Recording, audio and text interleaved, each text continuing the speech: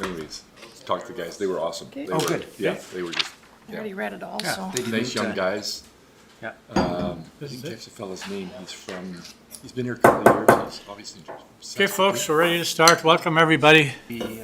Saskatoon to be Jason, and Derek is from Manitoba. And I'd like to call the meeting to order, please. And with that, I'd like to start with the Aboriginal Acknowledgement. We would like to acknowledge the land on which we are gathered is the traditional territory of the Ktunaxa, Syilx, and Sinixt peoples, the home to Métis and many diverse Aboriginal persons. We honour the connection to the land and rivers and respect the importance of the environment to our strength as a community. And with that, I'd like to ask if there are any late items. None. Adoption of the agenda as presented. Moved. Councillor Morrison, Councillor Renwick, all in favour? Thank you. Adoption of the minutes of the previous meeting, there are none. Recommendation to Committee of the Whole, request, delegations is the first one on. And the number 10 is Nelson Hydro presentation. Scott, It's all you got the mine. floor. Welcome. Thank you, Mr. Mayor and Council, and I believe Director Faust is also tuned in remotely, but if she isn't now, she will be shortly. But thank you. Appreciate you taking the time. I know we've blocked off quite a bit of time today to go over Nelson Hydro's operations for 2021 and our plans for 2022. And we really appreciate that Council's interested and engaged, and looking forward to letting my team walk you through what we've been doing and what we're going to be doing. So just quickly from an agenda perspective, I'll do a quick intro. I'll let each person on my team have a discussion, starting with Carmen Proctor on our EcoSave and REAP programs, and then go through with the rest of my team. The regulatory, which is typically done by Gabe, I will be doing. He's been focused on some key deadlines for our regulatory filings, so I'll walk us through that. Then conclude with some items that I've been focused on from a strategic perspective, as well as recap on our budget issues before closing later on this afternoon. Thank you, Scott. I just want to mention that Councillor Charwood is online now, so perfect. as well. Thank you very much. Yeah, and I encourage, as we go through today, Council to ask questions and engage with my staff. We will make sure that there's time after each segment and presentation so that you can clarify things, ask questions, and we'll be prepared to respond to those. So just a quick recap of the organization for Nelson Hydro. So the organization chart has changed a little bit. I still have Marg Craig as 50% time with myself, as well as Gabe, who's dedicated 25% towards Nelson Hydro, although this year I stretched that a fair bit. But we also, as Council knows, have established a new position for Carmen Proctor. So she no longer reports directly to me, although she is still delivering the EcoSave program for Nelson Hydro. So she'll be speaking to that.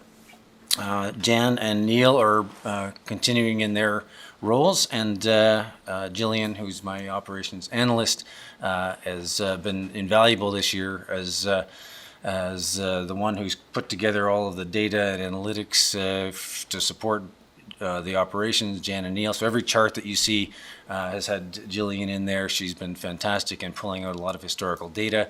A lot of the regulatory questions, we're asking for information from years past, and deep analysis, and she's been invaluable. She's not with us today. She's part-time, so she's not. It doesn't work on Mondays, but has been a great part of our team for this year. The others will have a chance to talk to you individually about the work that they're doing. So Nelson Hydro is continuing to support the city's vision, being number one in value for service. I said last year that I really wanted to leverage the engaged and inspired workforce. I just heard from Councillor Renwick. He was talking with some of the line crew, and this is one of the things that I've just really appreciated about this year is I have a great team. People are really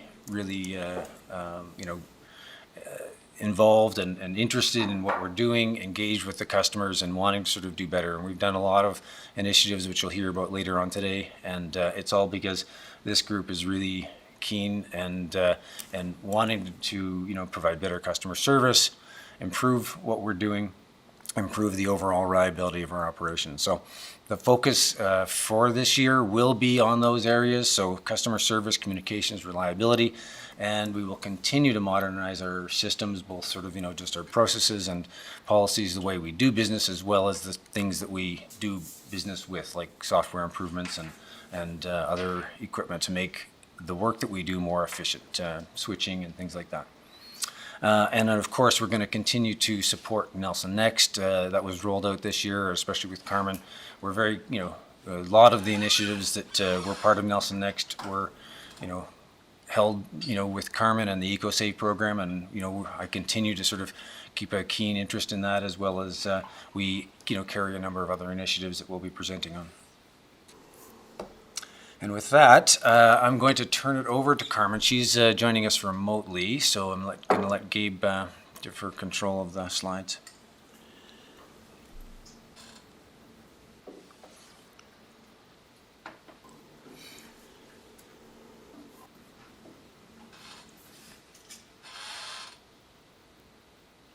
Hey, good morning. Can everybody hear me? Yes. Great. And can everybody see my slides? Yes. Great. Okay. Good morning. And thank you for, again, reiterate what Scott says. Thank you for your interest. And we look forward to presenting today. So I will be giving you an update on the highlights of EcoSave, reviewing some of the successes within the program and the barriers in 2021. As well as discuss our team and the roles that they play and the insights into 2022. So I would like to, for clarity's sake, EcoSave did start as just an energy retrofit program in 2012. And then we did take on some additional initiatives and it grew. And so for clarity, I would like to say EcoSave delivers the Regional Energy Efficiency Program, and it delivers on-bill financing for energy retrofits and e-bikes. And we deliver the Regional Energy Efficiency Program in partnership with the RDCK through their Senior Energy Specialist, Paul Felkner. So this is a bit of an overview, but I am going to go more in depth into the Regional Energy Efficiency Program and also the financing pieces. But I just want to touch on, over the year, we did some collaboration with Development Services and the library. The one thing that we did with Development Services that was different this year is that we actually added language to the permit application. So anybody that was applying for a permit to say, just do, some minor improvements in their home, we basically made it so that we could have permission to follow up with that homeowner and to let them know about some of the other cities' initiatives, such as REAP or the on-bill financing, Fire Smart, things like that. And we continued our collaboration, which we've always done with the library. Last year, we actually helped to support them. It was a joint effort to add some FLIR cameras, which that means is there's some little infrared cameras that you could sign out and use with your smartphones. And even though we're in a pandemic and not everybody is fully comfortable with being out and about, they actually did, on average each year, signed out, these units 10 to 20 times. So that was pretty good. And then part of this year was, and still is, planning for REAP 2.0. So next I would like to review the team that makes it all happen and some of their roles. So we have program assistance and outreach is mainly for the Regional Energy Efficiency Program, and that is supported by two contractors, Aaron and Janet. Aaron this year has done something a little bit different. We recognized in the last couple of years that people are really struggling with the options when it comes to heating systems. And so she has spent a significant time training and getting up to speed. And now we can actually refer to her as what we call our heating specialist. And so we don't tell people what to do in their homes and what to install. What we do is we set the homeowner up for success when it comes to making these best decisions for themselves by providing them with information, what kind of things they should ask their contractor, what kind of things that they should look for, and just best information on how to actually make these decisions. And she also helped a lot with contractor outreach and support in doing that. She spends a significant time walking people through accessing rebates, to the actual level of sometimes even meeting them at the library and going on to a computer and actually showing them exactly step by step. In some cases, people struggle with the complexities of that. Other people don't have as many challenges with that, and she's able to just help that support through phone and email.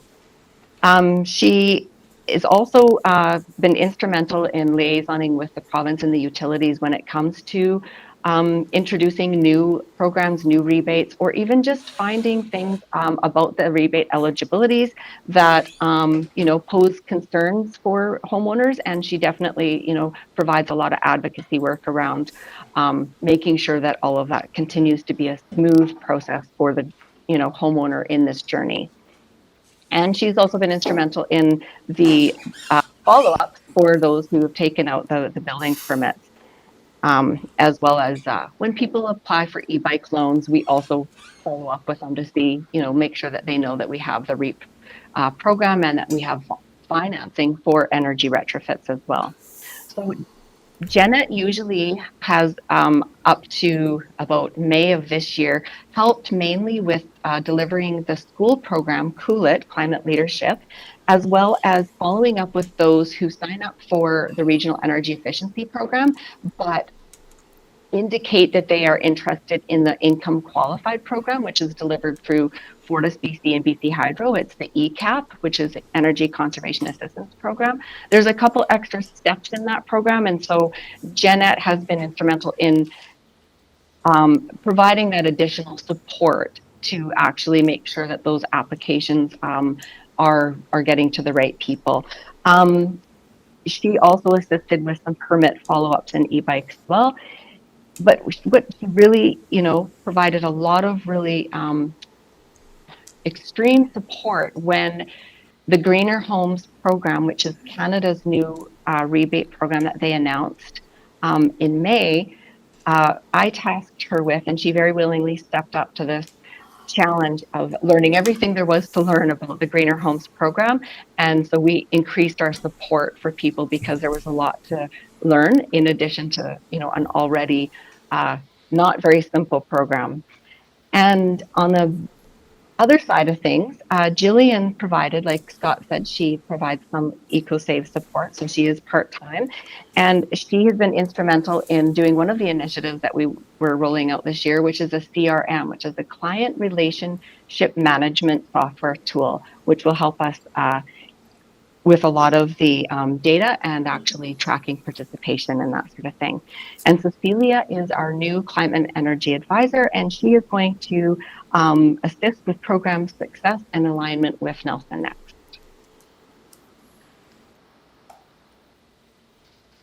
So now I'll just go more in depth into the Regional Energy Efficiency Program. It's important to note that this program helps people who are building a new home. It helps people who are retrofitting their current home, and it also does assist those who are income qualified that can support, that can access some of the income qualified programs as well. So we had a very busy year. Altogether, we've had over 660 registrations. Over 260 of those have been from January 1st of this year. So that is a really high monthly average, and it has kept our team very busy. Throughout the year, we've done some various marketing campaigns and outreach, which has included newsprint ads all through the region.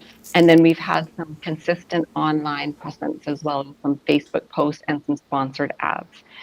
And so one of the other things that I wanted to highlight here that our team has been very involved in, that is, it's increased this year more than other years, is the participation in the design of new provincial and utility programs. There's been a lot of action and traction in this area, and the government has, provided a lot of applications funding opportunities. So a lot of communities have contacted us to sort of say, hey, like, how is your program going? What are the lessons learned? They've asked us for a lot of advice. They've invited us to take part in some of their advisory groups, and as well as we've taken part in a lot of advisory groups for things throughout the province too. The province is launching a new program. It's going to attract those who are mid to low income.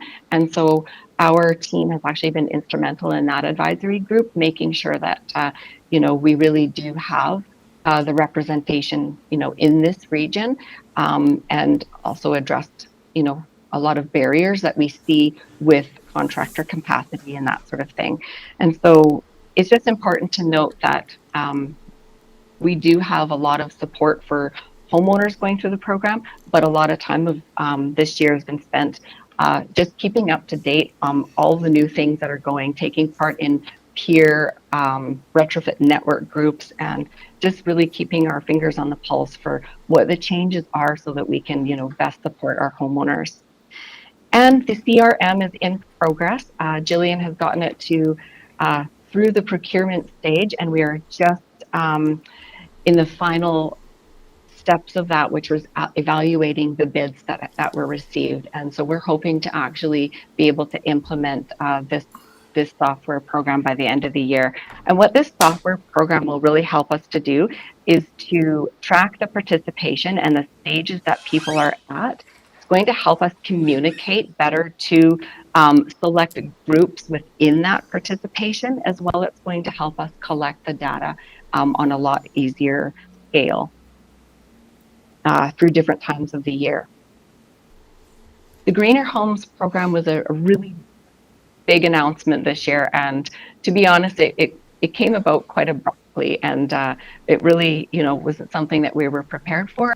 And but we quickly got things in motion. Like I said, Jeanette really learned everything she could, but that did mean that we needed to put additional supports in the process. Normally people sign up and we contact them once they've had their energy evaluation to, help them make sure that they get those retrofits done. But what we needed to do is we also needed to get some contact with those homeowners signing up at the beginning so that we could make sure that they applied in this program. And it didn't come without some barriers and challenges, which we've been able to work through with some people at Natural Resources Canada. And we find that some things pose challenges and concerns, but we keep on pressing through, and I think things will go a lot smoother now. It's just with the new programs, there's just so much to know and so much to learn, and it was a first for them. And unfortunately, some of the eligibility criteria for some of the heating systems aren't the same, of course, as they are here in BC. So we're working through some of those bumps. And so, just wanted to highlight again that the support that we provide to participants and the contractors in the area, just getting through some of these complexities. And of course, the addition of the heating specialist has been absolutely, that's been a really big improvement to the program. And I asked Aaron for some feedback from some homeowners, and they say absolutely this has been a vital piece.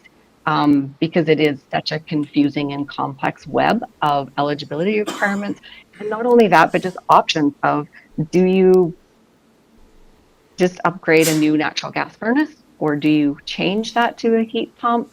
With temperatures increasing in the summer, a lot of people are really interested in looking at the cooling aspect, but also, just wondering where to start. So we've been able to really help people through that process.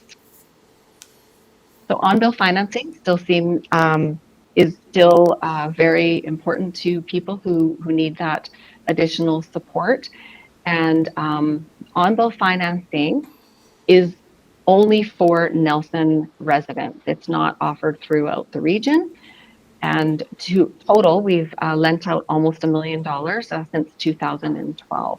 And the balance is quite a bit lower than that, but of course the amortization terms are 5 and 10 years. And so some people have paid off their loans already. And as you can see, this is sort of just a snapshot of what people are borrowing money for.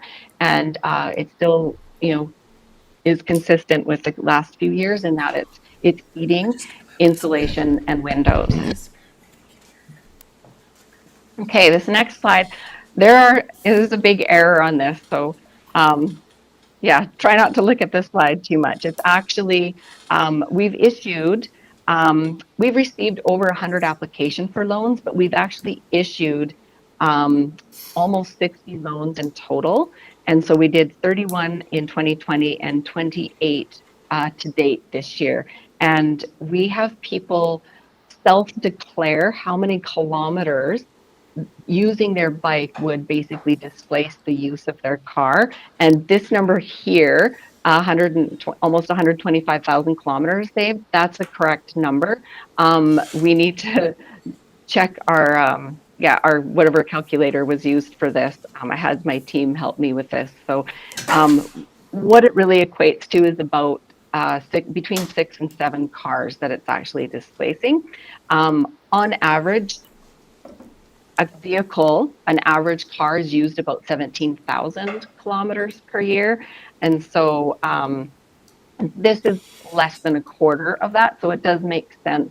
And I would say that it's a fairly good guesstimate of what these people are self-declaring. And when people apply for the e-bike loan, they give us a little story of we ask, how do you think this is going to influence your, driving your car less? And people put lots of great comments in there. And I've seen several times that getting an e-bike has actually eliminated the need for a second vehicle. So even if we're just looking at the calculation of how much a car wouldn't be driven, an entire car doesn't even need to be purchased in some of the case. So this continues to be a very important program to be offered in the city. And for 2022, we will obviously be continuing the strong and high level of support for people going through the process.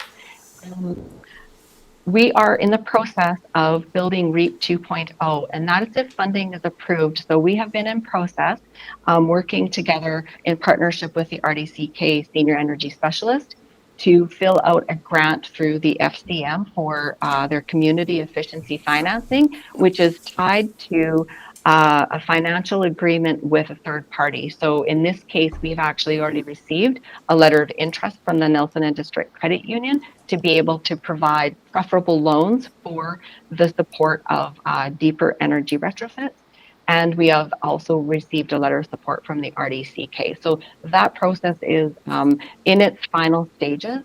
And if we do and are successful at the funding, it will support the delivery of this program regionally for the next 4 years on an enhanced level, meaning more marketing, possible top-ups for rebates and fuel switching, and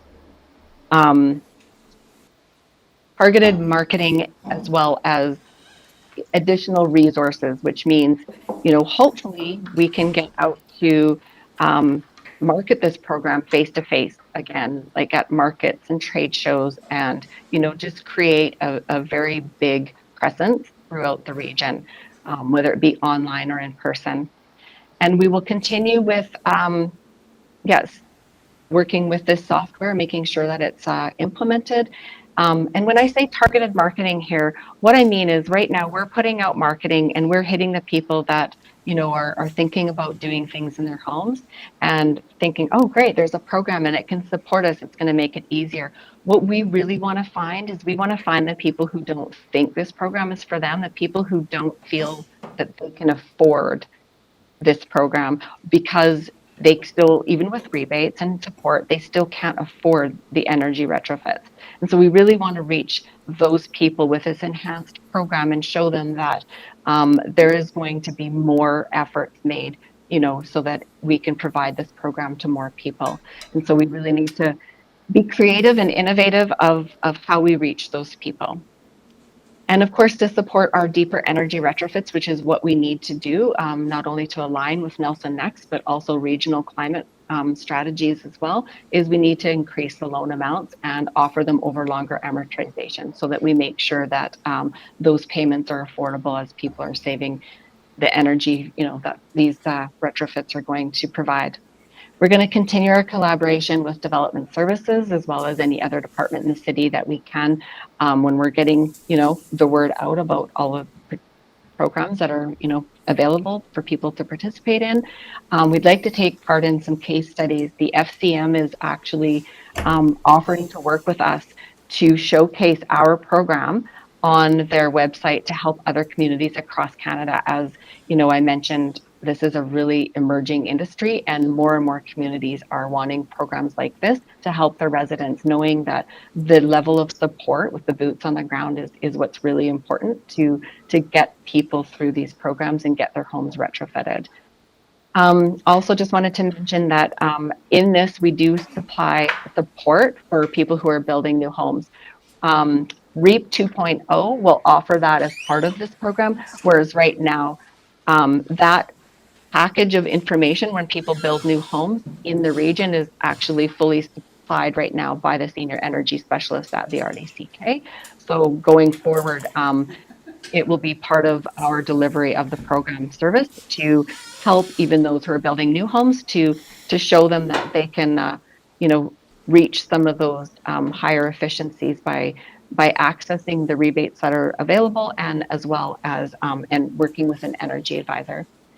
And the exciting thing is that Nelson and Castlegar are underway with a really important and emerging trend, which is looking at the embodied carbon in a new build. And we would actually like to add that to the energy retrofits and to see what kind of differences that we can make when we look at also the embodied carbon that goes into retrofitting a building. So that's kind of what's new on the horizon for 2022. And of course, if and when safe, we would really like to roll out our seniors energy efficiency program, get back into the schools, and get back to hosting some live events such as the Green Home and Energy Show, which I supplied a picture just so that we can all sort of remember the positive event that we had every year.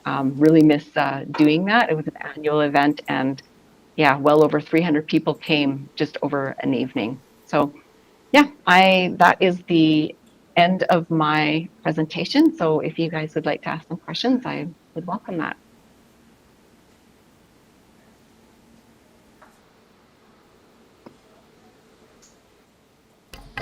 Can I make a couple comments? Just someone that is actually building as we speak. I actually, just speaking to my builder and actually another builder that was looking at some of the city projects that we are going to tender soon. Both were very interested in the embodied carbon piece, and both were quite in, this just material sciences was something interesting. So I do think we do have a building community that will embrace that. They do want to do the right thing. One of the builders, was raised in Nelson, and wants to make sure that they're doing the right thing as a builder. The other thing, Carmen, maybe just speak to. I know some of the conversations we have, the complexities of provincial programs, the federal program, our program. It's really challenging when these don't align. And I know my brother's trying to just replace the windows in his place, and I think the provincial one, it has to be manufactured in BC, and the federal one, you can use a contractor, and one has this rebate and one has a different rebate, and I don't know how you kind of get those alignments of federal provincial programs, but it's to me that's one of the biggest things is when you just check out as someone trying to do something like that when we make it so difficult to get through that. And Also, I know this council is aware of that, but, I think the reason our program has been so successful is we actually have someone that actually walks you through that, in addition to what, either, the energy companies or others do, because it's a quagmire of trying to get through all this stuff. And I think people they were on their own, they would just give up. Yeah, I have to say I 100% agree with that. And yeah, there's no end to the complexities. Our team can spend anywhere between like an hour to 2 hours walking people through. And the reality is we can provide as much information written by email and say, go to this website, go to that website. People don't take the time to read through it. They really do need it verbally told to them to really have it broken down and then following up with information. And so right now our team is actually, we discussed this a lot and try to be like, how can we simplify things even more for people? So right now, I have the senior energy specialist, Paul Falconer, and Aaron and Jeanette working to see what other supports that we can get from the utilities and Clean BC, and also another program that is here in the Kootenays called Kootenay Clean Energy Transitions, which is delivered by the Community Energy Association, but it involves the 3 regions, and the RDCK has given funding for this. And so we're asking them for additional supports for building up the capacity for the contractors, but also we're looking at doing what's kind of termed as flat sheets. So it's basically more materials where we can really break it down of you're here and this is this program. If you want to do windows, this is the eligibility requirement, but here's this program right beside it that you can stack, but notice that there's a difference in the eligibility requirement so that somebody can have like a first snapshot look at what it is they're doing and all of the things instead of having to go jumping around and just, it's completely confusing. Erin talks to people and they basically say at the end of the conversation how satisfied they are and that they would not do this if it wasn't for her breaking this information down to them. So we are really passionately working to make sure that this continues to be a way easier process. But no, it's not easy right now. And you're right, Kevin, there's different eligibility requirements for heat pumps between the federal program and the provincial program. In some cases, you can do it yourself. In some cases, you can't. And so, yeah, our team is sorting through and learning more as more details are uncovered with these new programs. And there's going to be a new program that's launching anytime now in October that supports low to mid income. What that means is this program that's delivered by Clean BC for the province is going to be contractor led. So they literally need contractors to become certified and qualified in their program in order to be able to deliver it. And we're basically advocating for this region saying there may be some capacity issues and we really hope that you ensure that you have contractors that are interested in delivering this.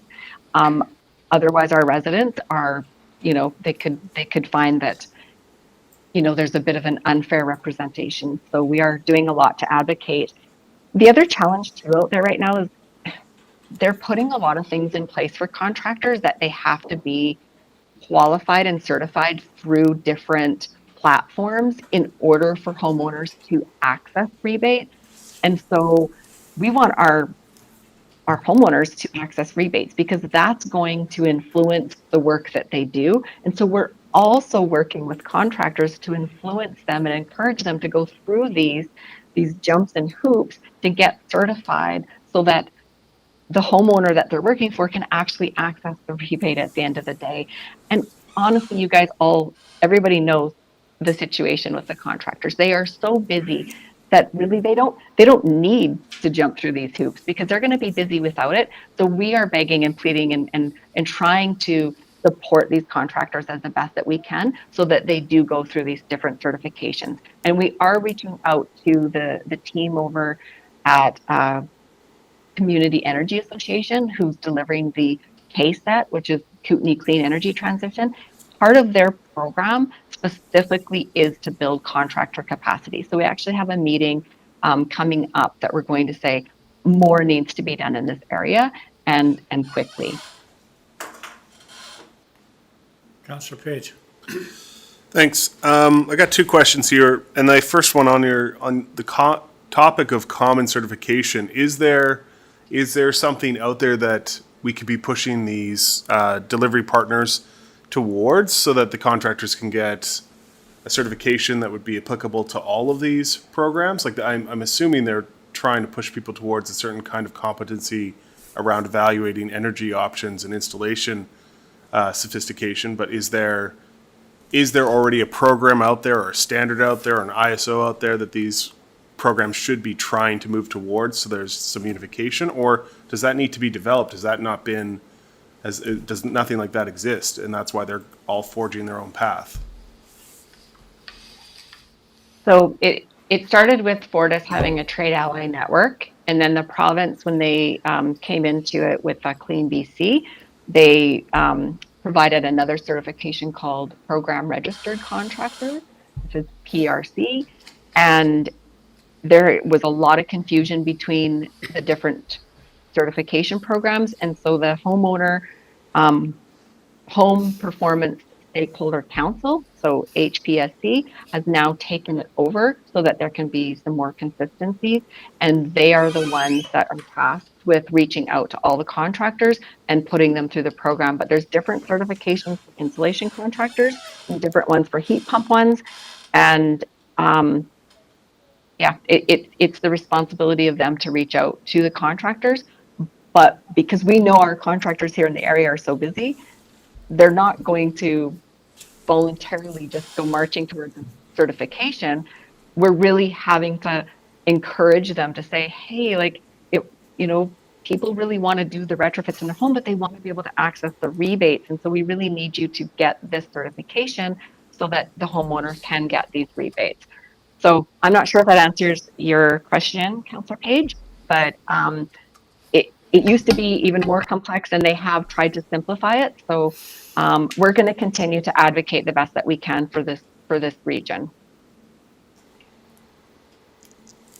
And then, thanks, Carmen. It clarifies it for sure. My second question, I probably ask some variant of this every year, but we know that in the city of Nelson, we have a large population that is renting, and therefore there's a first agent economist problem in terms of the motivation sometimes to get these retrofits done. I know I've heard stories even this year with the excessive heat that we saw this summer of older buildings that are now, where their residents are experiencing discomfort because of lack of HVAC systems in the summer. So what can we do to push the envelope in terms of motivating landlords and property owners, and incentivizing or being available to landlords and property owners so that they can also take advantage of these programs? Or are there programs available out there, or barriers within how we're delivering this stuff that prevents that class of customer from being able to come in, access this, and improve those units that may not be coming from a single family home standpoint?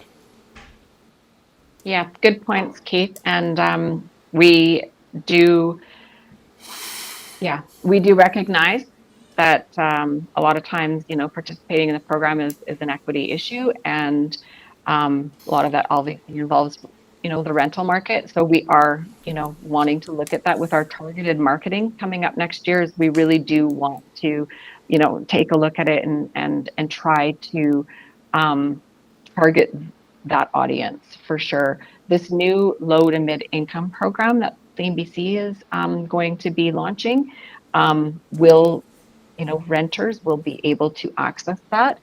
However, it will be only if a renter pays their own utility bill, if the utility bill is in their name.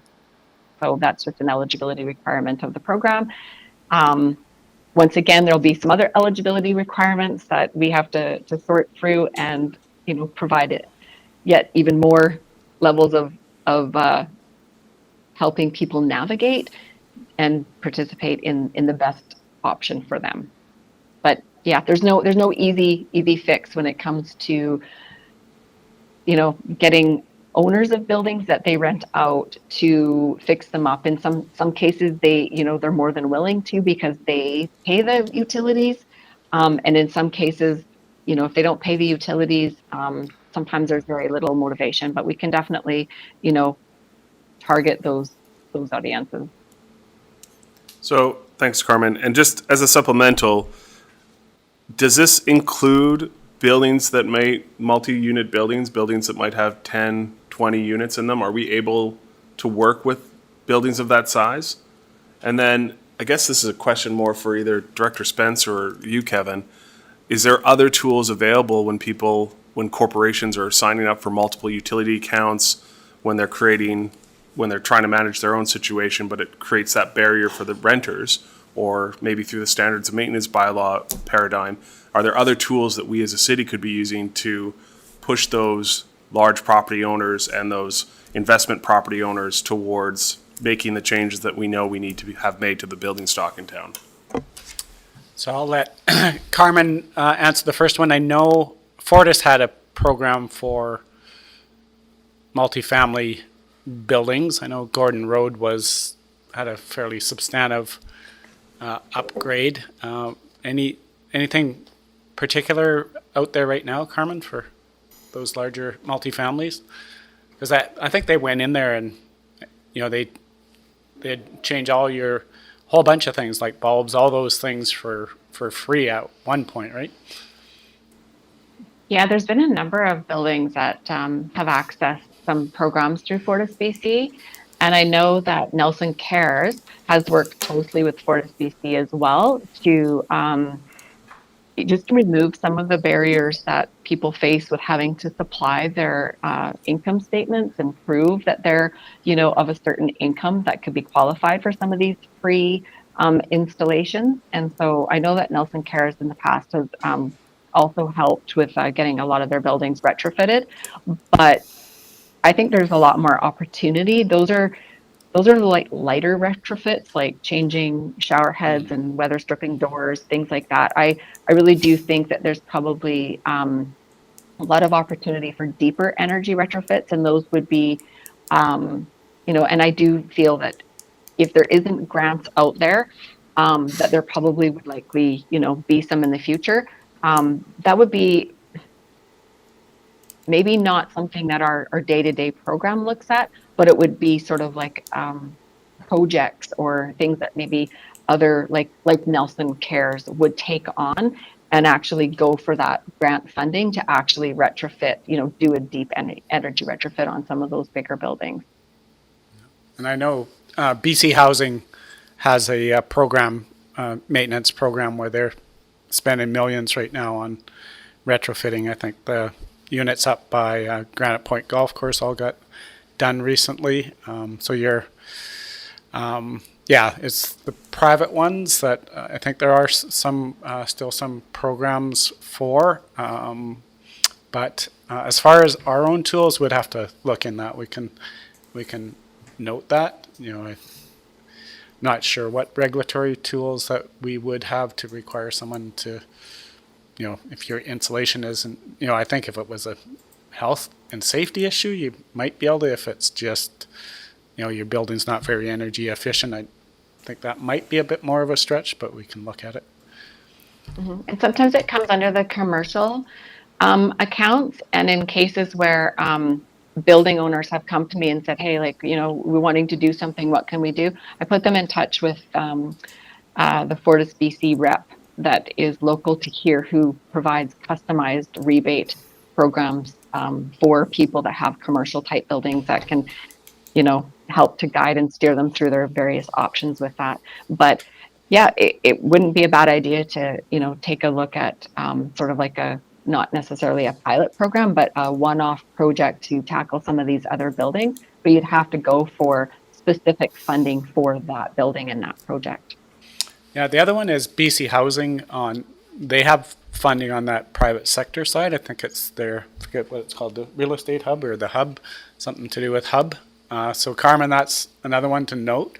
We should just make that relationship with them, because they can I think they're the ones that can provide that financing and manage that part of it. They, obviously have a strong interest in maintaining existing housing stock. Otherwise, kind of falls on them at the end of the day. Yeah. Great, thanks. Thanks. Carmen, on that note, we're still dealing with the low-hanging fruit though, right? As far as getting these programs out. The concern I have would be if we dive into other areas that are probably the responsibility, as Kevin mentioned, of BC Housing or the provincial government in some respect, that will take away from us, getting to the product that we can easily tackle in the early stages of this program. You and I both know that this has been building up over a number of years, and the concern I would have when you start to add more to the pile that we start stretching ourselves beyond the point of being able to do a good job with any of it. Yeah, no, I agree. And that's why I mentioned, if there's just pointing, Nelson Cares or other nonprofit organizations and groups to, some of those grant funding opportunities for specific projects. That's what I was sort of doing there was, it could help support those things and getting them in motions, but it wouldn't necessarily be our program that was taking that on. Thank you. Janice? Yeah, I have a couple of questions, and I think Carmen, maybe Colin might have to answer these, but one of the things that you have here in your EcoSave 2022 potential projects you're going to work on, you talked about increasing loan amounts and longer amortization. And so in terms of my questions is on that topic is, what's the budget impact, if any, of this? What is our concern about defaults?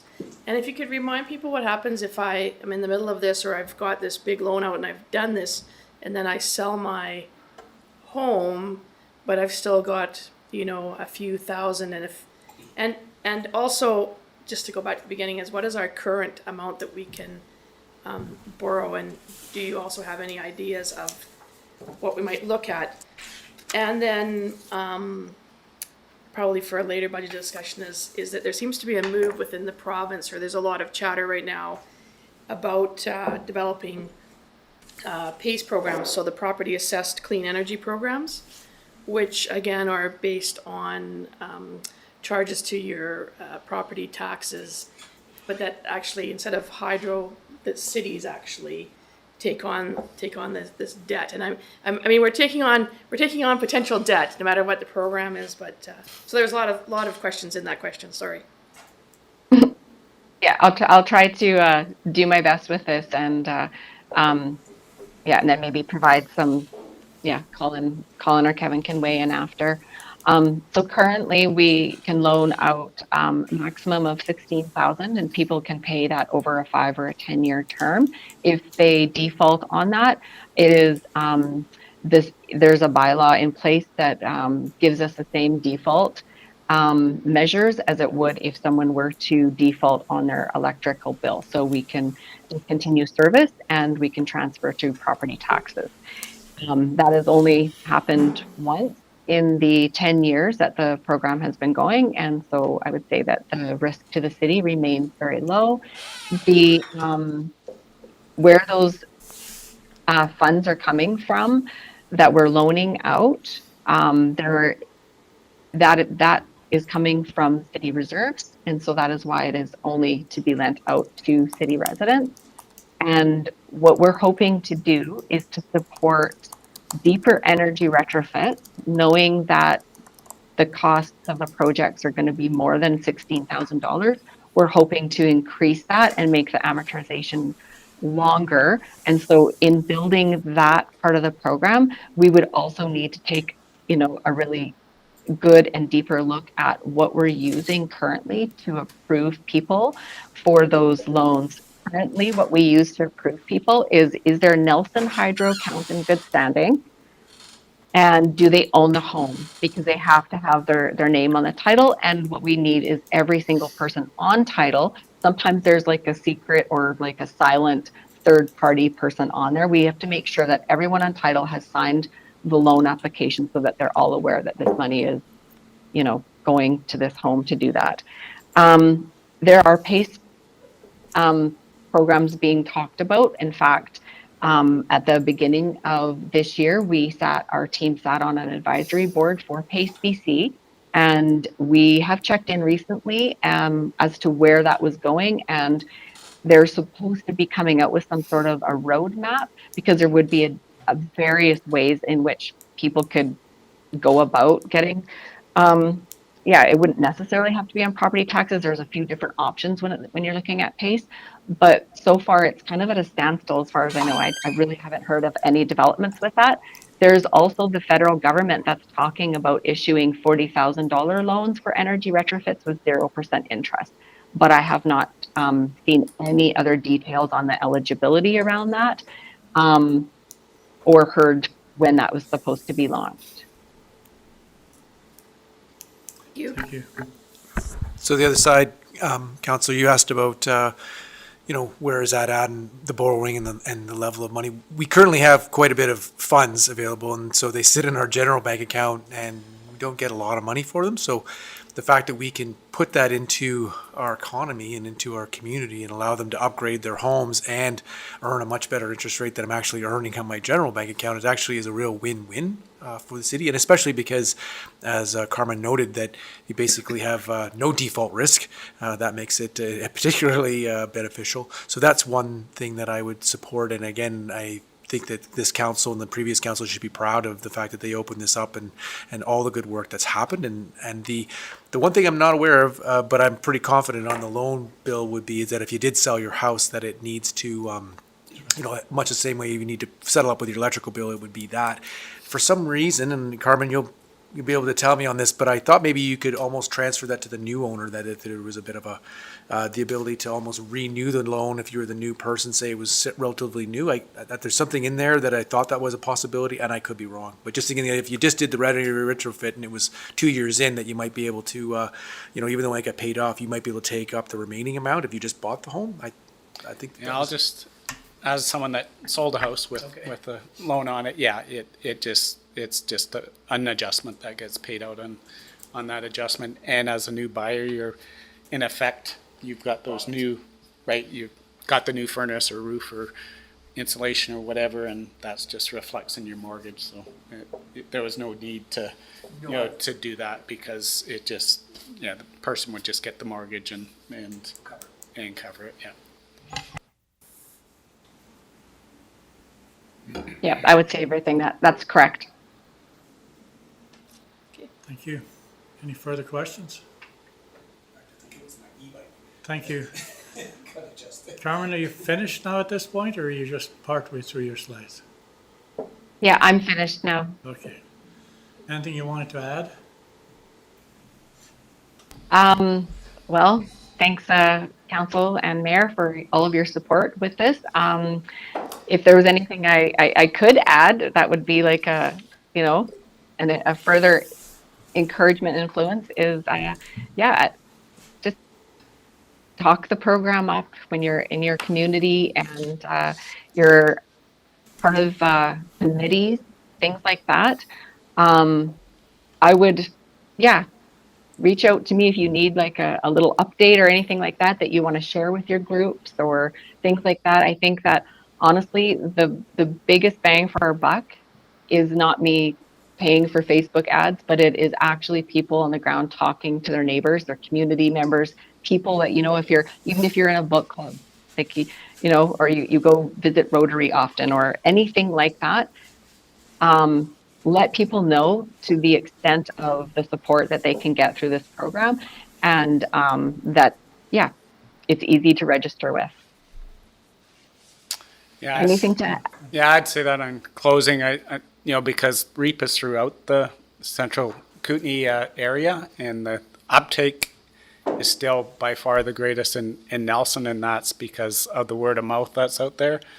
I think Carmen, experience was in some of those other communities. If the council's not behind it, they're not promoting it within their community, then it's harder to get that uptake. People, just think it's difficult or not for them, and it's really those that have had good experience with it, talk it up and tell their friends, and that's the way it grows. Maybe we should challenge those communities. Thanks, Carmen. It's the old story, any kind of conservation, you can only say so much and eventually people have to take the initiative themselves to jump on board. So anyway, thanks everybody for John, if I may. Sorry, It's Rick, Rick I here. didn't see you there. Okay. No, that's okay. I was just going to say we've got Ramona on the call. One of the things I've been reading this book that's really popular among a lot of the retrofit people, and it's around social marketing, and they have this formula for doing it.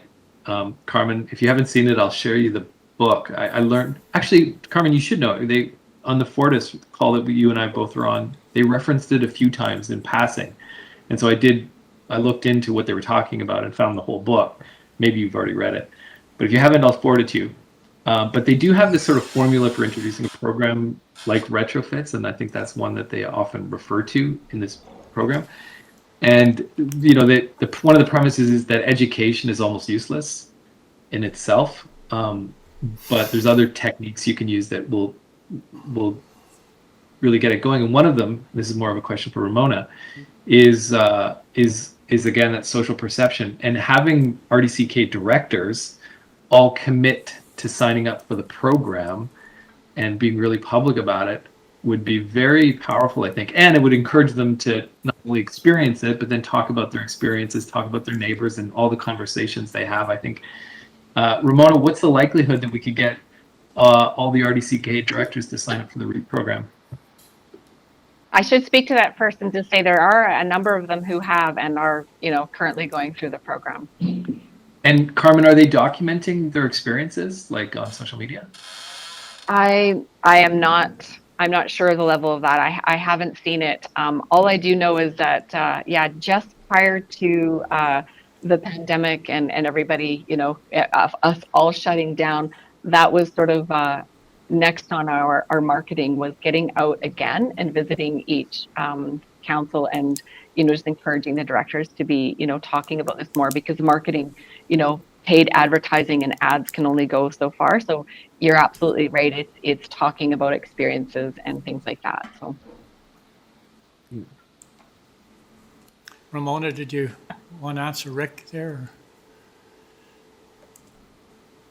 There's a couple of directors that have where we navigate the fact that many of us have wood heat, and so the available to people who had wood heat, and so we've created a program to bridge that gap for people who are living off grid and have wood heat.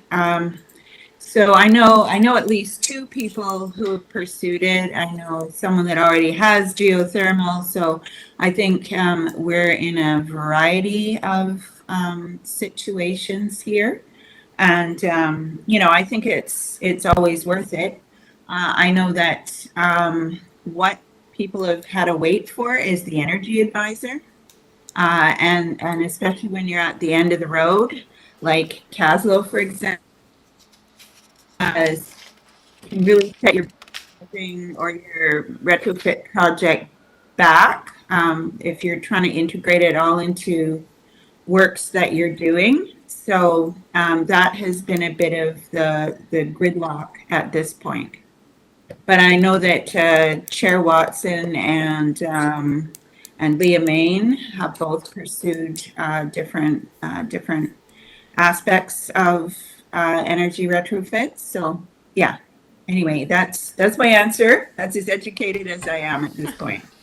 Thank you. And Councillor Page suggested maybe some community competitions might get some. I've already named it. Get some action. Actually, I saw a study it was in the U.S. and they did tried various things, and that is the one that made the biggest difference when it became a competition between. I think it was a student housing piece. I don't know why. I guess maybe they paid their utility bills. Anyway, they ultimately they tried education. They tried sort of I don't know, shaming or whatever, but at the end of the day, it was the competition that was the biggest mover. Okay, and the name would be the 6:49. Great Kootenai Cities Retrofit Challenge. Nice. Got that, Carmen? Good. Is I'm that writing that acronym? down. Rick, What's the acronym? Rick, Great. did you want to share the name of that book? Because there may be other Yeah. people interested in it. Yeah. When you get a chance, you don't have to do it now. So. Okay, thanks, Karen. Yeah. Put it in the chat, yeah. If I might, Oh, Oh, Ramona, I can yes, give go the- ahead. Yeah. I just wanted to say, I kind of started with community buildings, so 3 of the halls and soon 2 of the seniors centers will have had energy retrofits, and then you well know the addition of solar on the ones that were applicable. So I kind of started there. Good job on those. uh, Worthy upgrades. John, that book is called Fostering Sustainable Behavior, and I posted it into the chat. Yeah, Fostering Sustainable Behavior. Great, thank you. Okay. Thanks very much. Next. Mark. Have a good day, everybody. Thanks, All Carmen. right. Welcome, everyone. My name is Marg Craig, and today I'll be speaking on behalf of sort of the administrative side and communication for Nelson Hydro. So still continuing, yes, splitting my time as best as I can between Hydro and Public Works, 50-50. And I have 2 QP employees that work with me to provide customer service and support. And you can see sort of the breakdown there. Now, what's interesting, actually, which Carmen had also mentioned, and is the importance of customer service. And she's like, yeah, we can put all the information out there that we want, but people are still calling in because it still may or may not make sense. So everything from the CSRs down at the front desks to up here in development services, everywhere, all the customer service representatives are so important to this organization because they walk people through the bylaws, the processes. And I think sometimes we forget that in the big picture of things because we've got so much going on. But we do, some days when you realize how much value they've brought, like, oh my goodness, yeah, I never thought of that. Thank you for walking them through that and made something. And we do get thank yous all the time. So that's wonderful to hear. And also came into, very important, with our latest launch of our customer service platform. Our upgrades are finally completed. We are now at 4.1, so the CIS Infinity 4.1. So that upgrade included the V4 upgrade. So we originally installed V3 back in 2007. Now we finally put in the next step up to V4. And that included our Infinity Link, which is virtually the online account portal where customers can go in and look at their account data. And then also launching the Paymentus payment platform where they can then click and go in and pay online. Now, what's interesting also is that, yes, we're finally here. It's done. So how many times have we said, oh, it's coming, and it never happened. So we kept delaying the launch. And then when we finally decided, okay, we're launching in April, the IT department had said, yes, well, we really need to do our due diligence. So they hired a company out of Vancouver called X10, and they did an assessment of our security needs. Now, initially, we were just looking at it from our point of view on the hydro side. And so they did the review and they detected vulnerabilities. So at that point, which was great, I mean, it ensured our side, we could look at our firewalls, our servers, we could make sure everything was set and perfect. But there were issues they found with the actual access for our customers and vulnerabilities that potentially could be a problem for some advanced hackers. Now, so we took this information to Advanced Utility. They immediately got on board. We've had quite a few discussions. And then they went out to their third party, I think, which was Cyber Hunter down in the States. And they did their search. Which was really wonderful is that how they did step up. They made it a priority. We worked closely with the Vice President of Development, Research and Development, and his team. And So when we actually sat down after the fact and said, okay, what was your process? And, how come it took so long? Because as you know, we had originally tried to launch in April and now it's September. But they said, realize this, we're going through thousands of lines of code. And that isn't no easy task. And then we have to see, also when we make changes in those thousands of lines of code, where does that fall out further down with something else? Where does that throw something else off that we then need to look at that? So that took a lot. And then they actually created packages for upgrades, which was great. So we installed those. But then what had to happen is then we had to come back and retest the entire system to make sure that everything, and so we found little glitches of things that hadn't moved with that upgrade to this upgrade. And so we finally got through all of that. We launched September 15th. And for us, the end result is a robust, secure platform, hands down. And the changes that we made through our discoveries has actually impacted the way that Advanced Utility Systems does business, which was huge for us. It has also upgraded our understanding and our learning as well. And we have this great partnership with AUS now. And through that partnership, we have also ensured positive and secure changes for other utilities in the industry. So we're very proud of that relationship and what we did working together. And also through that upgrade, I'd also do a little shout out for, we couldn't have done this without Steve Donald on the IT side and Carissa Birch on the customer service metering and collections. So thank you to all. Mark, in yes. terms of this software, because I know through the Utility Commission, they were viewing it as just cost to allow customers to be online, but this was moving to a whole new version, and that the last version wasn't being supported anymore as well. So this is just the reality of all our systems is we tend to stretch them probably longer than we should in some cases, but the reality is you do need to upgrade your systems, and the cost of this was really that. The customer service was an added feature to it, not vice versa. Exactly. And the other, and also with this up, because the other system was going to be virtually not available to be serviced anymore, sort of redundant like Windows. And by getting this done now, we've set ourselves up nicely for integration with AMI meters or the advanced metering. So that's the next step. We had to get on board. We didn't have a choice. And I'm glad we started it when we did, because it's been a while. But yeah, so happy we've gotten to that place. So thank you for adding that, Kevin. So which brings us to our customer information system with Advanced Utilities with our online portal. Now, this portal, we're quite pleased with it currently. So for some of you that are not aware, we have over 10,800 accounts, hydro accounts. And of those, as of Friday, we had 1,075 that had already registered online. For us, that's great. That's about 10%. We're thrilled with that. It's our first month in, and we're only halfway through the billing cycle.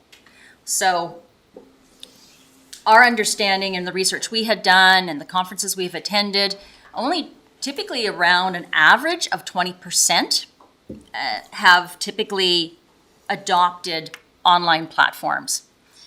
So now that may have increased. No, in general for payment portals. That's what we had been in the last year. That's what we had been on our understanding was. So, but our goal is to reach 20% in the first year and then reach beyond that. So we're just going to go to the industry standard. We're searching, that's what we're told. So we're going to shoot for the 20%. We're at 10% now. We're only 1 month in. So we don't really see a problem with that. And then once we've surpassed that goal, we're just going to keep striving to build those numbers. And then moving into 2021 accomplishments and communications as well. The I always want to, like, I've just thrown up a smattering of different things we've already done. And yeah, they all wouldn't fit on the page, so I just had to pick a few. But partnering with local talent as well as our own communications coordinator, Ginger Lester, we've been working continually, getting our messages out to everyone, keeping our customers informed, and I want to say that having someone in-house who understands the organization and is a customer as well of Nelson Hydro only enhances the creative output. So it's been a pleasure working with Ginger because it's really helped us get things done quickly, having that understanding of what our needs are. And then the website, we've done some interesting things with the website, of course.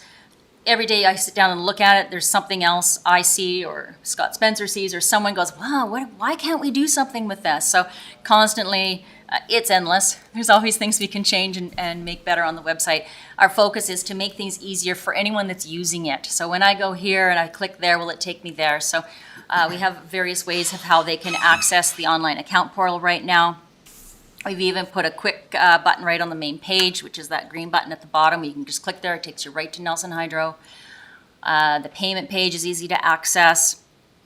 And we actually now have a communications page where we can post all the stuff that we're putting out to the public. We can post on the communications page. And also we, just in the last half of the year, we actually created a new solar generation page, which includes links to the current solar garden generation data. And there's also data included on there, which again, as mentioned earlier, Jillian McKay's been helping us with all of the data. So that's been really wonderful to have on board. Mark, a question on the promotional side. Mm-hmm. And this probably generally for all departments actually is, how often do we check, for instance, when we make a commitment to advertising, as an example at the cinema, how often do we check to see if it's current? As an example, we might sign a contract with the cinema in January and they'd come back and see us next December for the following year. But coming up on the screen is a year-old information. Is it? I don't know. I'm just yeah. asking, do we follow up with, I have not personally, but I would expect that our communications coordinator is all over that. She's, Bowery? Does anybody know that? Yeah, so you'll notice that even, we were at the Bond movie this last week, Save Die, and on the screen comes up, do your online, sign up for your account. So that's as current as you're getting. Yeah. I know that we've got certain spots in there and we do monitor it. And again, at what rate, at what interval basis, Mayor, I'm not 100% sure, but definitely it's something that we have the ability to have. It's been a bit different, not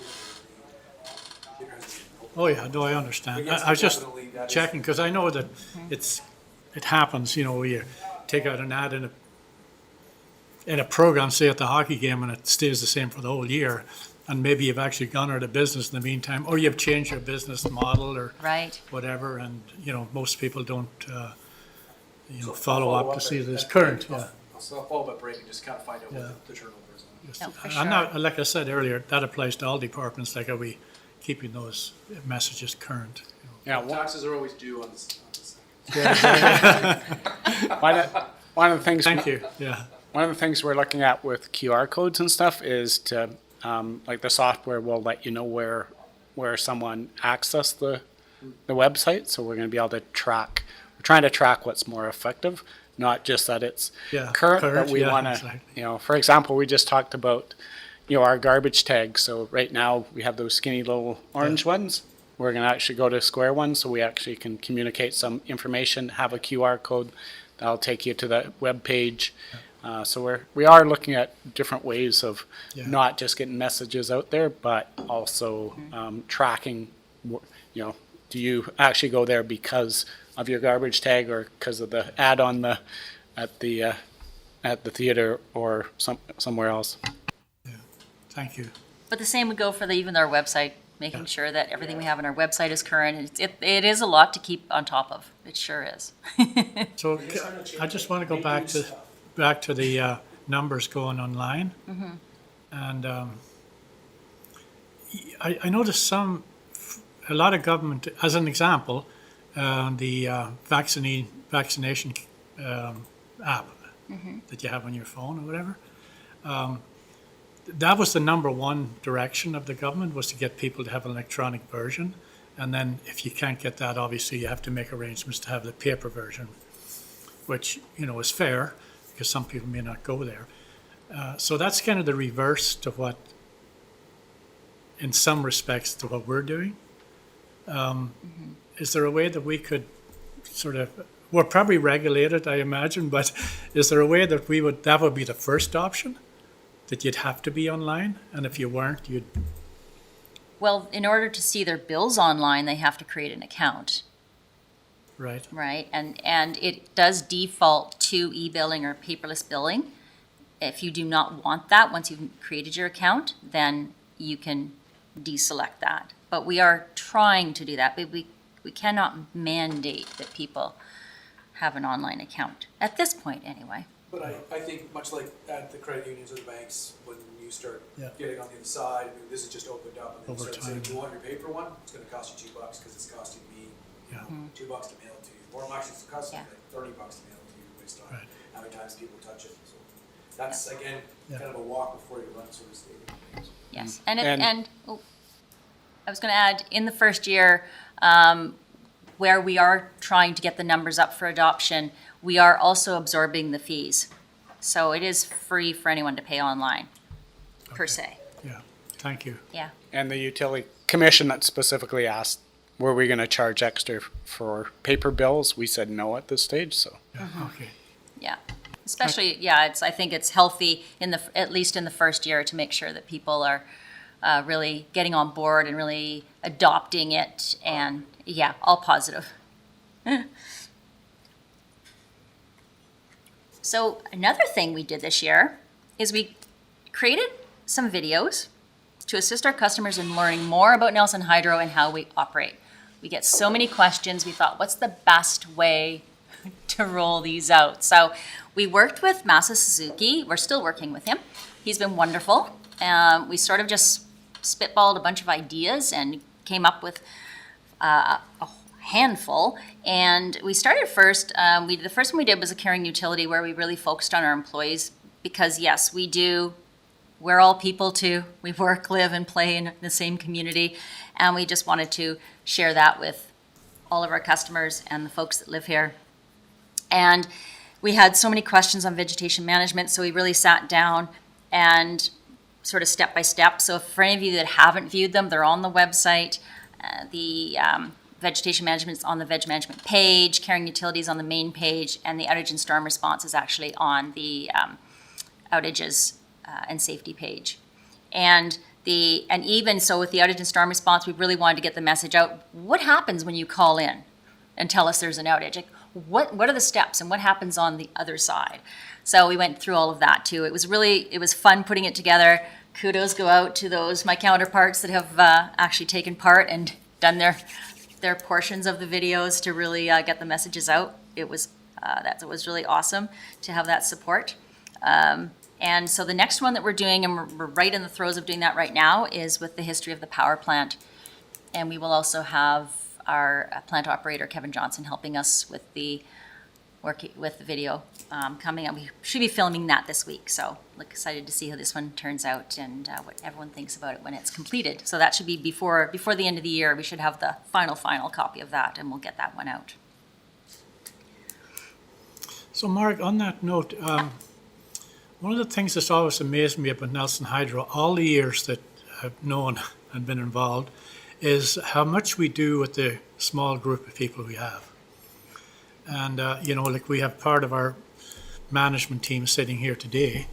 And then when you get down to the ground, the guys that, pull their boots on in the morning, that crew's out there doing so many things, different things, and reacting, similar to public works in so many cases. And we rarely celebrate that, that piece. And I just wonder if, when we have power outages in the community, how many people realize what's behind, like you just mentioned. The crew that we have to maybe drag them out of bed or whatever at 2 a.m. or whatever the case would be, and they have to be available, and you have to support them with, a management team to work with them, etc. And I just wonder, like, going forward with your series of small, short videos that you're doing, that, you know, celebrating that group of people, which includes this group in the room today, would be something that you might want to think about. Yes. Well, part of that was done with the caring utility. A lot of people are camera shy, so that's also Yeah. something we have to take into consideration. Have you tried radio? But you did this after Garth Giorgetti retired, is what you said. Yeah, exactly, yeah. But, you know, it can Not be camera done, shy. it can be done as a group, you know, it doesn't have to, Yes. the individual can be in there somewhere without identifying the person or whatever, but No, for sure. there's a lot of good things happen on a daily basis at Hydro that, Mm-hmm. you know, we tend to have we tend to hear from people when the power goes out, and we rarely hear from them when the power's on, right? So, but to keep it on is just as big a job as dealing with it when it's out, Yes. so. Yes, it's the Exactly. big job. And thank you for so much. It's a thought. Thank you so much for speaking to that. We really do appreciate it. That acknowledgement. That's wonderful. Thank you. So this one I'm really excited about as well. So I've been working with Joy Barrett from the Cultural Development Committee, and we have wanted to wrap the pad mounts, or we've wanted to do a sports themed pad mount somewhere, and it never really was gonna fit where we wanted to put it. Until we put in the EV chargers at the community complex, and we had to have, and there's pad mounts there now. So I'm working with Joy, and we're gonna get those ones wrapped, and this is a little sampling of what's on them. They're doing a few more changes because we wanted to ensure that we had some great hockey representation on these slides as well, or on the pad mounts as well. So I haven't seen the final, but this is just a sampling of what we've come up with so far. And the other really wonderful thing about it is that getting to work with Touchstones again. I've worked with them already with the videos we've done for Nelson Hydro, and now even how helpful they are to the CDC and coming up with old historic photos. It's so wonderful to be able to work with them, and mind-boggling when you go in there and see what they've all got and having to choose. So yeah, we were excited, and it's always excited to be able to put photos into our landscape that, use things that are kind of blank and create a new canvas for us. Is Bill McConnell involved in that? I had referred back, he's been pushing for years, and I give him credit because he hasn't let go. It's like, yes. And I don't know if I'd asked in my last email to Joy if he'd actually seen the final, but she's getting there. But yes, he has been involved. And then, so I'm just throwing back in, every year I usually bring our outage information line statistics. Actually in the blue is 2021, so you can see the number of calls coming on the toll-free line. I mean, April just went through the roof, which was interesting for how many calls we got with that particular storm. But we're really working to push our customers to check in with the line, rather than just calling in and saying, what's going on, listen to the line. If you haven't heard, call back every hour. So because we've been trying to do our role in really getting the information out to the customers and keeping them as updated as we can, we do realize that importance and what it means to them to know even I know with one of the big storms we had, we were trying to let them know what area are we in, what roads are we in. And then, so people all of a sudden, hang on, they haven't mentioned Savota Road. Do they even know we're out of power? And sort of, then we can follow up and then add that into the information. So, and with the Twilio platform that we're still using, I mean, I can go on and it'll change in like a matter of seconds. As soon as you update it online, it's done. So so in total, in the past year to date, so this is earlier presentation to council than previous, but we're already at like almost 35,000 calls into the line. So, and with just under $1,100 to actually operate it, which saves a lot of time also for our staff. There's lots of little how it trickles out, but it's been a huge importance to us. Marg, Yes. could you explain this total cost line business down here? Yeah. What I pay in fees. So we pay a fee for the calls that come in.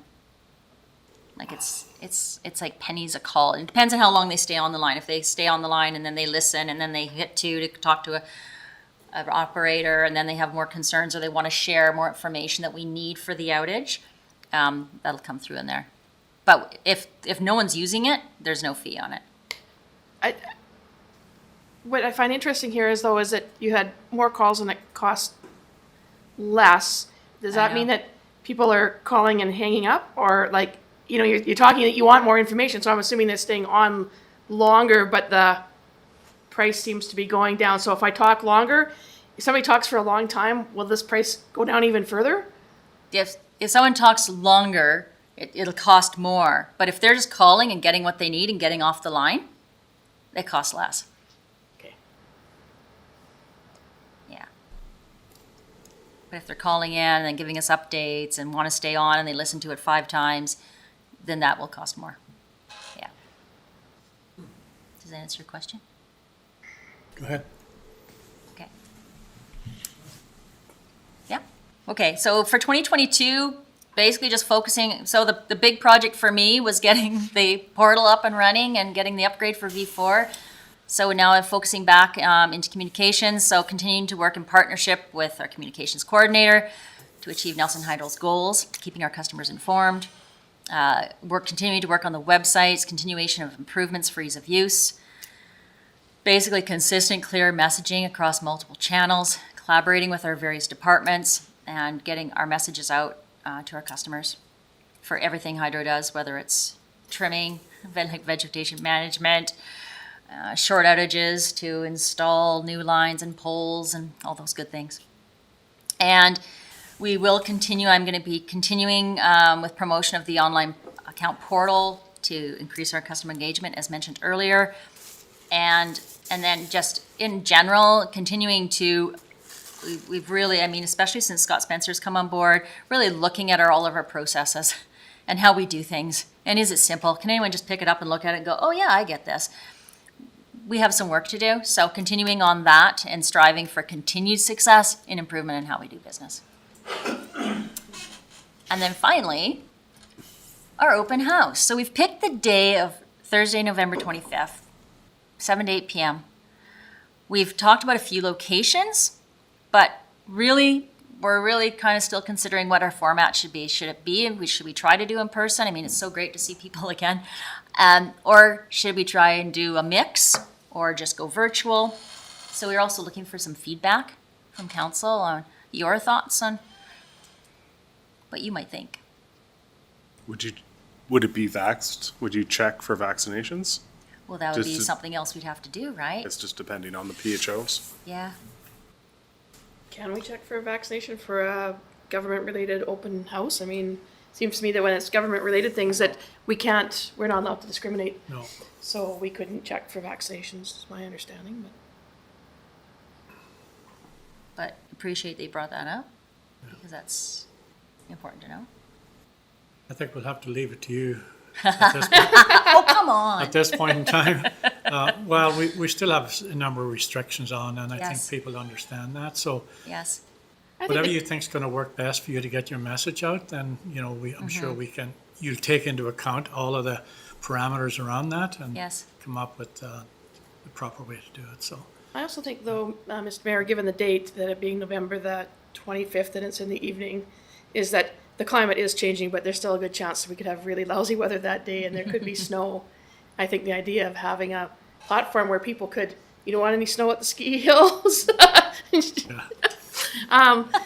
I could see that virtual, just in my mind, the virtual platform, because we're used to it and more people have engaged with it now. It Right. just seems, given the time of the year, the time period that it's being held at, is that there might be actually the potential for more virtual engagement than there might be public. For if it's pouring rain out and it's a dark and dreary night, people might not want to be leaving home after dinner for an hour meeting. So Right.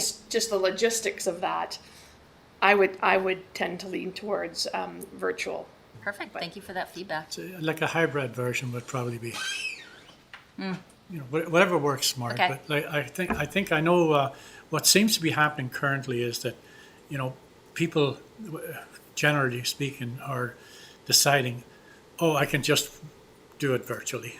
Like it's become such a habit now that it's so easy for people to go to the virtual piece. And I think we need to retain that in so many ways because it does allow us to reach more people. Yes. And just as Janice said, particularly in the wintertime, where people have that option. So Perfect. I think we'll leave it to you to Perfect. manage that side of it.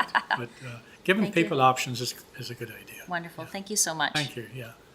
That is the end of my presentation. Does anyone have any questions? Councillor Page. Yes.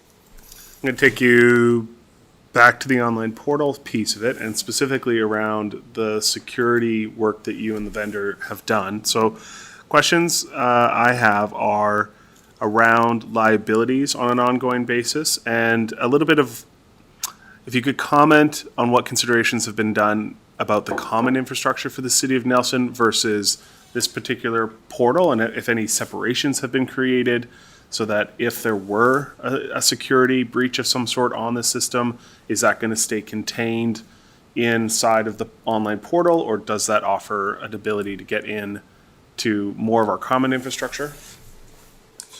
No. To my understanding, which we can invite someone from the IT department in here, but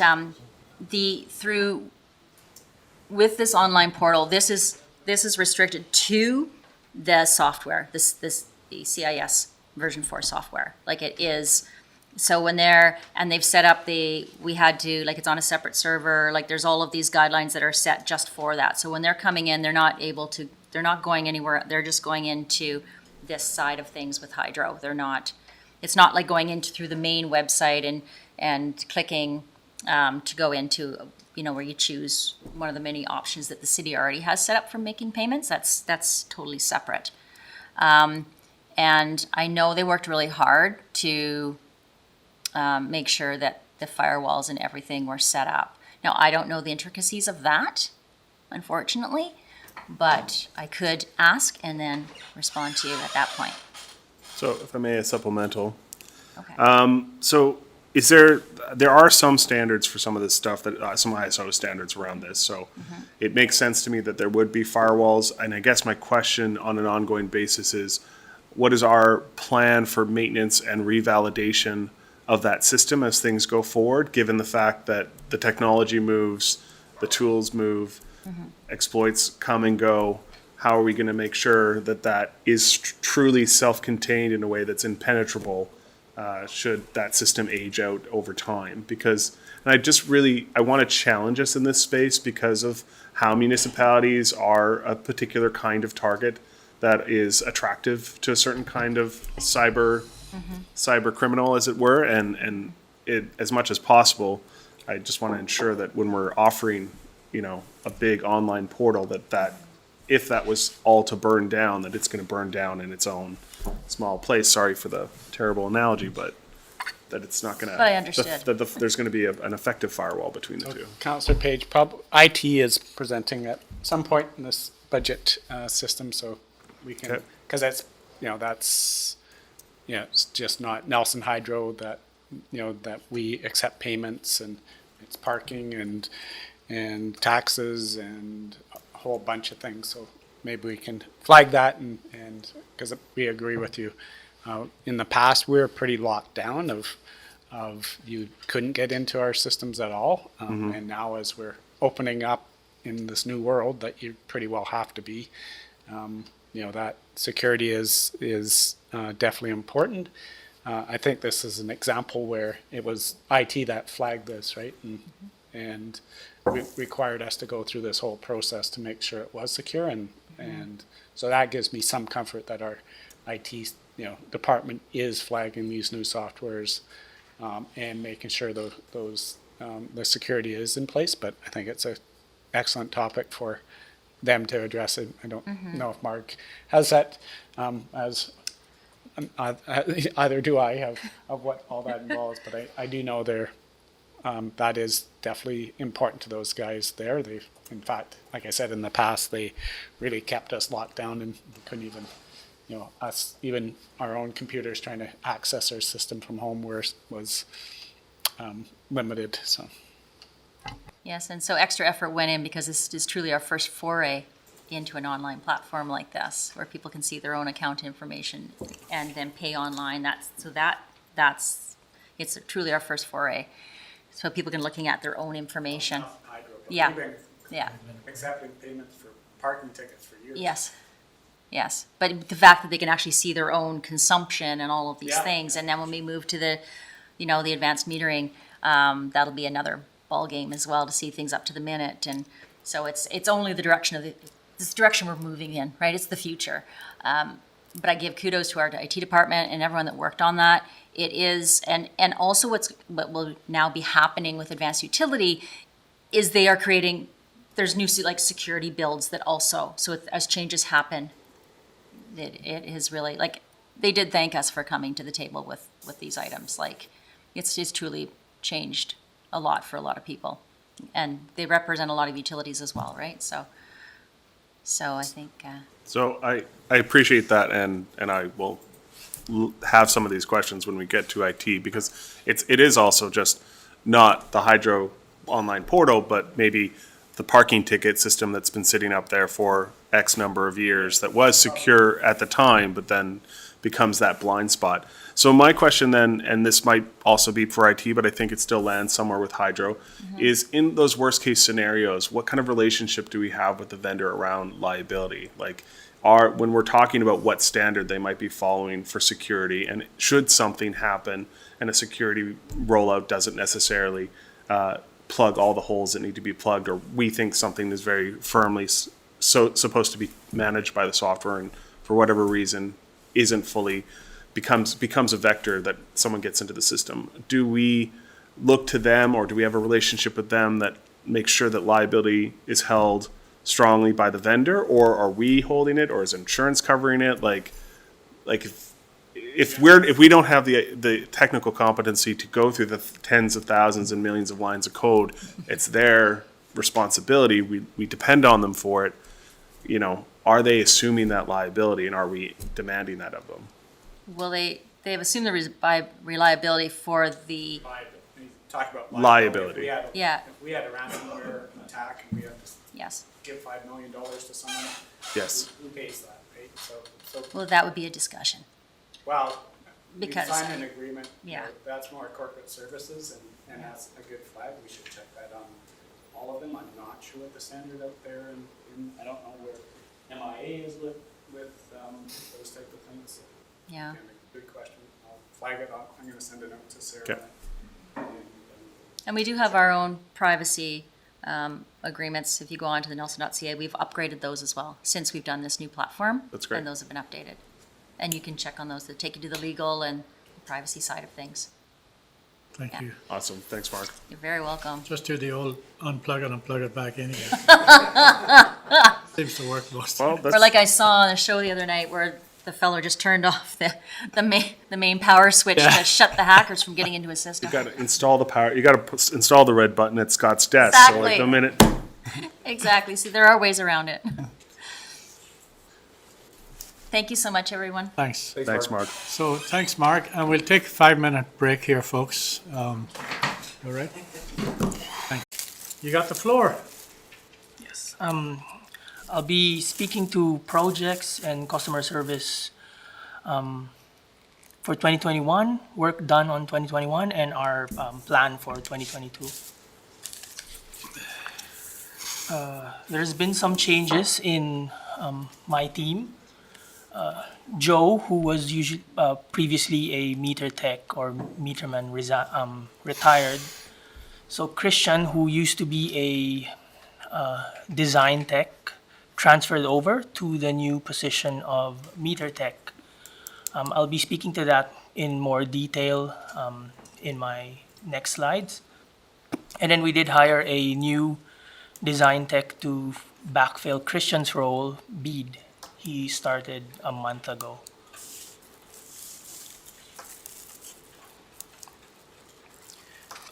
We've had no LTIs this year.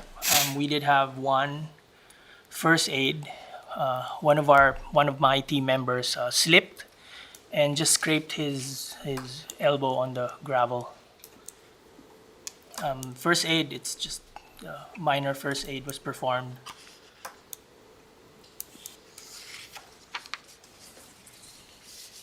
Okay, so for customer service, so as I've mentioned earlier, Christian moved into the meter tech role in September.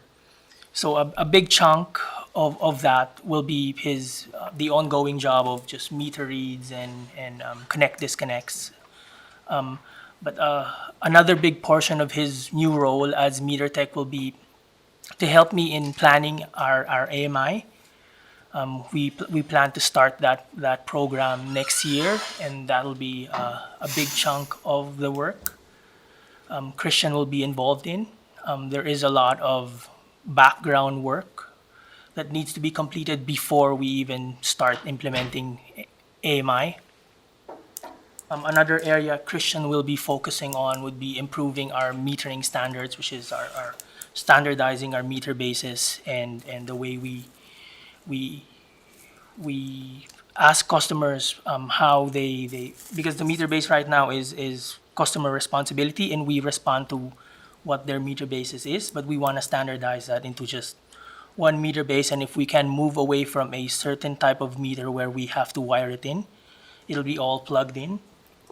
It will be a lot of investigation ongoing because we need the standard meter base to accommodate all our existing meters. So that will be one thing. And with that, we'll improve our inventory of our meters. We'll be able to reduce our current inventory of 10 different types of meters to, I think 6 will do. That'll improve the way we do things by having certain meters do several jobs. For one example would be, right now we have a specific meter that does demand and a specific meter that does net metering, and we can actually combine both to do demand and net metering. That'll bring our inventory down. And then efficiencies in the metering section, planning different routes, adding certain reads, maybe splitting out demand routes. Right now we're reading demand as one monthly read, but if we split it out to say demands for North Shore, demands for City and South Shore, that'll be more efficient for our team. So Christian will be helping me out on those. And then the other thing we're doing in customer service, this is with Carissa, is we want to address our residential customers with significantly high consumption. And this has been asked of us by the BCUC, and we have a strategy in place, and I'll be speaking to that again more in my next slides.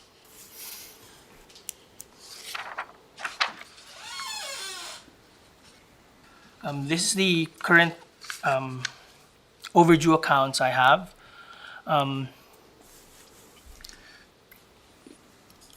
So right now our average is 1.92%.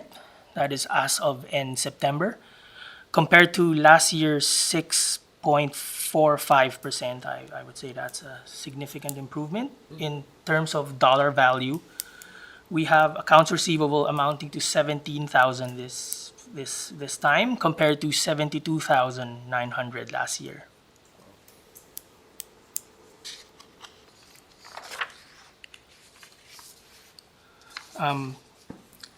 This is our stats for net metering. We did add 3 more net metering solar customers this year, and the graph is still pretty much the same. Blue is consumption and gray is generation.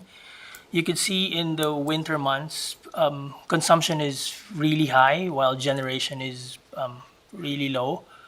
But in the summertime, generation is slightly above consumption. And that is the same trend as last year. Another thing I want to Councillor Morrison? So, sorry, could you please go back to that last? Yes. So, you're talking about solar net metering, and I guess I still need some education on what these terms mean. So, are you telling me that where I see in June July and August where the gray bars, which is generation, just happen to sneak over what consumption is.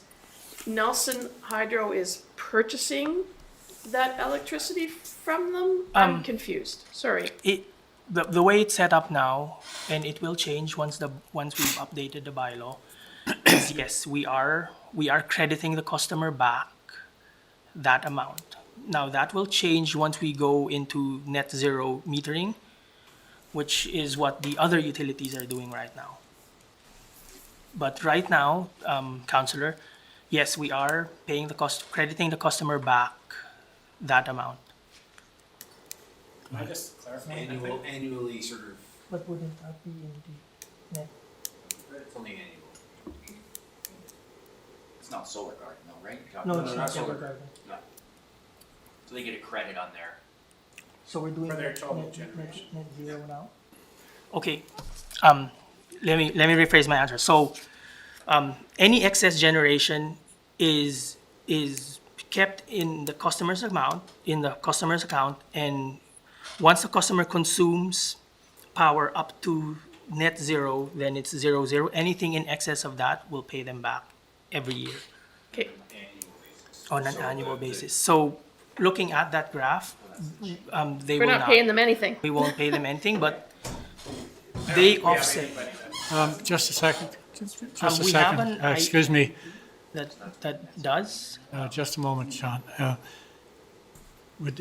This meeting is a live meeting, so it's really difficult for people, if there's anybody out there that's tuned in, to get the message if we're all speaking it. So please try and go through the chair as much as possible so everybody can be listened to and have a chance to speak. So, Councillor Morrison, next. So and then just if- one if- follow-up then. If someone was able to generate a significant amount of solar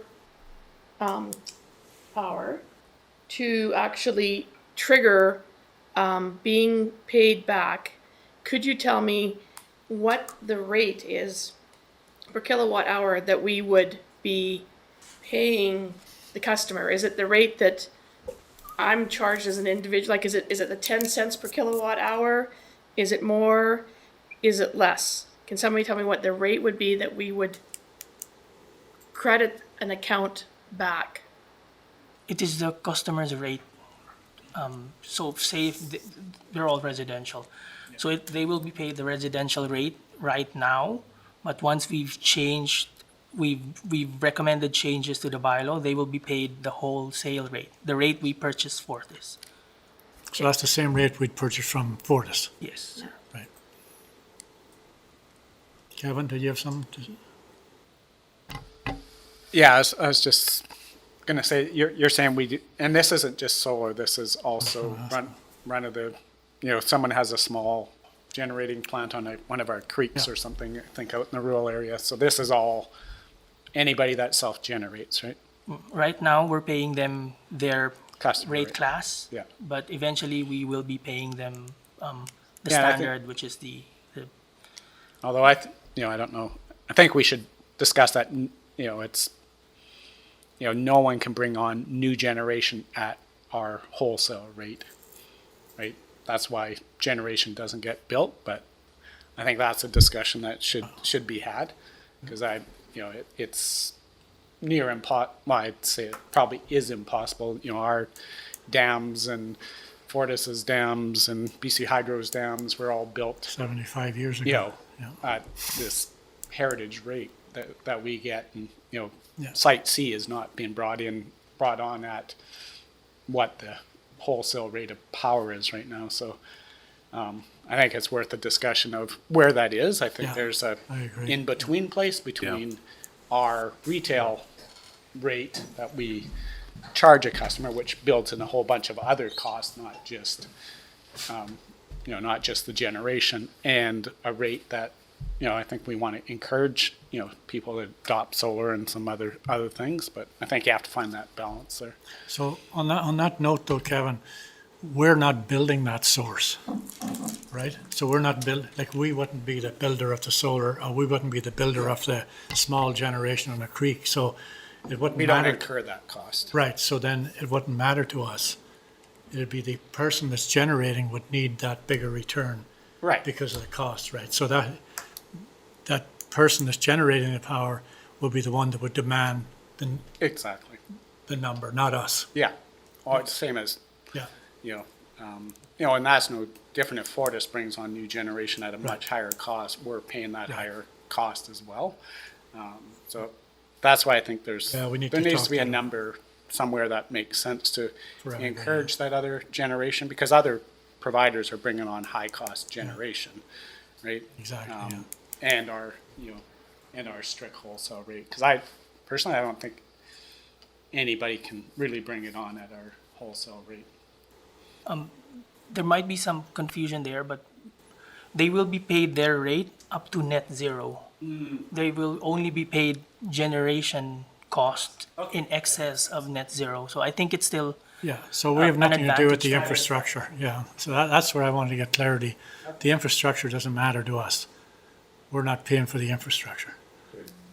Right, okay. The other thing too is then, like Councillor Morrison's, to her point, the heading probably should include small generation as well as solar. This is only solar, that's only solar. Only solar, right. Mayor, I did not include our one water wheel because yeah, she generates a lot of generation compared to consumption, and the graph is not an different, accurate yeah, representation of the trend of solar, which is all our 19 customers. okay, thank you. I can give you that data if you need it. I can definitely forward it. Thanks very much. Councillor Page.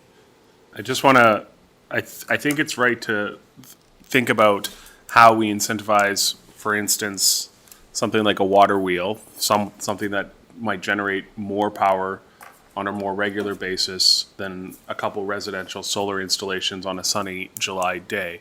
And I'm thinking here about those small and medium-sized business, industrial scale operations that want to set up in this area as they go forward and improve their operations. It should be something that's somewhat attractive, not just as a cost offset, but potentially something that can help capture some of those smaller opportunities around the area. And as we move towards more advanced metering infrastructure and the ability to understand that a little bit more, I do hope we would have that discussion around where equity lives in terms of allowing someone to get on board, set something up, be able to get a little bit of a benefit flowing back so that they can maintain that, and then, let them age it into their heritage infrastructure. But by all means, let's really understand, as Kevin has said, that, bringing new generation online is expensive, and let's not compare it to what happened 75 years ago as the baseline. Let's figure out a model that puts us, in that leadership position that only we are able to take advantage of compared to pretty much anyone else in North America. Like, what does that look like if something at 8 Mile wants to put an industrial scale machine in that's going to generate power during the middle of the night that they're going to use during the middle of the day? Yeah, well, we did have the Run of the River projects that happened a number of years ago, and Yeah. the government's getting out of those now. They're The not renewing IPPs, those yeah. because the IPPs, because of the cost of generating that, delivering that power, generating that power, the cost of the infrastructure to build it in the first place it's been subsidized heavily, I think, really. Through the rate. Through the rate. So Yeah. we want to be careful that we don't get into that situation where we're paying, Definitely careful. all of our consumers will be paying to subsidize somebody to generate power for us. Well, the reality is none of those are going to happen in the city boundaries Yeah. per se. So it will be the utility commission that will ultimately, Decide. would have to be satisfied that whatever rate we come up with is acceptable, and having those conversations with those rural customers is probably part of that process. So that's our reality of serving rural customers. Okay, carry on. Thank you. The next slide I want to bring to your attention is our EV consumption. So compared to 2018, I didn't look at 2017 because I don't think that's a complete year. But 2018, we had 5,087 kilowatt hours that year of consumption. 2020, we had 36,107 kilowatt hours. That is a significant jump in buy-in. I just want to add, year to date, we are now at 39,900 kilowatt hours of use of the EV. So there is buy-in in EV technology. So it's just, you can see the trend going up. I know exactly where you're going. And I don't blame you either. Go ahead. So, sorry, I sort of feel like I'm the bad guy asking all these money questions. Is that, are we charging for this, or did we give away 35,000 kilowatt hours of consumption to charge e-vehicles? So the first few years, we are not, but this data also includes Fortis's DC fast chargers, which is 17,200 kilowatt hours year to date. So I would say half of it. Half of it, customers are willing to pay for that, but it's Fortis's fast charger, so they're in and out.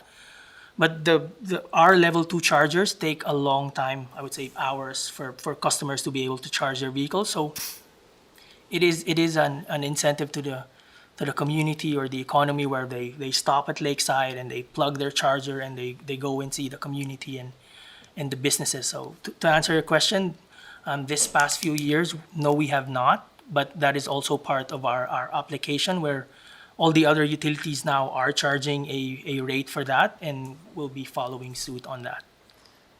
So just to be clear, 17,000 of the 36,000? Okay, Is was on the paid. fast charger. Thank you. And that's paid. So that was my follow-up. And so when I'm on the fast charger, I'm actually putting my credit card in, and I'm paying for the fast charge. Yes, Councilor. And so 50% of this was Nelson's, and we gave it complimentary for our visitors. So just as context, that's about $1,300. So it's not a lot at this stage. And Jan, is there a sense of how many charges that would be? That would be our 8 chargers, so 6 are ours, and the 2. No, I meant in terms of how many vehicles would that, charges?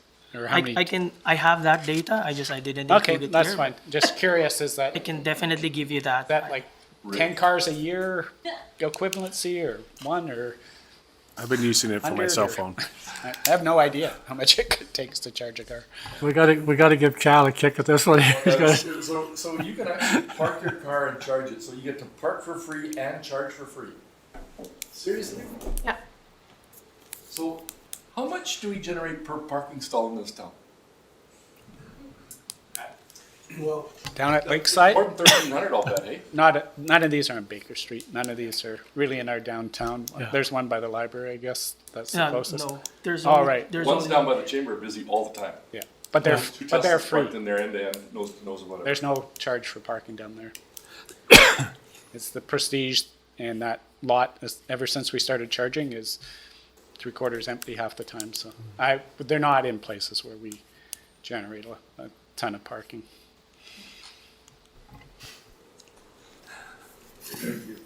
Okay. Crowd, eh, Jan? It's a tough crowd.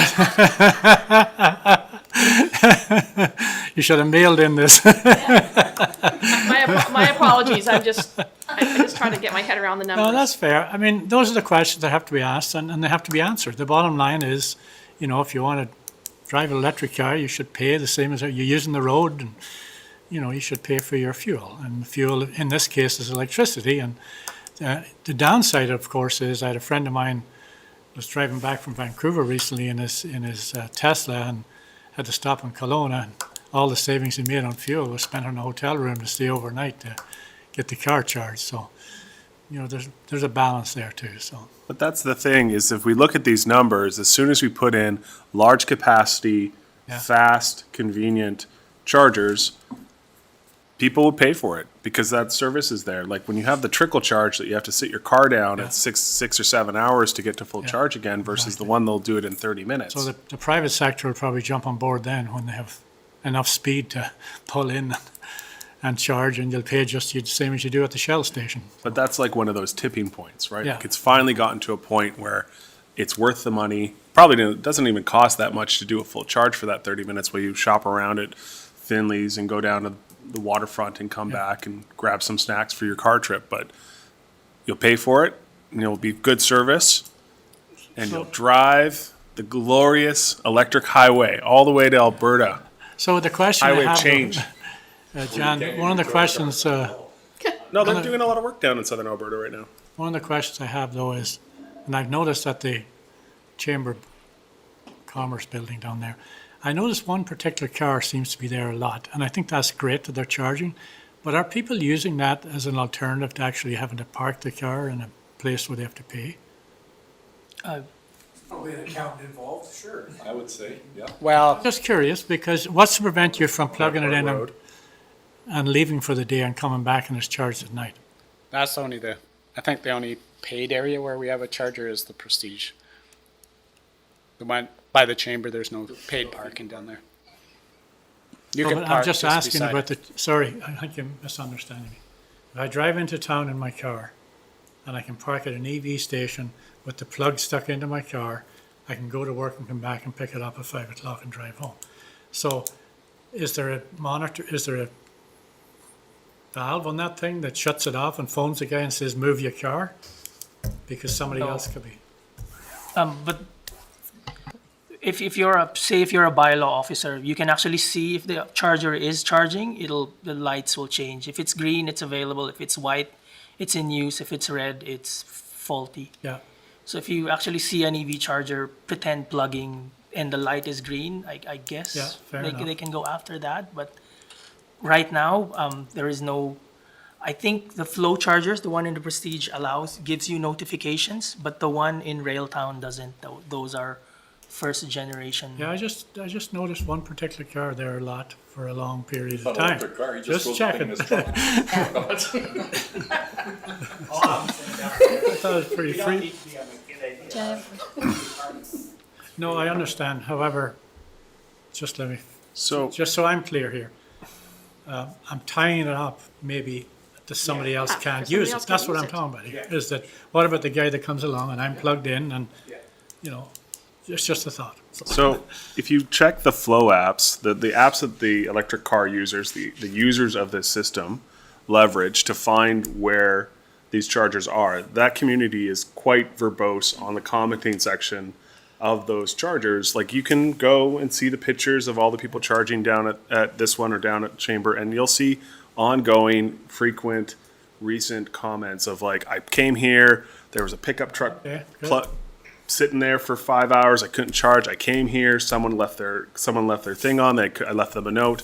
Like that community keeps it. It's public information. It's on the apps that you download to find those chargers in the first place. So if those kinds of problems were there, we could go look and see, are the customers experiencing that problem? Now, I get your point about, do we need to throw a $2 meter on that spot, to get some revenue from it?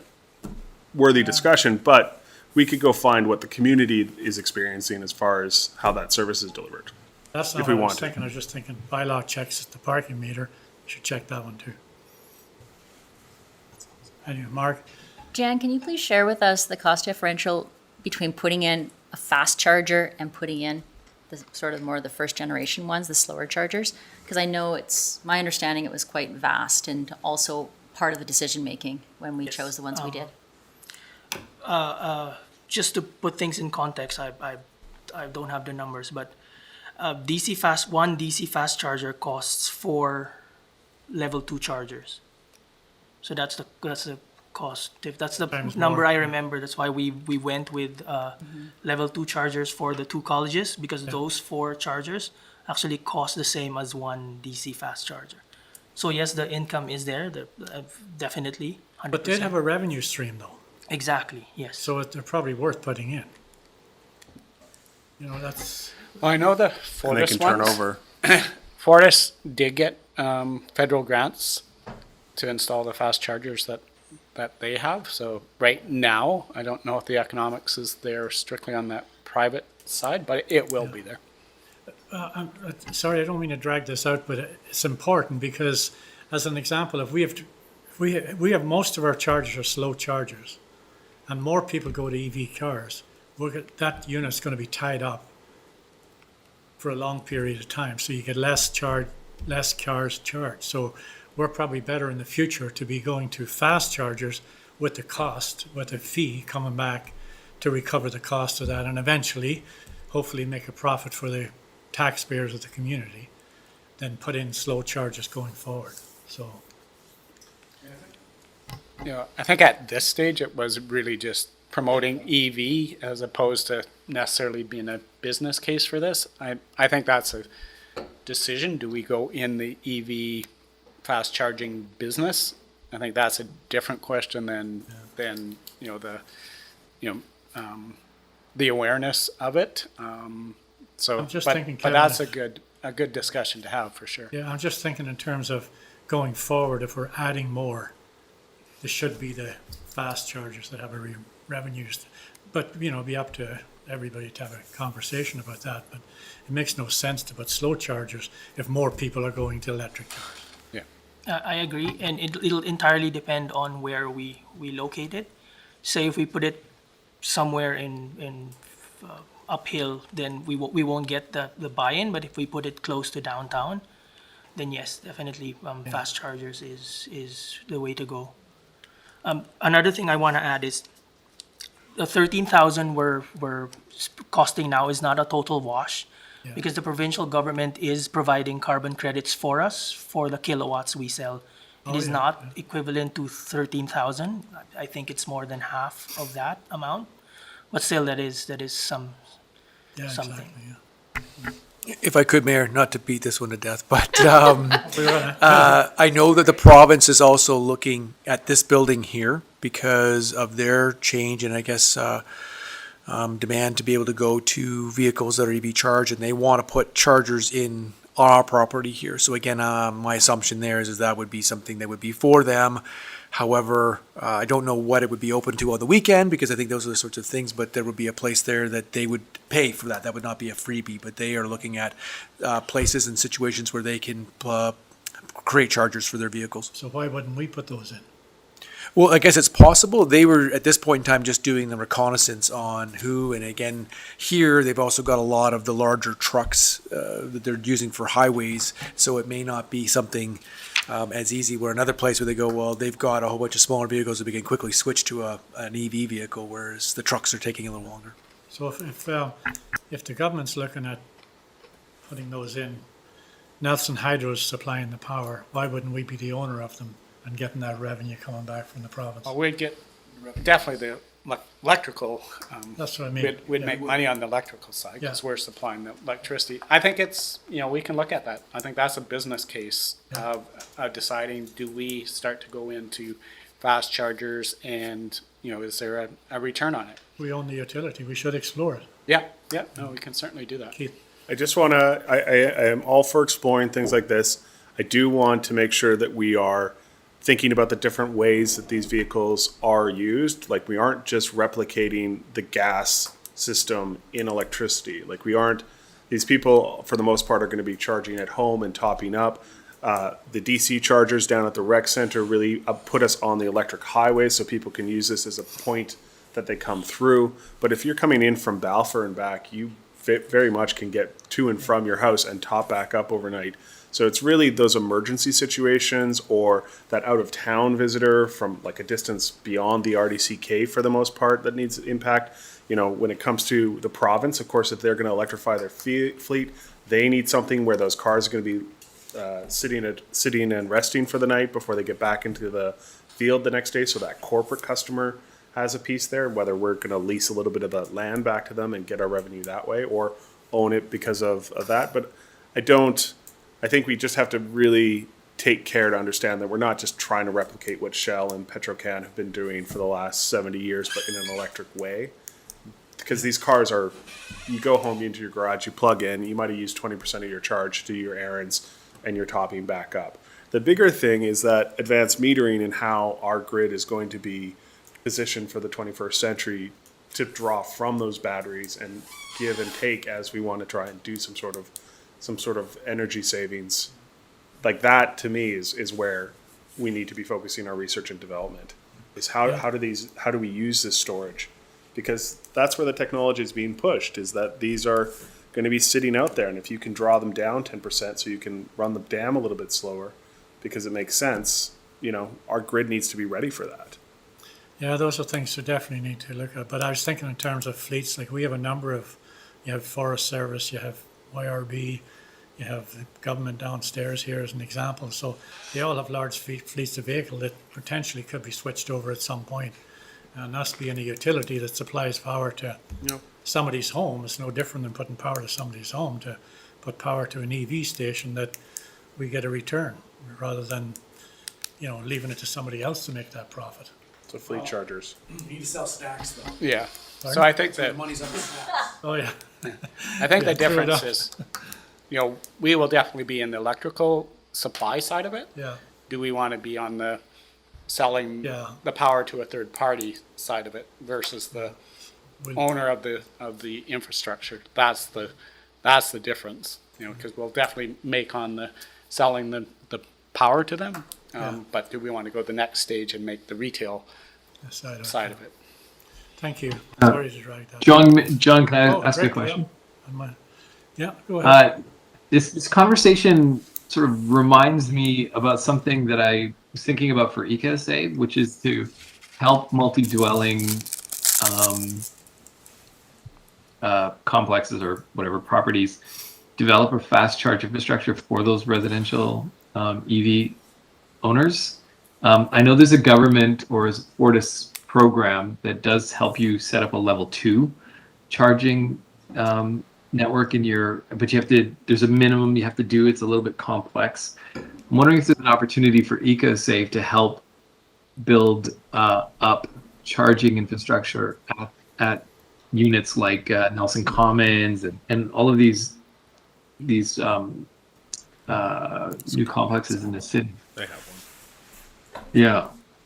So that's the other side of it. Yeah, there's the infrastructure and owning the infrastructure for tourists primarily, or people that need it as an emergency, as Councilor Page is saying. But I'm also seeing that a lot of that, whatever we build, would get used by people in Nelson Commons who only have one option. I could see them just basically parking down at the NDCC and just charging their Tesla there and using that as their kind of home charging station. So that's an added complexity and an opportunity. Yeah, that's a good point, Rick. And when Cameron was on earlier talking about the EcoSave program, part of that was that sort of outreach piece. And you have to deal with strata councils as an example in some of the larger complexes. And I know that there's some, there's a bit of education probably needs to happen there. And, when strata councils are having meetings, that might be an opportunity to attend something like that there and speak to them about potentially setting up charging stations within their complexes or around them somewhere. And it might be, John, an opportunity. I know Nelson Commons has a publicly available, and I think it's sponsored by the co-op, a publicly available charging in the garage. Yeah. But there's an opportunity for them and that strata to set up some bigger infrastructure and then make money on the side.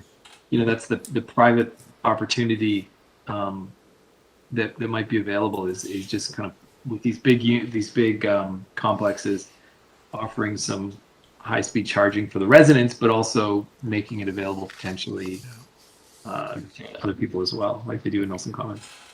Thank you. Keith? I think that's all good. And if the business, I'm sure Cal would say, if the business case is there, businesses will pursue the case.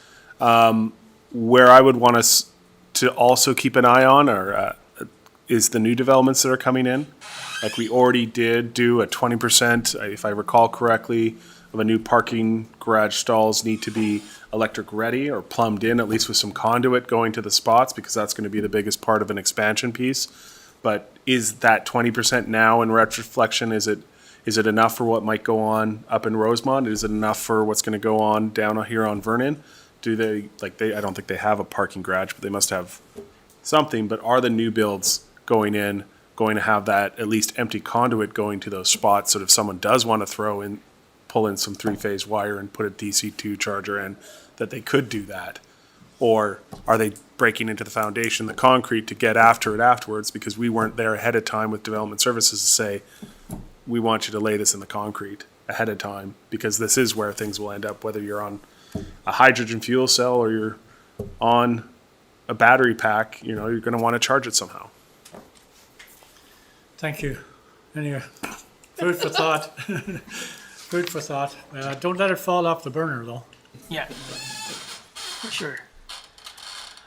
So customer service for 2022. We want to focus on, like what Marg said, we want to increase customer buy-in in the online, the payment portal. So we'll do that by doing better in our customers' experience of that. Right now, we're fine-tuning and we're walking the customer through. If they do have questions, I know Carissa is supporting them on that. The other thing is we will continue to focus on the issue of residential customers with significantly high consumption. To put that in perspective, these customers have consumed in one billing cycle, 2 months, what a normal customer consumes in a year. So it is a significant. It's not a lot right now. My count is there are 9 customers that are that high, but there are 126 customers that need investigating. So we will address the 10 customers now because we need to change their meters out to demand meters. But we'll work our way down the list until we fully investigated all 126 customers with higher consumption than normal. And then the other focus for us for 2022. Just on that, I know in the city we've, I'm not sure if we call it banned, but you can't have, you know, we don't zone for Bitcoin mining. And I do have a colleague, her son was renting from someone, and their landlord got the bill, their hydro bill for the month, and was pretty shocked how much energy a computer uses to do that Bitcoin mining. And I know we probably have our suspicions of what some of these customers are producing, but I wonder if Bitcoin mining is part of what's happening out there as well. Although I guess the internet service isn't that great. But I don't know and maybe this is a Scott question, where we got to in terms of that in the rural area as far as Bitcoin mining. I know from a commercial point of view, we did not see that as where we wanted to, focus our energy use on. It doesn't create very much employment, and it's a huge use of energy.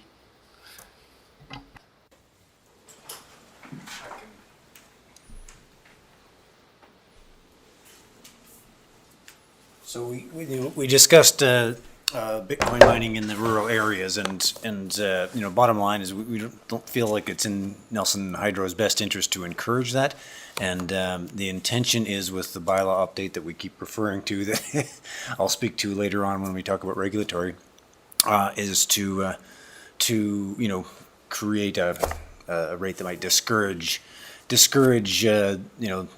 that are interested. I know Fortis BC is encouraging that, so far I don't think that there's too many people looking at Nelson over Fortis right now, but to try and look at our interests, we're looking at a bylaw update.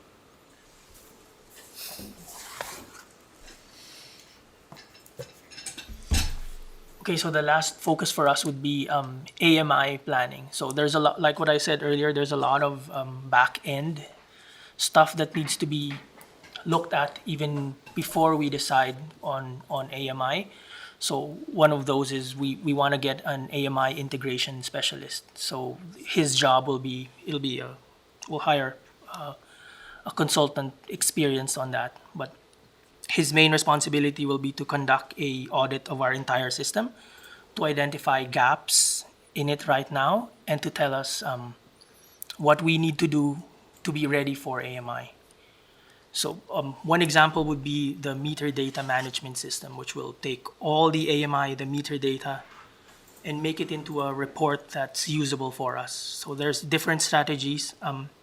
We did reach out to our meter supplier, and they can actually do that for us. But then again, there's gaps. Do we want all that information held by a third party rather than in-house? But then again, if we do hold it in-house, then that creates additional burden on Nelson Hydro, where AMI has so much data that we will have to prioritize and narrow down which data we need, say customer consumption or their load profile or outage response. So there's a lot AMI can offer, but sometimes I know other utilities did say this, that the information AMI provides is too much and it becomes an overload for them. So we're exploring that, and we'll take that program seriously next year. So we've allotted 2022 as the planning stage for AMI. So just, are you be hiring experience to qualify what the supplier's offering? Is that what you're doing? Or is it beyond that? It's beyond, like, an AMI integrations. I just use the term from what I've done, what I've explored, reading. So an AMI integration specialist gives us recommendations on how, because there's different ways for us to implement AMI. So we can go with what's that term? It's not really full AMI, so it's an in between of our regular meters now and AMI, a full AMI. Hybrid. A hybrid, yes, perfect. So it gives you information on customers, but it doesn't allow you to remote disconnect them. It's not full AMI, because right now the current version of AMI is not just electric anymore. It's a smart city, pretty much, where everything is interconnected.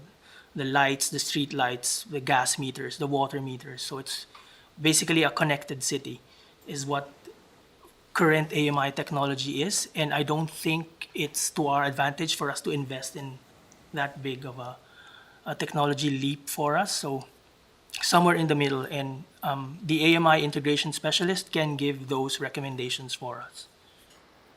So Thank you. it's Thank you. So not the ability to flick your light switches off in your home when it's time for you to go to bed. Not yet. Not yet. Cut off the power to your Turn off car being 10 charged. o'clock. shut down the neighbor's house too at the same time. Yeah, the party's too loud. More power Party's to too you. loud. Little button and coughs. Dan, in terms of the customer service part of AMI, can you touch on that a bit? Why would a customer want that, and how does that support our customers? Yeah, with that, our customers will have real time. One thing that is always brought up is our customers will have real time monitoring on their consumption. They will see real time how much power they're consuming. So they'll see, oh, I should probably turn my EV charger on at night instead of when I make dinner. So that's one piece, but the other piece is reliability for us. Since AMI is accurately reporting, we will know right away if a customer doesn't have power, so we'll be able to respond quickly. We'll know how many customers don't have power. We'll know if a customer has issues with their service, if there's a voltage spike or a voltage dip, because AMI gives us that information right away, and we'll be able to respond to that. So it's two things. It'll increase our reliability. It'll increase customers' awareness of their consumption, and it'll enable us to improve our service by, if there are any discrepancies or anomalies in our supply, we'll be able to catch that through AMI. Thank you. I think the other thing for our utility, because we're purchasing power to make up that gap, if we can manage that, what we're purchasing will result in customers having lower bills over time. If we can, I think it's called shaping the load. So as Jan said, instead of charging my electric vehicle at supper time when we're on the coldest night of the year, that, that we can really work with customers to, to say, here's when you should be charging your car. I don't know, I assume there's, electronics that, allow my car to charge at a set time, just as I can put my dryer on it, set it to dry at a certain time of night, or all those sorts of things. So I think from a customer point of view, if you want to manage our cost of service over time, this would be an important thing. I think last year when Scott brought forward, we hit that peak demand and we have to pay 75% of that for the full year. So if we can cut that peak demand by working with customers, then that takes rate pressure off all our customers.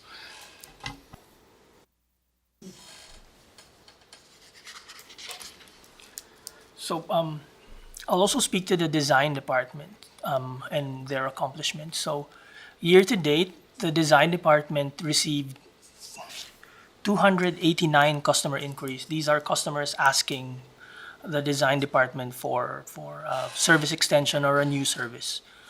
Of that 289, 203 actually became orders. So we did 203 design or for new customers, or connect, disconnect, service upgrades.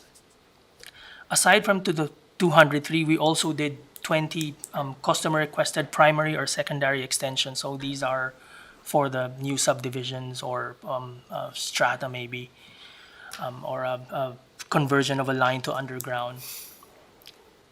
And we also responded to 955 BC1 calls year to date. The graph just shows the trend comparison of 2020 and 2021.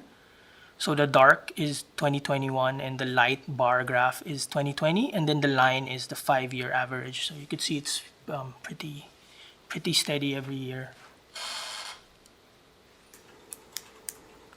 The design department completed a few projects this year. One is the Balfour Ferry realignment. So we did convert 350 meters of overhead line to underground, and we also worked with the MOT contractors doing the upgrades on the ferry landing, and the telecommunications company, because they converted their lines to underground as well. Aside from that, we also constructed 1.5 kilometers of primary extension for the ferry site being constructed on Sprout Drive. So that service is actually now the second largest service we have. So in terms of capacity, that's the second largest we have. And then we also energized a customer on 6 Mile, which is now our largest service. So it's a 2.5 MVA unit. And the one in Sprout Drive is a 1 MVA unit. So those are really large spot customers. To put that in perspective, our previous largest customer is a 750 kVA unit. So the 2.5 MVA is double that. So you have a similar one coming on in Railtown. Yes, that is actually in my... That's on your next one. Could I ask you a question about that? So on the Balfour project, was there our own forces that did that, or was that a contractor that did? We did the design, I know, but... We did the design. A good chunk of that is subbed out to a contractor, but our team also did the main work was the contractor, but the Balfour community also needs to be realigned, and the community before the ferry landing also needs to be realigned. Those two communities, our team performed those works. Dan, maybe you can talk about who covers the costs on those various projects, because they are different, right? Yeah. So for the which one, Kevin? Sorry. Maybe all of them. Yeah. The 3. Okay. So for the Balfour Ferry landing project, I would say 50% of that cost was covered by Nelson Hydro, while the other 50% was covered by the telecommunications companies. So the way it was computed was the number of conduits we buried on the ground was the factor. So half of the conduits we buried underground is hydro assets, and the other half was split between TELUS and Shaw. So that's the way we've split the cost. The Sprout. And that wasn't, because we're on their highways right away, we had to, Yes, we had to, we covered so we those had, costs. yeah. Yes, because that was the trade-off of them allowing us to use right-of-way on all their highways. Yeah. If they tell us to move it, we have to move it. So that's why we've incurred that cost. The primary extension in Sprout Drive was paid by the customer, and the energization of the all the work involved in energizing the customer on 6 Mile was paid by the customer as well. So the ferry that's being built, Jan, is supposedly going to be electric ready at some point. Did we build out for that as well then, to be able Yes. to accommodate that? We've sized the service in the ferry landing project, the one in Balfour, to accommodate that. But MOT needs to put a battery bank to charge their ferries. We won't be able to charge it directly. It'll be the burden on our system will be too much, and we're not sized for that right now. What would happen in a case like that? We will have to upgrade our cables. It'll be a lot of work. We'll have to upsize our entire North Shore to accommodate the draw of that. And because it's a short time to charge it, the amount of power it needs is a lot compared to if they put a bank there. We've communicated that to them, and they know about it. Again, Meantime, they can buy about 100 oars. green power. And that, again, that would be a customer cost, not Yes, a, of course. of that customer, not, Some rollers on the not the system. Paddle wheel. Good, thanks very much. So for 2020, the design department is looking at a few developments. The development on 611 Vernon, which will be 125 residential units. There's another one, 266 Baker, which will be 11 residential and 11 commercial. We're also preparing for the demolition of the old Mount St. Francis site. And like what you said, Mr. Mayor, the energization of the customer in 45 Government Road, which will be, again, another 2.5 MVA customer, which will be another big spot load for us. Thank you. So, last section. Councillor Morrison. Sorry. It's been a long time since I took electricity in grade 8, but I look at the size of these projects that are coming on, and are we gonna have to string, I mean, I know we can buy more power from places, but are we gonna have to string more wire to accommodate these large draws that come to a certain spot? And then, it's like I kind of sort of think, do we ever run out of electricity? I mean, that doesn't really happen, but I mean, when you look at brownouts and you look at all these other things in terms of load and capacity, so, I mean, I know that we buy power, but I mean, we still have to move the power.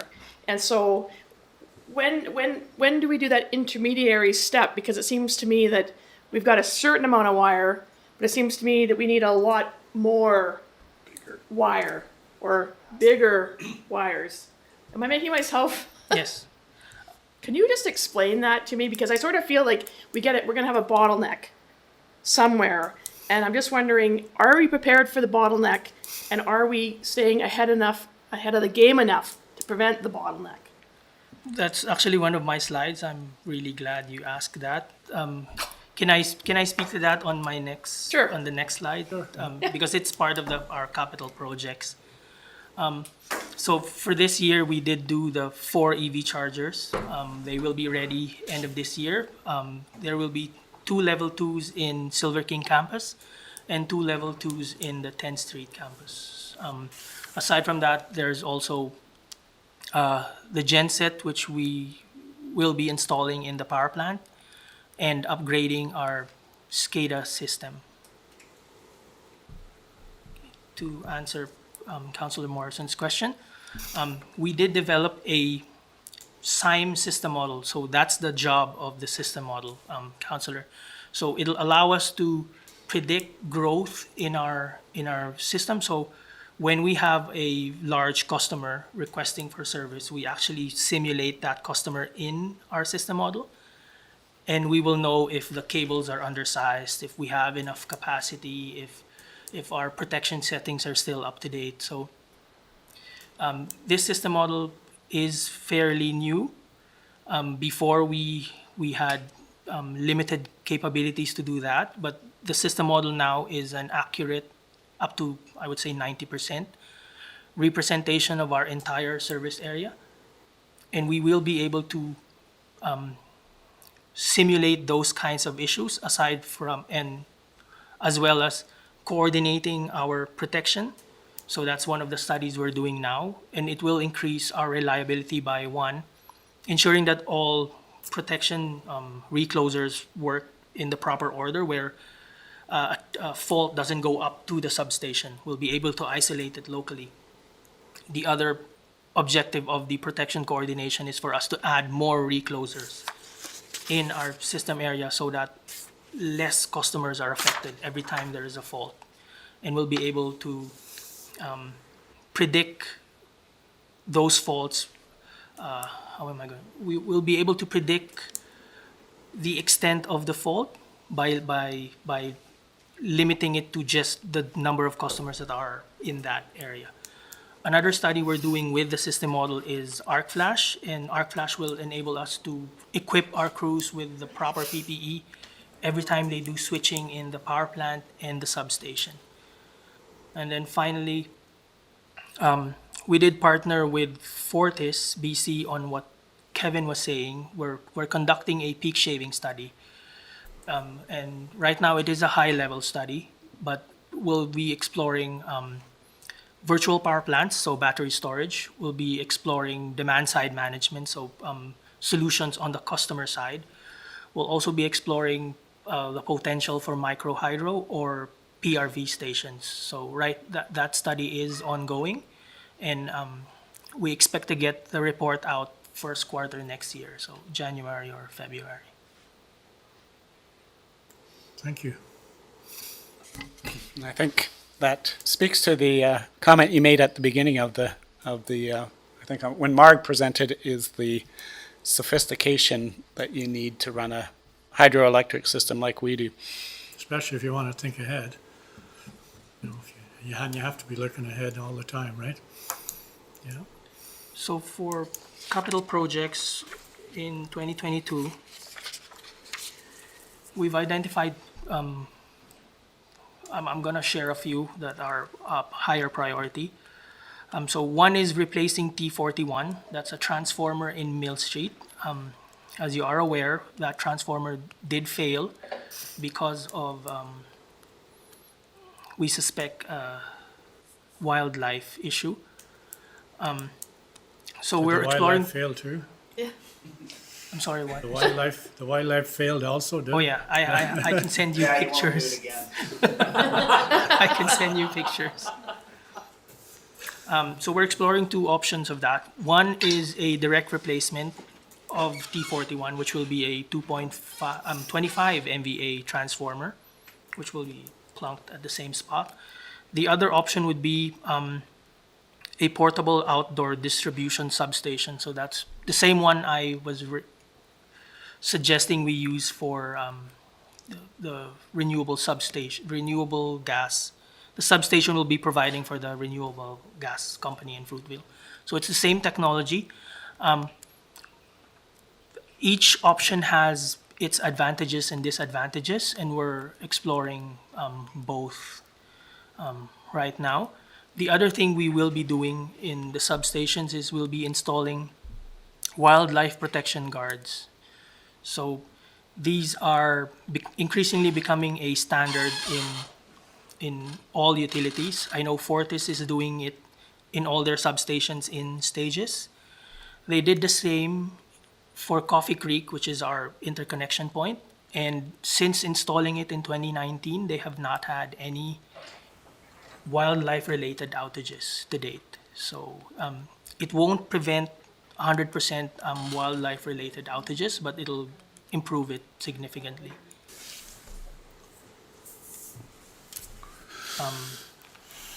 The other two projects I want to bring to light is replacement of our downtown vault covers. As you can see, it is quite corroded. Quite is an understatement.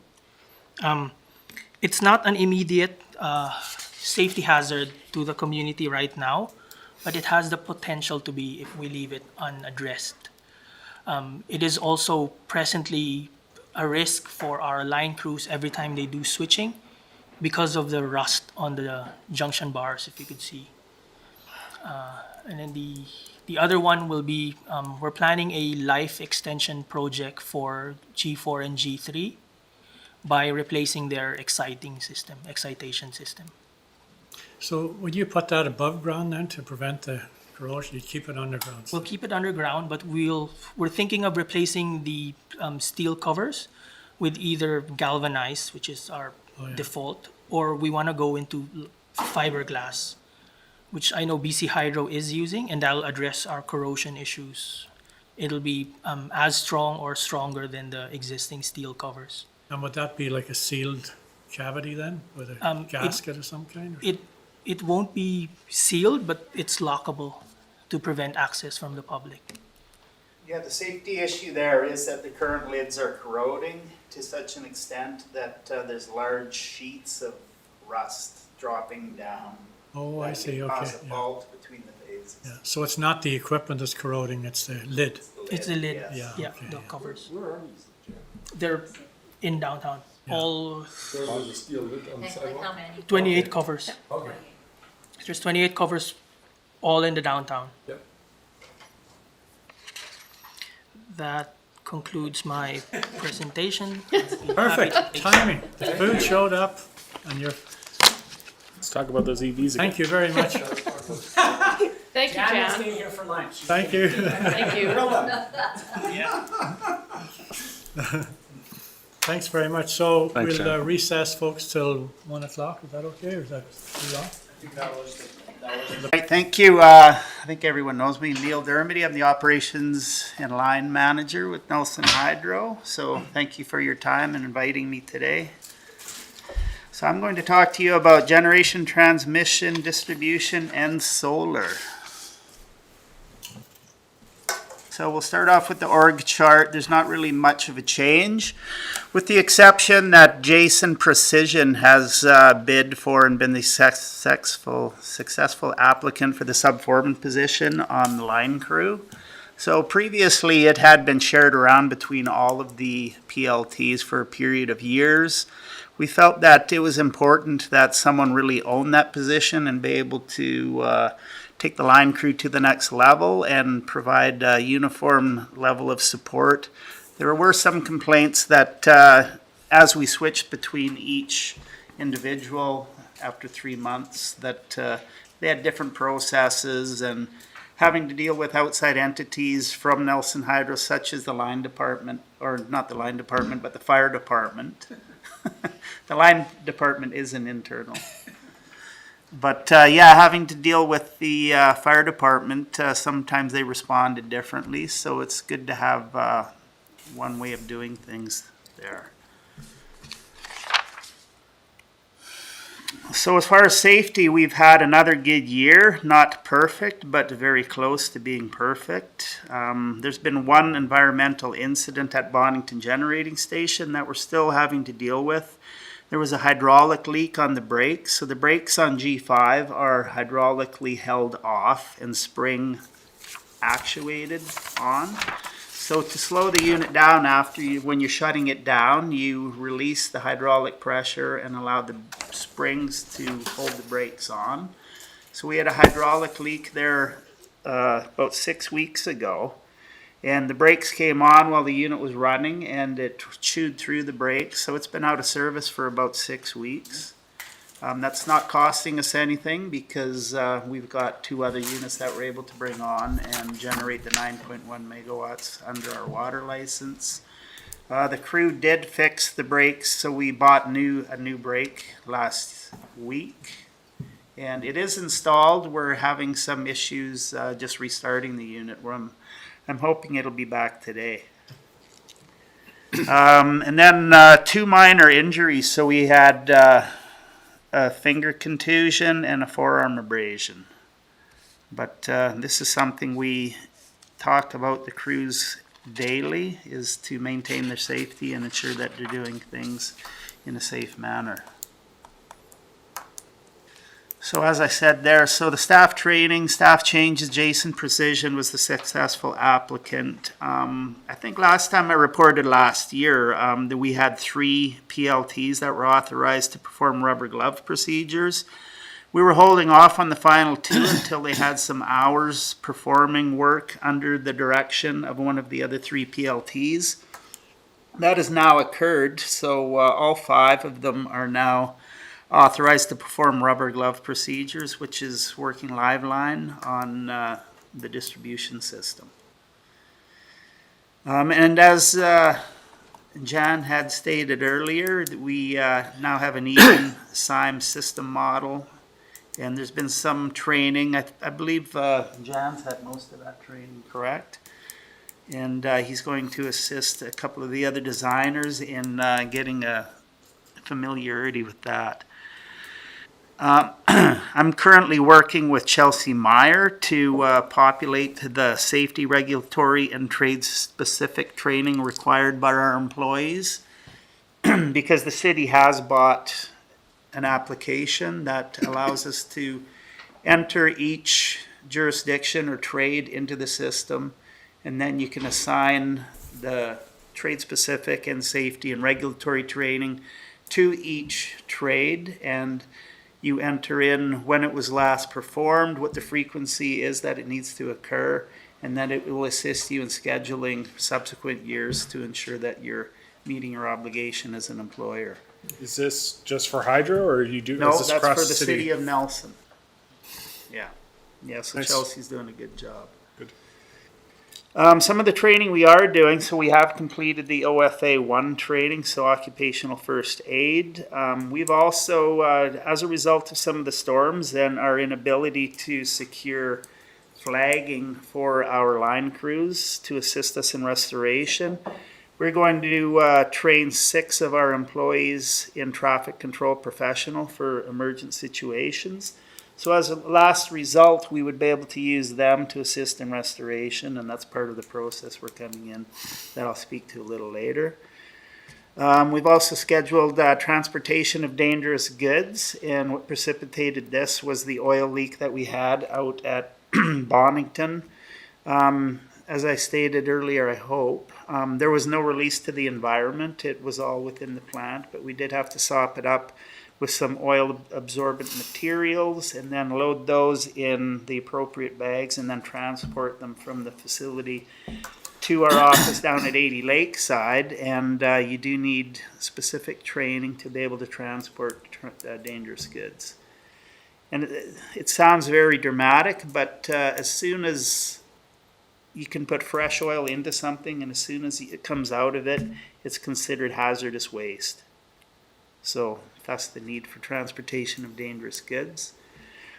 And also we trained all of our PLTs and the people who would perform as ground persons in bucket truck and pole top rescue. And that is a very important bit of training that they need to have every year because they're always working, either they're climbing a pole or working out of a bucket. So the linemen themselves and people performing duties as ground persons need to know if there were a need to get a person down from the pole or out of the bucket, how would we get them to the ground? And we bought all of the equipment to enable that. And everyone's favorite subject, vegetation management. So we've really focused on this because there is a real need to perform this, and we realize that well, in any community, but in my opinion, it's more prevalent in Nelson as we're ecologically aware that we need to do it in a very prescriptive manner. So we have developed Nelson Hydro Vegetation Management Best Management Program, and it capitalizes or borrows from other utilities, and we've hired contractors to assist us in putting together this process so that it's industry leading, really. In conversations with our contractor, that was Cathro Consultants, he stated that it's as good or better than BC Hydro and Fortis. So that's good. It's just a matter of us following the process, and we're doing that now, and it seems to be working very well. And one of the outputs of the best management practices, and something that was requested from BCUC, was that the City of Nelson and Nelson Hydro put together a 5-year vegetation management plan. So this is what you see here. There's a few slides. So to be effective, what we want to do is go out in the field. So we've had the Public Works Certified Utility Arborist drive our system. And our linemen and everyone contribute to this. We identify danger trees. We identify sections of right-of-way where the trimming needs to occur. The public also reports in, I want to say hourly, but definitely weekly, when they see trees or vegetation burning in the primary that need to be trimmed. We're seeing a lot less of that immediately as a result of our focus on this. So what we do is put together a prescription 1 year, and then we carry out that vegetation work next year. But this is kind of the first year of our vegetation management program. So we've been dealing with a lot of it as we identify it. And you'll see that in the next slide, or a subsequent slide.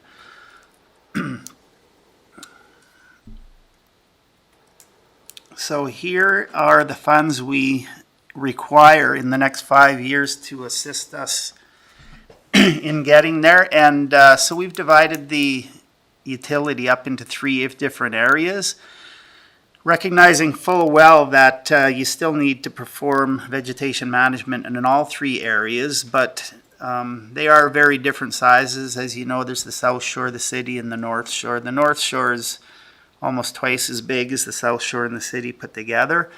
So you can see the separate columns here, the major focus zone. So you might not think that those dollar values equate to a major focus, but when you justify it to the area and length of lines within that area, it is actually showing that there's a focus moving around, but you can see that it's a little bit complicated.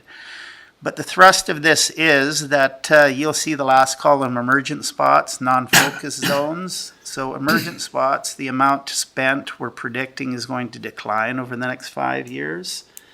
And it's going to just become a sustainment management issue rather than having to deal with emergent issues so frequently. And maybe I'll just go back one because there's something I skipped over here. So as part of the vegetation management plan, we are going to be comparing our rate of spend with our reliability in forced outages, because obviously we want to demonstrate that the vegetation management plan is providing the benefit we expect. Neil, Yes. when it comes to doing the vegetation management, are we using a lot of in-house? Is that going to be a lot of outside contractors, a hybrid? So currently we have, the City of Nelson, the Public Works Department, has hired one certified utility arborist and an arborist who is apprenticing under Gord Watt. He's the certified utility arborist. So they do some of the smaller work. Gord is the person putting together the prescriptions for Nelson Hydro. He's really good. We also have tendered the vegetation management contract for a period of 3 years with the option of going an extra 2 years. And we have 5 vendors under contract. So we have Kootenay Complete Tree Services, Vancouver Island Tree Services, Asplin, Davie, and Fall Line Forestry. So we can call upon any of those 5 immediately. Okay, so they're pre-vetted ahead Yes. of time, and then we, as we get into the year and the plan, we'll tap them on whether they come up to do stuff, or would you call them in an emergency? Well, we can call them in an emergency, but one of the benefits of having the prescription would be we're going to break it in. We haven't done this yet, but Okay. prior to next spring, we're going to break it into work packages, and you can see we know what our budget is. We could assign all 5 vendors to go out on the system and do all the work in a period of months, or we could determine whether 2 or 3 different vendors should do it over a longer period of time. And sometimes it's good to we can't overwhelm our person in control. He's the pick. He's on the line crew. He's the person who has to issue protection to allow these people to go and work on the lines. As well, some of the areas might get congested because each crew or each vendor may bring in 2 or 3 bucket trucks. Because right now, Kootenay Complete has 2 buckets. Understand that Fall Line Forestry now has 2 buckets. And yeah, you just don't want to be doing too much at once.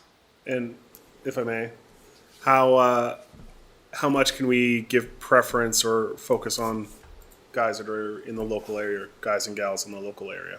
Well, we definitely, and this is no secret, we definitely give preference to local crews. So that's Kootenay Complete and Fall Line. We know that we're getting more efficiency, better bang for the buck because we don't have to pay living out or anything of that.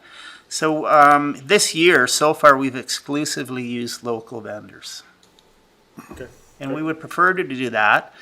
But that being said, during an emergent situation, we need to have all hands on deck. Part of our tender, we asked how quickly these people could muster if I gave them a call at 2 in the morning. Mm-hmm. And so that was part of our scoring when we did award. But we figured it was important enough that we would award to all 5 so that we would have access to them in emergent storm conditions. Great. Okay? Thank you. Neil? Yes.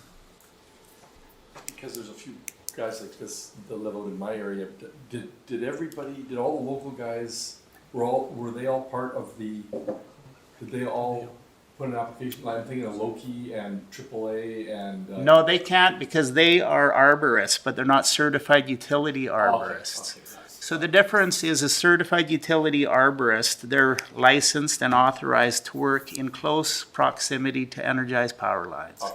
whereas an arborist is not. But those guys have done some work along the. They can do work, but we would need to de-energize the system to allow them to work on it. Good, thank you. Yeah. Okay, so moving on to production.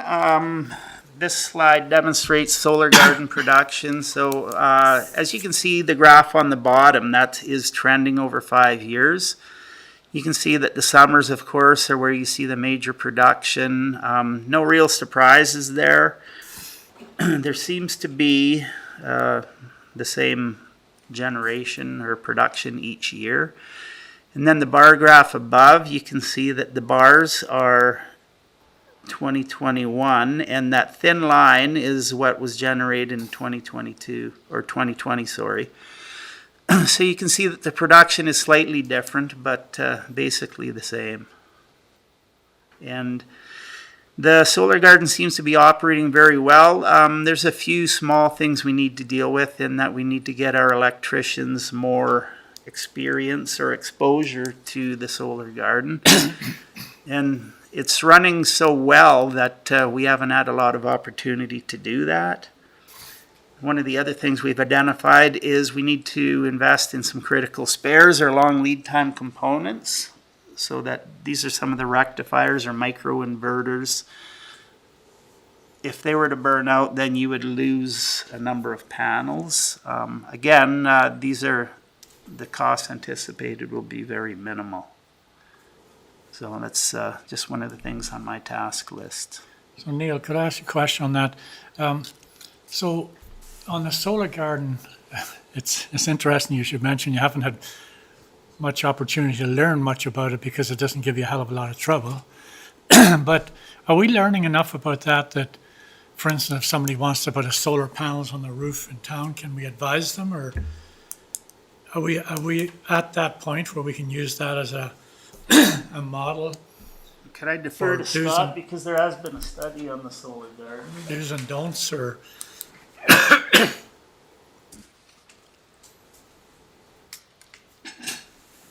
Thanks for your question, Mr. Mayor. I think if you're asking, you're talking about sort of, the technical expertise of operating a solar panel, or is it more Yeah, around sort of, even if you- the installation of a solar panel? well, even if you're going to buy it, what would you buy? How would you install it?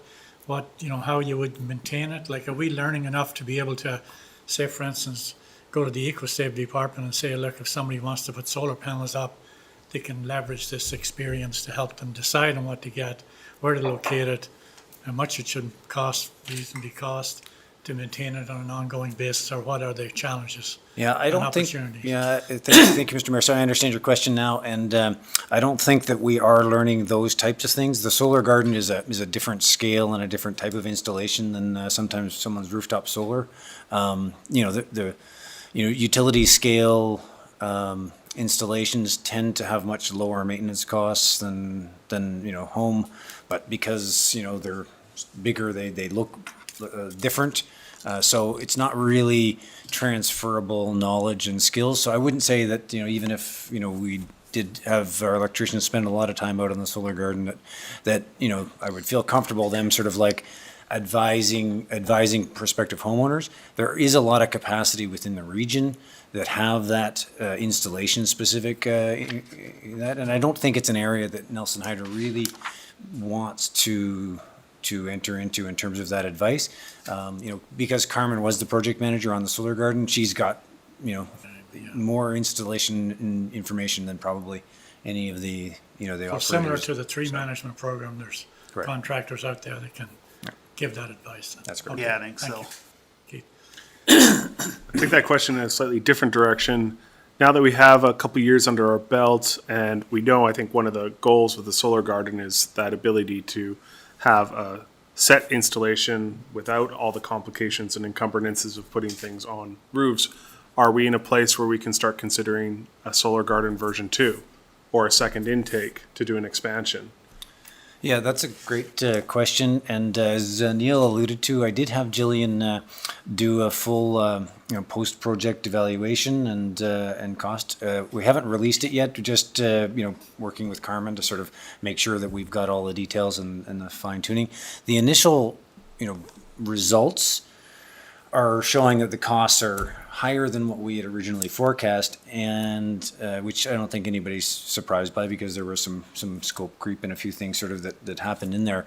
But even at that, we know that it's significantly higher than our wholesale power purchase cost that we have. So it's something we absolutely learned a lot of things about solar with this, and it will inform us as we sort of the market changes and shifts, and as we start to see sort of developments in the industry. If we do ever choose to move down that path, we will have this knowledge and information to be able to make informed decisions on whether we move forward with a solar garden version 2, or there's other people and organizations that have been approaching me about other utility scale type solar generation installations that they would like to propose. So this is going to help us, support those groups, as well as make decisions on whether it makes sense for Nelson Hydro to engage with them and or sort of, provide a power purchase cost that's perhaps the same or different than our wholesale power purchase cost.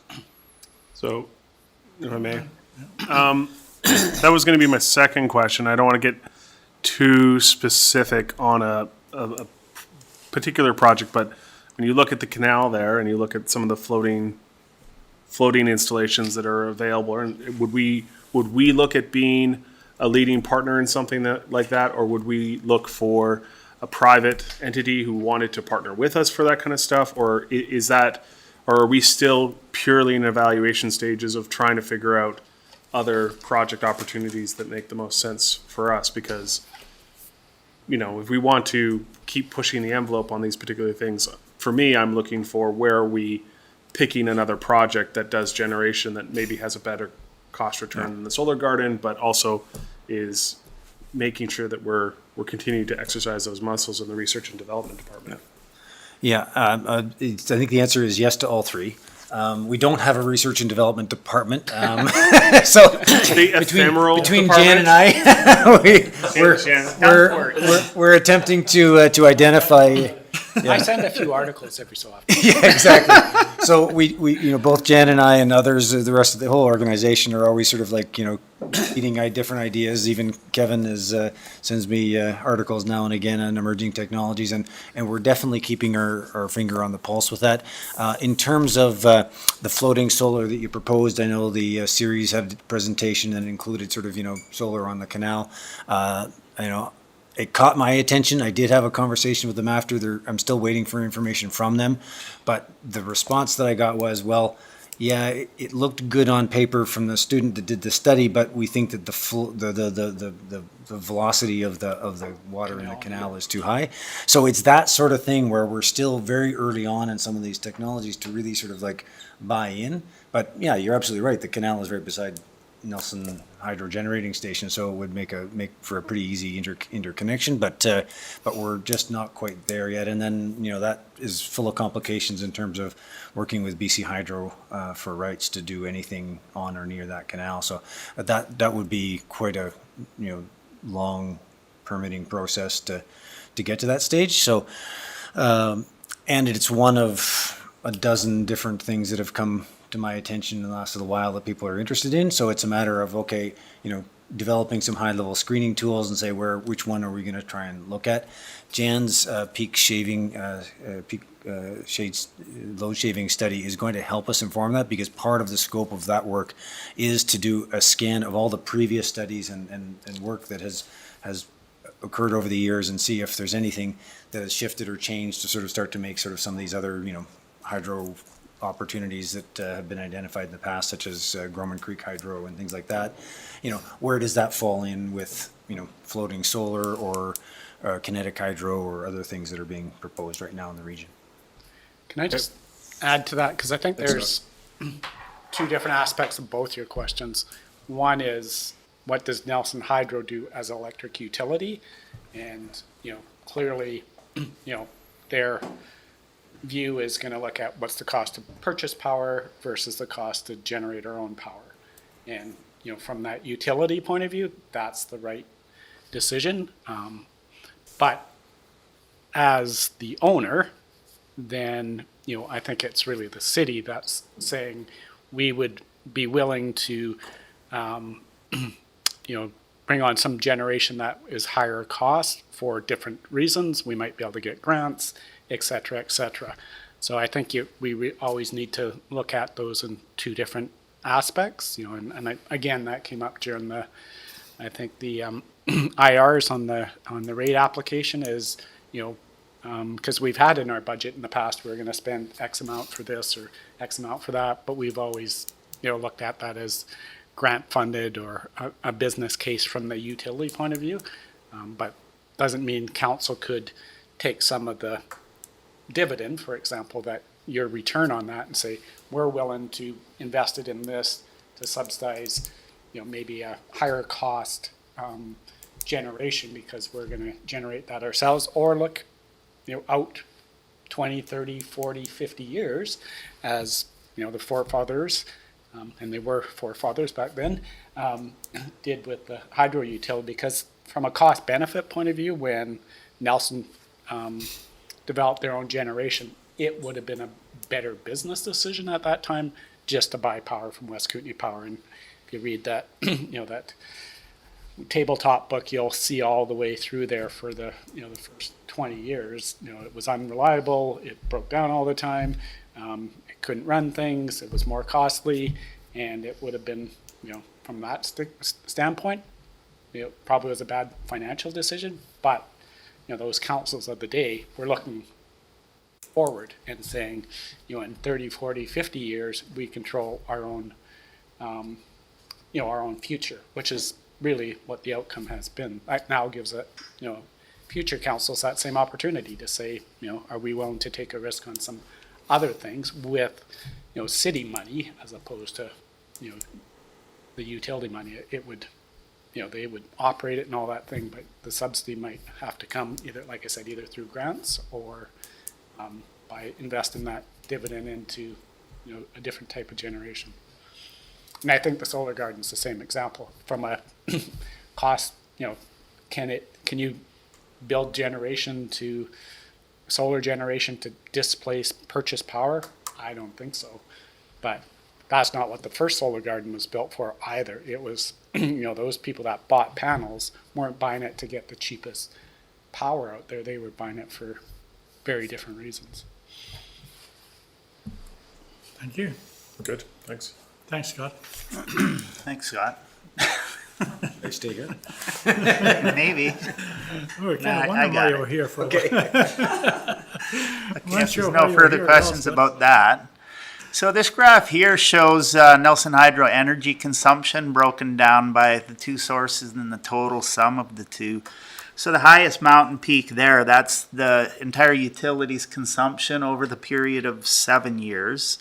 And you can see the contribution to that from Fortis, BC, and from the Bonington Generating Station, which is in blue. So within this, you can see the freshets, which occur in May, June each year. The waves in your graph. Yeah, Yeah. exactly. The High water, waves. low water.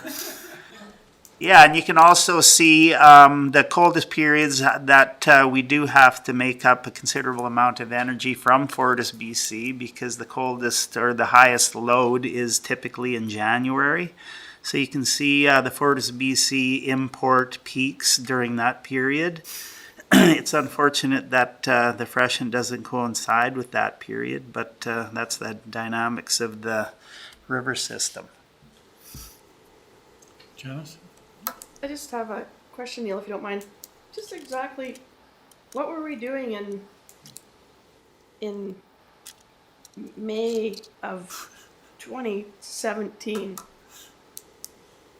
You got that a regular little import of energy from Fortis on the 1, 2, 3, 4th little blip there of, like that was in the middle of kind of spring. A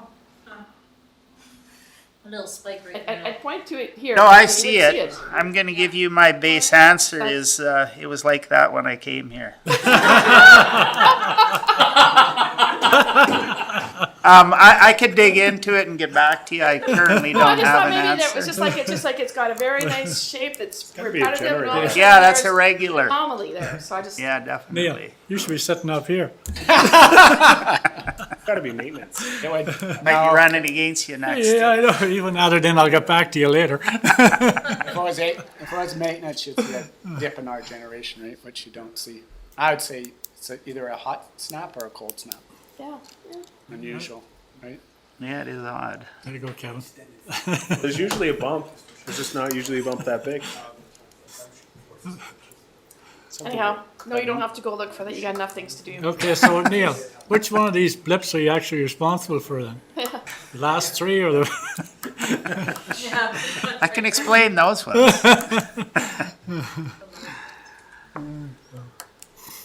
It looks as though I might have got my slides a little mixed up, but when I was talking about our prescription, so this is, I'm going to say a satellite view of our entire service area. So this one here shows the areas that were completed during this fiscal year. So you can see there's been a considerable amount of work done over in Proctor, up near Lions Bay, all the way up to Coffee Creek. Quite a bit in the city, South Shore. And this next slide here, this is the prescription that's prepared for 2022. So each one of these dots, this view we're seeing here is out of Fulcrum. So that is what we're using to put together our prescriptions, and that is an application that the design department and now Gord Watt used to identify work tasks associated with vegetation management. And we're working towards the goal of this being able to tell us per unit cost what we're achieving out of it, and then we're eventually hoping, well, we're going to get a correlation between our effort and our increasing reliability and lowering emergent response. Is that one blue dot, Neil, all by itself way up there? Is that the intake for the water system? Or is that a blue dot?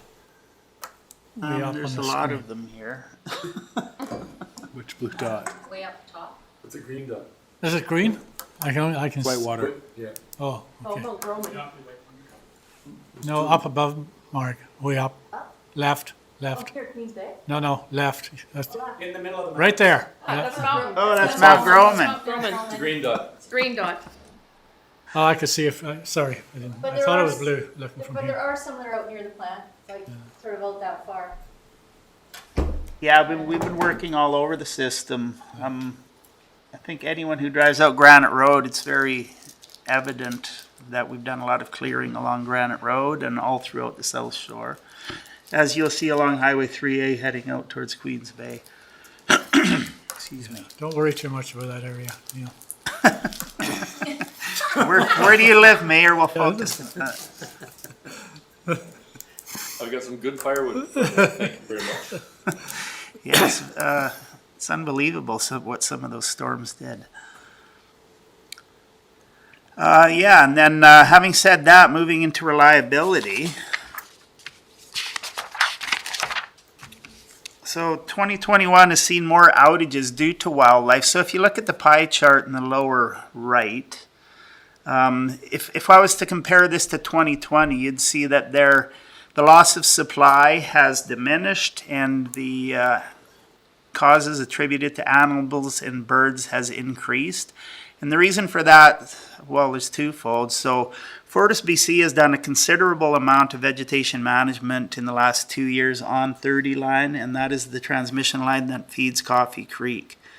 That was one of the biggest causes for outages for Nelson Hydro was when when Fortis BC lost 30 line, and we subsequently lost the North Shore, or half the North Shore, due to Coffee Creek being out. And then the second reason is the animals and birds. So due to the fire danger rating being above 4 for, well, most of the summer this year, to be safe, so for public safety and for fire danger, we chose, as all utilities do, to turn reclosing off on our feeders. And because the way a recloser works is it will cause the recloser to open when a branch or something causes a fault on the system. And the thought is that the recloser is set to automatic reclose, and you can set how long it takes for it to reclose, but you're endeavoring to burn that fault off, which obviously you don't want to do when the bush is tinder dry and there's water bombers and everything else flying around. So for public safety and for liability and starting fires, of course, we did turn the reclosing off. So a lot of these were birds. We were finding quite a few crows out on the distribution system. I don't know what it is about crows, but yes. Now, just what you said, can you put this in layman's terms for me? A tree falls on a line. Well, not so much a tree, but a branch. Okay, a branch. So if there's a wind and a branch long enough to bridge 2 phases on a 3-phase circuit, sometimes it will land there, and you trip the circuit, so it can sit there very happily now. But what the reclosers do is they will initially trip, so the voltage and the current go away. And then after a period of time, typically 2 to 5 seconds, the device recloses, energizing the line again. And typically that will burn the fault off. Yeah. So that's what you did this summer, is you turned those off, so that. would Turn not- those off so we weren't starting fires everywhere. Yeah. Okay. So your 2021 outages, just a couple of things. 2021 outages, are these outages just Nelson Hydro outages, or are these caused by, are some of these caused by Fortis? Well, some of them are caused by Fortis, but these are only Nelson Hydro customers out of power. Right, but it's not, well, oh, I guess, I don't know if fault is the right word to use, but it's not our fault. It could be Fortis's fault on some of these. Well, the loss of supply is where Fortis BC were not able to supply us. And typically that's very oftentimes Coffee Creek, but we have two other interties with them, one at Bonington Substation and one at Granite. And the other thing is, when there is an outage, do you ever, I don't know, do we ever point the finger and say it wasn't our fault? Well, we do. Because I don't hear that out where I am, out of Queens Bay. I always hear that blankety blank Nelson Hydro, they're out of power again. Whereas chances are it's not us. Well, we don't point the finger, but we do contact them immediately. As soon as Coffee Creek goes out, either myself or one of the other Nelson Hydro employees are on the call with the Fortis BC Operations Center to check in, and there are certain times where we're letting them know. I mean, they obviously know there's a power outage, but they sometimes don't know the cause. Does the Nelson Hydro consumer know that? I'm hoping they do. Yeah? We generally speak on the outage information line. They usually generally share that it's a loss of power. Well, the loss of supply and potentially, the layperson might not know exactly what that means. Because I phoned Yeah, it means a loss of supply to your house, not to the utility. But it doesn't say, well, it's out because of Fortis. We've lost supply. You know what that means to most people? You're out of power. Yeah. Doesn't mean we lost supply from Fortis, so we're shut down. That's sort of No, that's a good point. I hadn't even what I'm considered getting that. at is, and you don't want to be the guy to point the finger at Fortis, but if it is their problem becomes our problem, that's all. Well, we are working with Fortis very closely currently, and we've always had a very close relationship with Fortis. We are looking at what we can do to improve our reliability, recognizing full well that they're a part of the solution. Awesome, okay. Thank you. And I think on the flip side, there's times where we can lose supply and they can basically backfeed us through their system. So sometimes they come to our rescue as well. I think out where you guys are there's one supply. Right. And when Fortis is out, you're done. Whereas in the city and in the South Shore and out to, what's the school out there? Oh, Redfish. Redfish. We Yeah. can supply. That's our normally open point, yes. Right, so we can, we have more sources of supply to, those customers. It's where you guys are, you're similar to, we saw a report on Argenta and that area, I forget what they call it, north of Caslow, and they're on one supply. Right. So when it goes out, there's nobody else to supply, and that's a huge advantage of being with Nelson Hydro versus, a Fortis or a BC Hydro in those rural areas, because there's no other place to supply. They're not going to supply you from two different sources, right?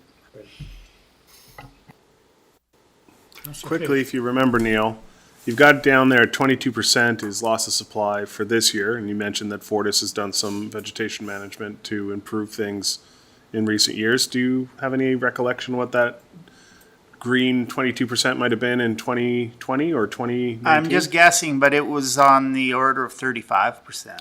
Actually, in 2020, it was 48% of that. Oh, Wow. Yeah. so you can see that's a 2019 numbers were significant very change. similar. Okay. Around almost 50% we've been seeing in 2019 and 2020. So the 22% is a significant improvement from Fortis. So the bigger guys on here are trees and animals on our side, Right. in our pie. Yeah. And that's also why we see, the total number of outage minutes has gotten so much better in 2021 because some of those bigger outages from Fortis are not there anymore. So because when we lose it from Fortis, we lose a lot of customers as opposed to a Triana line somewhere in our system. So you'll see sort of, our improvement in this year, it has been impacted by Mostly reliability that Fortis has been able to supply Even us. with the storms. And I think the other thing to do it. Sorry, Kevin, I just need to make sure that everybody understands sort of the graph here, because the one at the bottom left, that's our index of reliability, and that graph is excluding storm outages. So part of the IEEE standard for outage reporting that all utilities use is you exclude major storms from those because they skew the data and it's very difficult to compare from year to year to year. So that graph is excluding storms. That's why you don't see a big change in the top or upper right graph in January and April. You don't see a big drop because those two storms are excluded from that data. So sorry, but that leads me to, that's obviously going to be a hard reconciliation with the general consensus out there and the experiential situation on the ground. So what do we look at when we want to bring in that total number to get a sense, especially when those 2, 3, 4 storms over the course of the year? Yeah. That is one of the things that we've been working on this year. I mean, it's basically since that first storm in January, and we recognized, okay, well, how do we include that in the statistics? And the IEEE calculation for major storms is a complicated one, and you need to have years of data in order to be able to start sort of like showing that. And unfortunately, we haven't been collecting the data accurately enough to be able to report on it from previous years. So we started this year, but it's going to take a year or two before we can actually start to sort of build up enough of a comparison to sort of like look at Nelson Hydro's major storm sort of index of reliability. Okay. Okay. Can't wait for 2023. 2021's not over yet. Okay, moving on. So some of the completed initiatives this year that we've come to. So we spent so far this year $640,000 as of October 1st on vegetation management, and you can see those are the 5 vendors that we have under contract. This year we've used exclusively, as I've said, Kootenay Complete and Fall Line. Some of the other completed initiatives are for the generating station.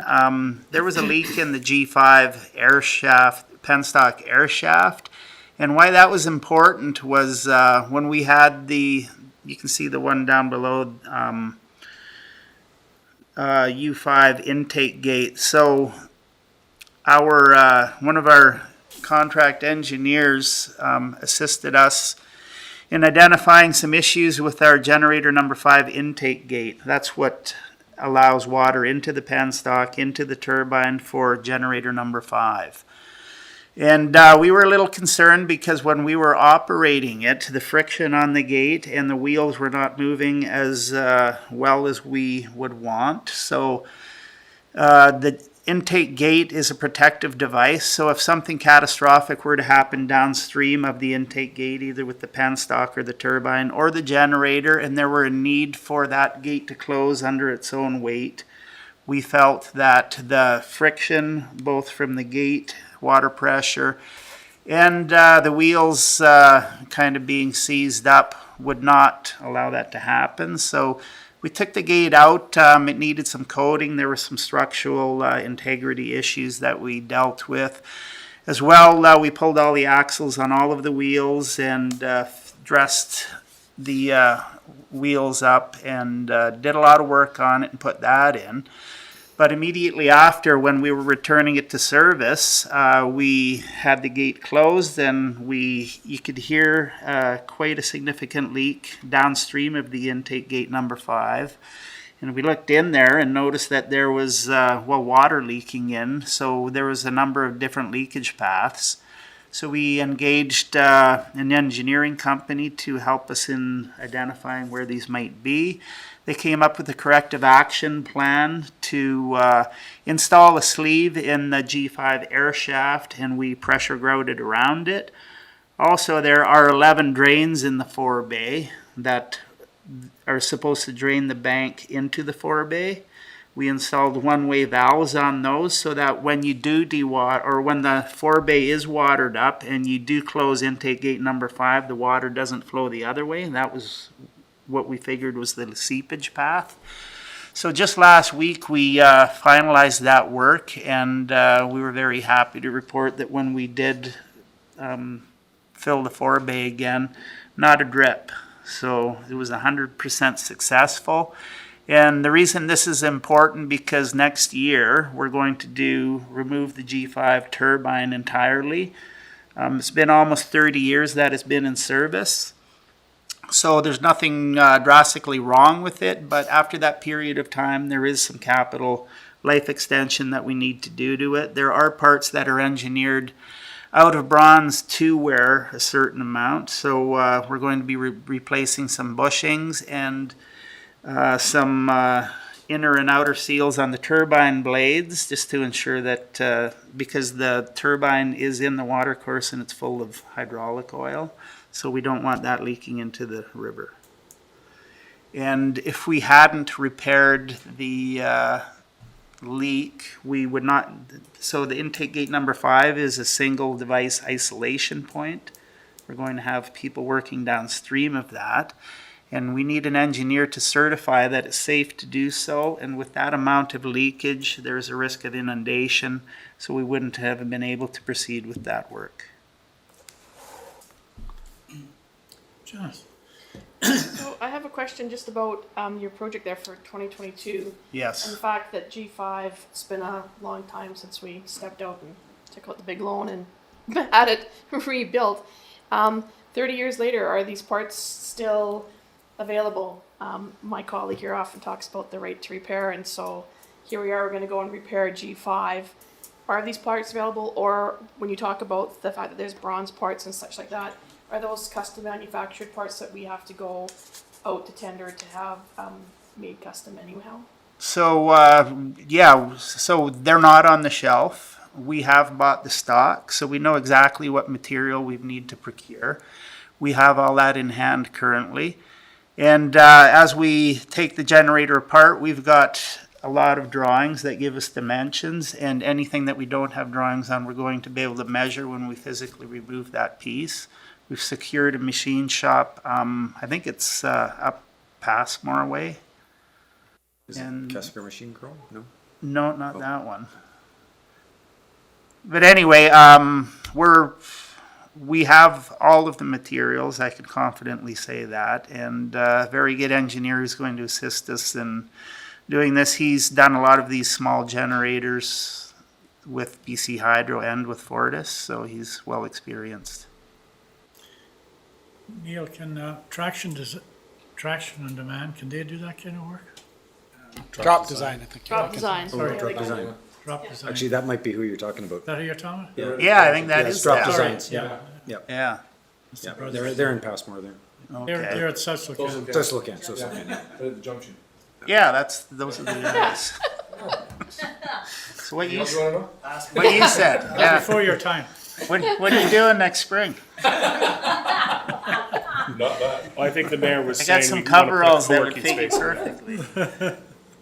Get some internet nerds. I think the other thing that Neil hasn't said, he is extremely experienced in all this work as well. So. Good. Me? That's reassuring. So, to answer the question, they're custom. Everything's custom built. It's like you build these parts on demand as you do the rebuild.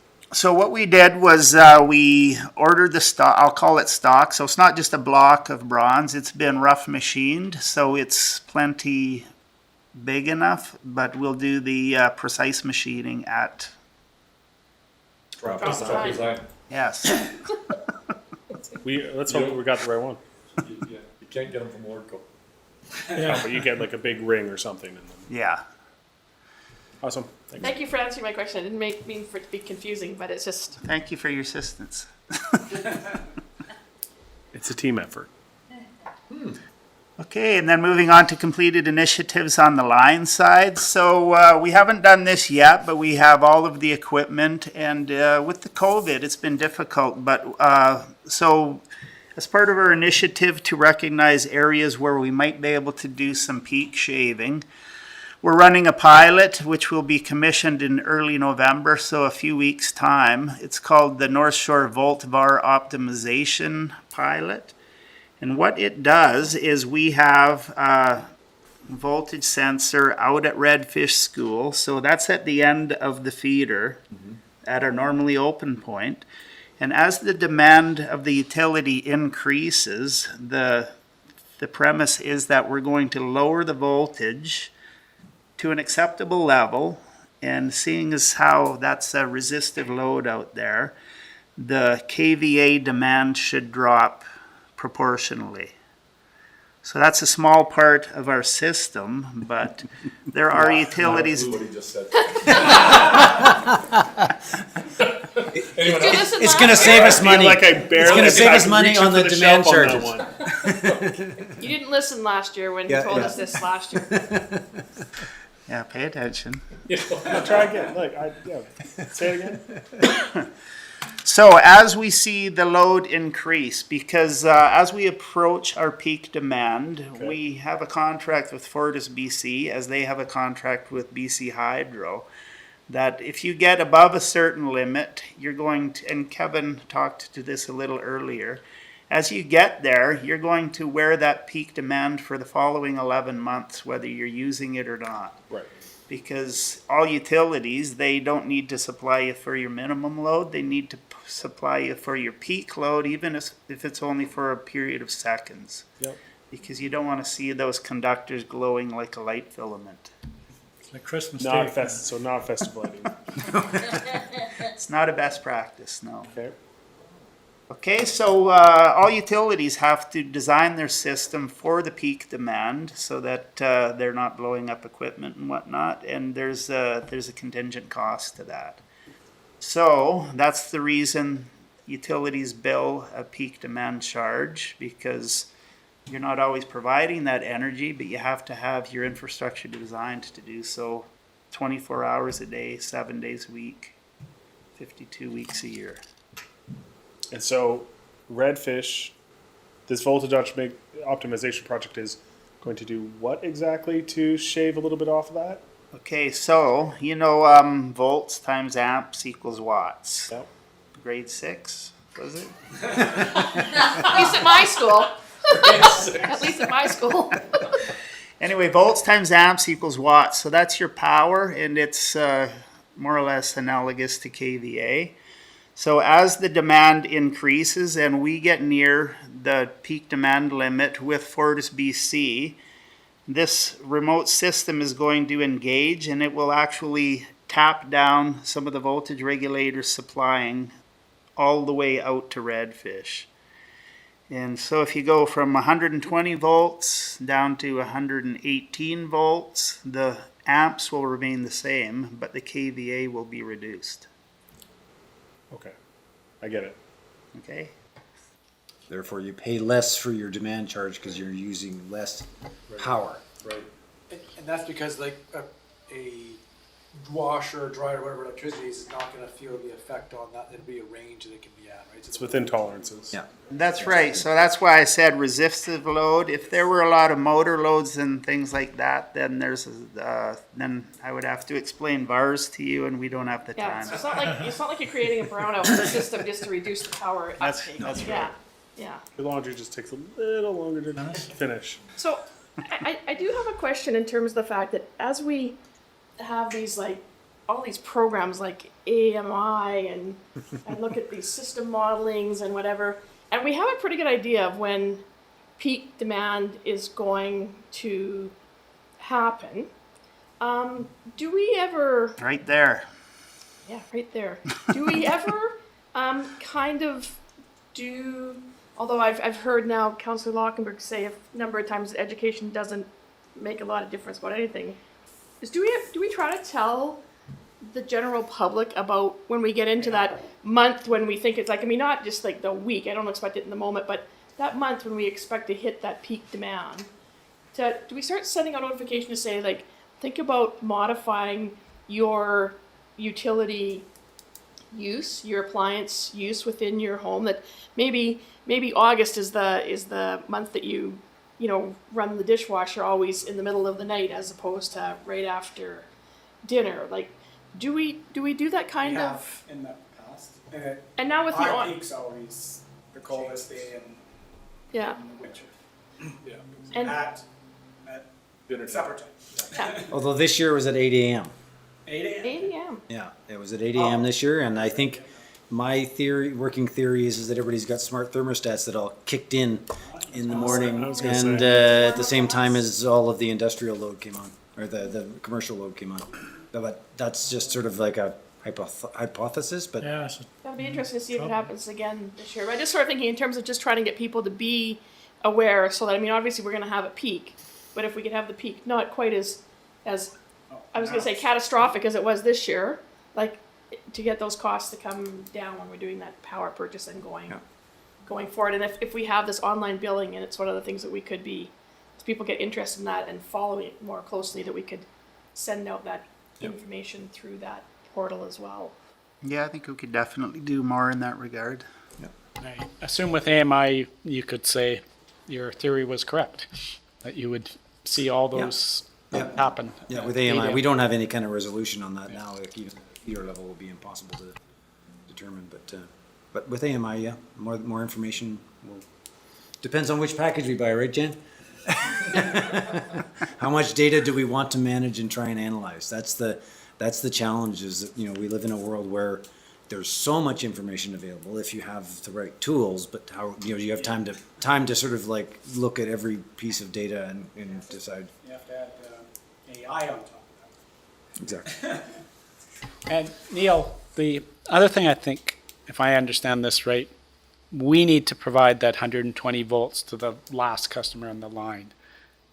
Yeah, so there, under our tariff, there is a bandwidth of voltage that we're allowed. Yeah. So there's an extreme and then kind of a other one, but we're not going to go to the extreme. So we are meeting with, we're meeting with Schweitzer. Anyway, we've had these discussions with Schweitzer Engineering Labs, and they asked us exactly what voltage would we want to tap it down to. So we've kind of gone to BC Hydro has very well-defined limits. So we're not going down to the extreme, because then we're trading one thing off for another. We're going to get complaints of people with their lights are dimming and whatnot. So there's an acceptable bandwidth, and we're just going, I think it's about 117 volts that people would see at the receptacle at Redfish. Okay. And customers before that actually have higher voltage. They would, all the way from the substation to Redfish, it would get progressively, like from about 122 down to 117. Okay, other completed initiatives on the line side for 2021, as Jan had mentioned, the SIME system model. So that is a big step. And again, it will allow us to do a protection coordination study, arc flash assessment, settings adjustment for staff safety. The arc flash portion of that is typically engineers design the protection of machines, generators, circuit breakers to protect devices, conductors. We're going to have a better look and see if we can speed up the protection to protect people, public, employees in close vicinity to this equipment without sacrificing reliability. We've also moved a few osprey nests, 2 over at the Groman Crossing, another one over at Houston Road in Proctor or Harrop, I can't remember which one.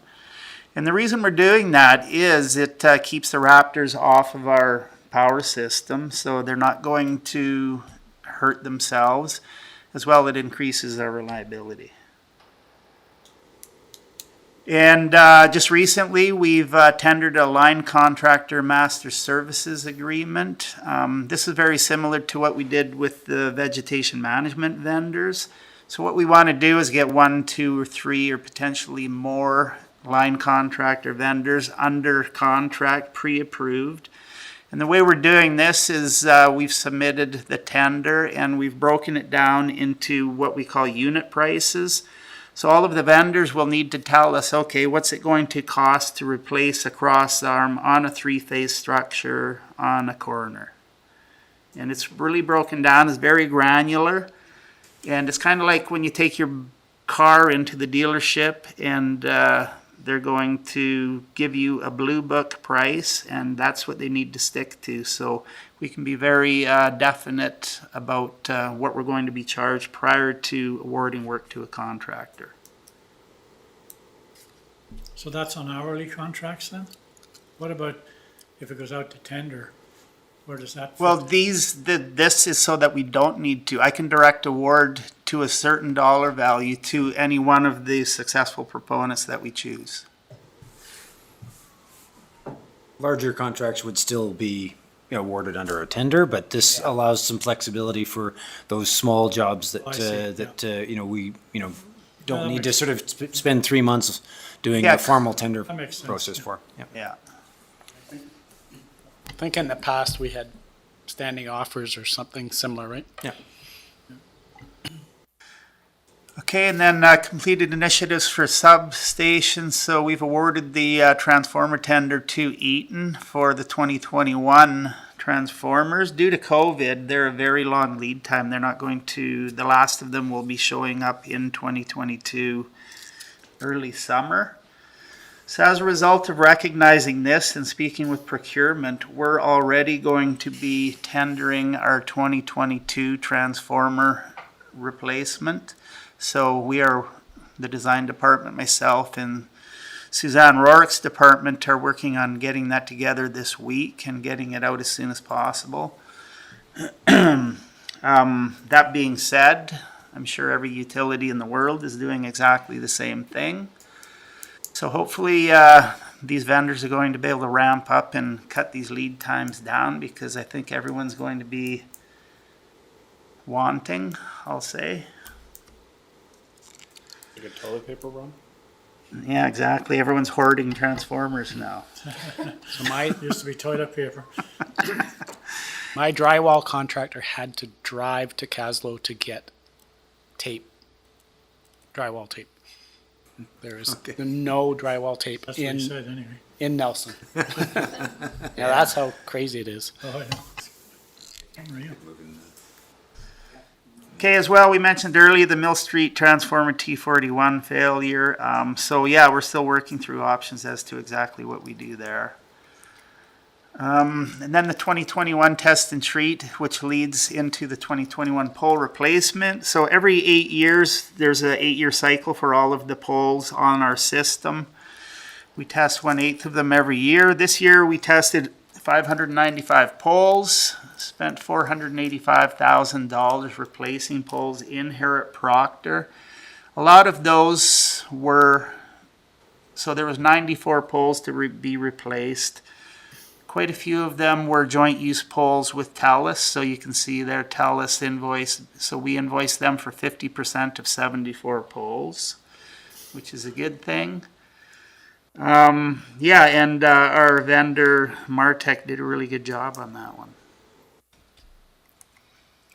And then, yeah, another tip of the hat to major storm costs. So you can see it's something very visual here, that in the last 5-6 years, the expenditures due to storms has really increased, and 2015 there was a very significant storm. So we're hopeful and fairly certain that as a result of our vegetation management, barring structural damage, we're hoping that that won't grow too much more for 2021. And something to assist us in that regard, is the team, and to a great extent Scott, have helped us in putting together a Nelson Hydro outage response plan. This is to document exactly the process that we would use to achieve shorter outages, to muster our crews, assign responsibilities, and just make sure that we're all working from the same playbook. Some of the initiatives for 2022 are the asset management framework, which is aligned to the dam emergency plan, operations maintenance and surveillance plan, preventative maintenance. So these are things when you get a piece of equipment, the original equipment manufacturer requires you to maintain it on a certain frequency. As well, the asset management framework would assist us in getting what do we got? CMMS, computerized maintenance management system, which is very much similar to the training app I was talking to before. We would enter it into it, all of our equipment, well, not all of it, but the more major pieces of equipment. The last time it was serviced, the frequency that it needs to be serviced, and then it assists you in assigning a preventative maintenance program in years going forward. We're going to continue to refine the Nelson Hydro Outage Response Plan process. So that's a living document, and we'll continue working on it pretty much weekly, but there's going to be a lot of lessons learned as each emergent situation arises, and that will feed into the continuous improvement process. Currently, we're I think it's appropriate to mention that we did open the UOC when we had that, these major storm events, and it really helped with that coordination. These guys could focus on, out in the field, getting things in place. I think, for example, when you talked about flaggers, that EOC was able to identify, because we use flaggers through Public Works, where we could get flaggers.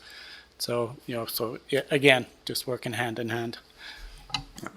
Yeah, and the outage response plan is integrated. It's using this, the incident command system, same as an EOC would, so it would integrate, seamlessly in with the hierarchy of a major incident, whether it's a, wildfire or flood or anything like that, that would also impact the utility. It would be involved in, connected with that.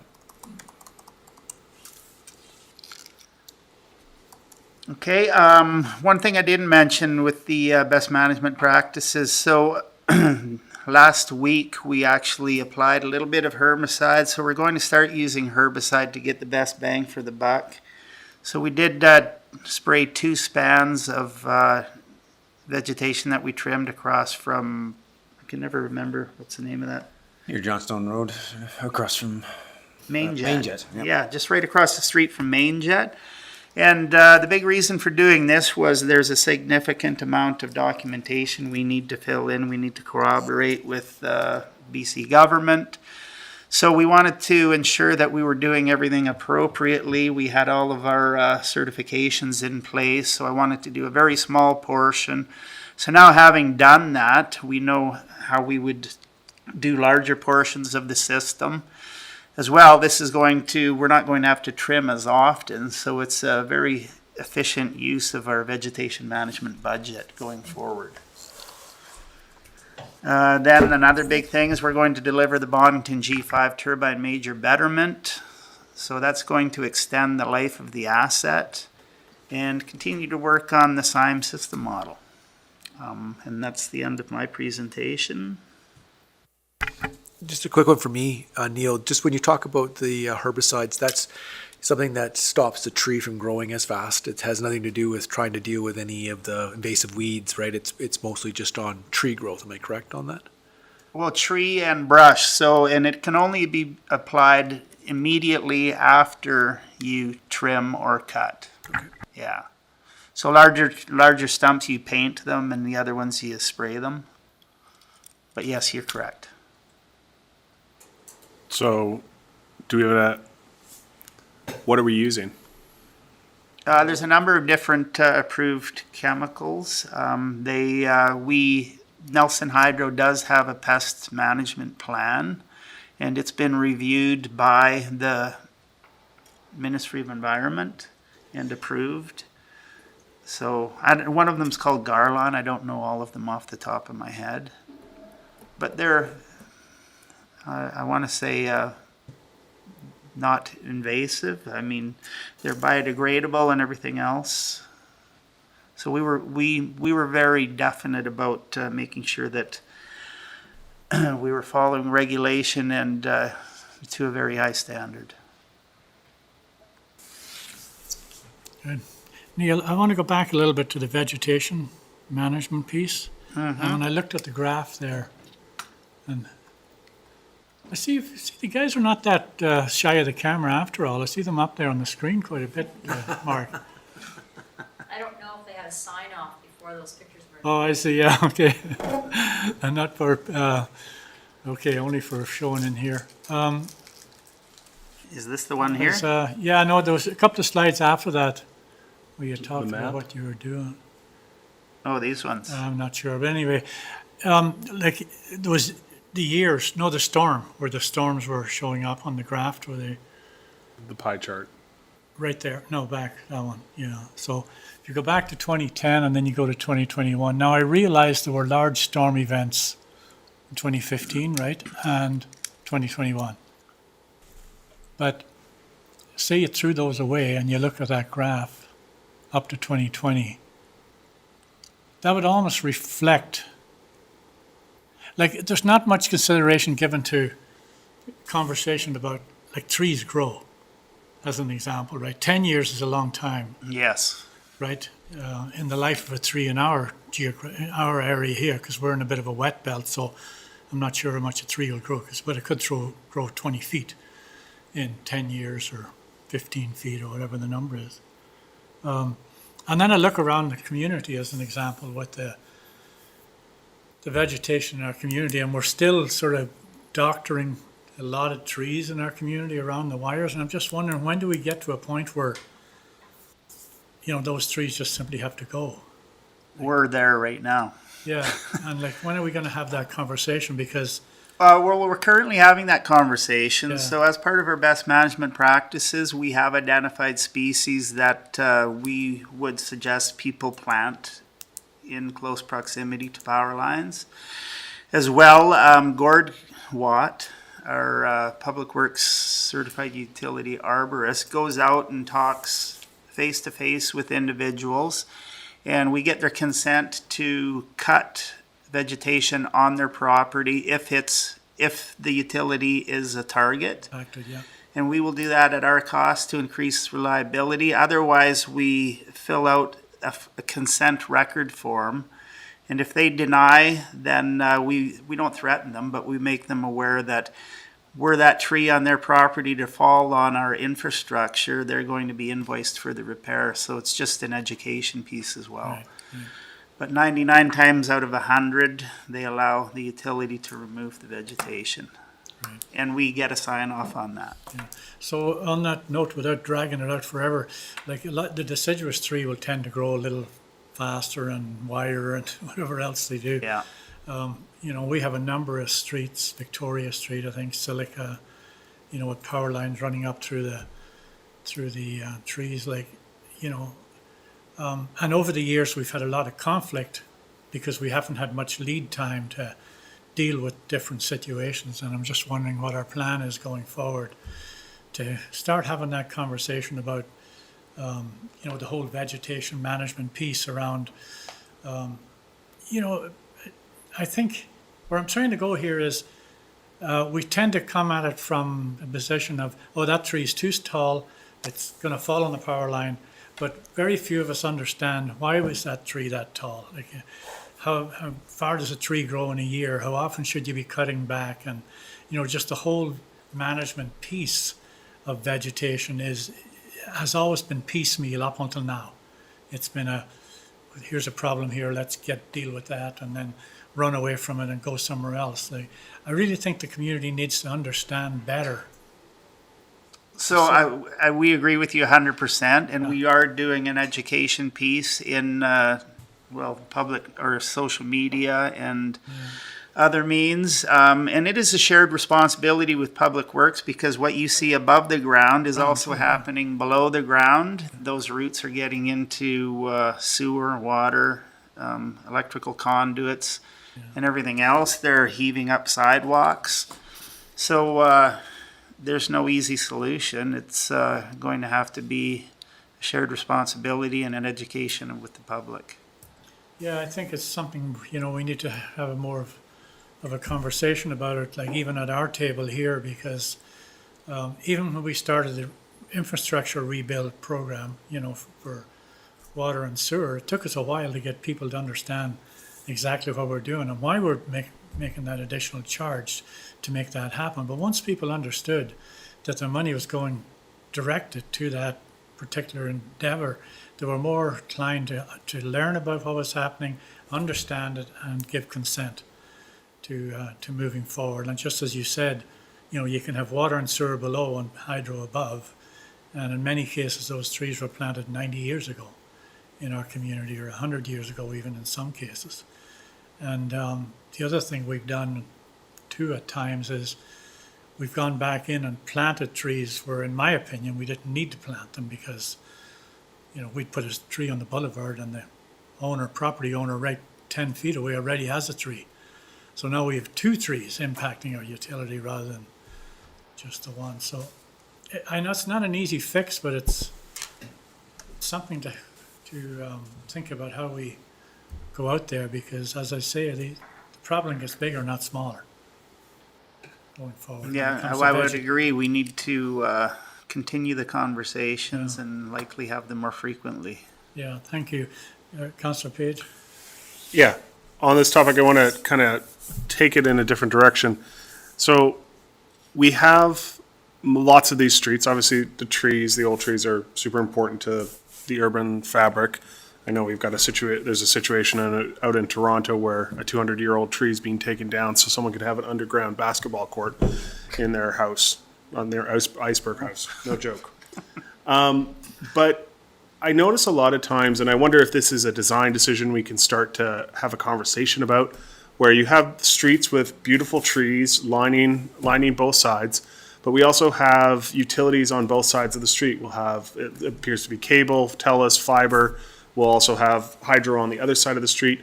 Would we not, like we have conversations in uphill about maybe one side of the street having sidewalks, start to consider certain sides of the street to be the utility side of the street, therefore freeing up the other side of the street for more mature and larger trees to establish and be left alone for a longer period of time? Like, would we not start to kind of figure out where we want that to be in 50 years so that as things go by, it's like, uphill side is always the utility side, or on Victoria Street, it's the south, and on Carbonate, it's the north. But to do it that way, or the alleys, but like get away from this two sides of the street, both have poles, so that we can leave trees on one side and let them get to a large size without having to come around and donate them every 2 to 3 years, whatever it happens to take. I would say yes. For greenfield construction, that would be a lot easier, but for existing infrastructure, I'm sure you understand that there's a lot of conversation that needs to occur. Our current agreements with Sean TELUS, indicate that if there is already a pole on one side of the street, then, they should be using that. But, there's a lot of legacy,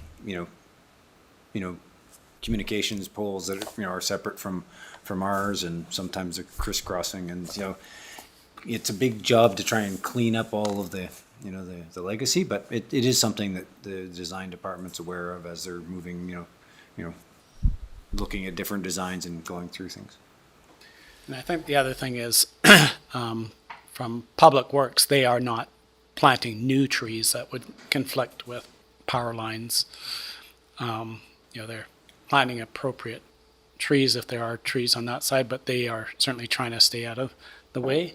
From the TELUS and, the communication side, they're not the same issue as power lines.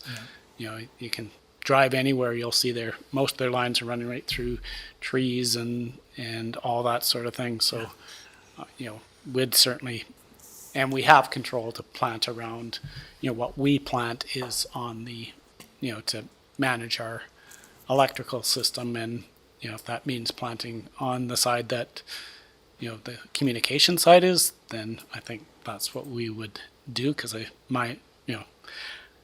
think they have a lot less loss of supply from a tree branch doesn't fall on a communication line and start on fire, right? I hear you on the tree planting, but I think my question is more towards if we think out 40, 50, 60 years at renewing some of this infrastructure, picking a side so that we over time won't even have poles and utility on one side of the street, so they can have trees that aren't going to be in those conflicts. Because I think for me the goal would be that these streets are continuing to be lined by old majestic trees that everybody loves and gives Nelson so much of its character.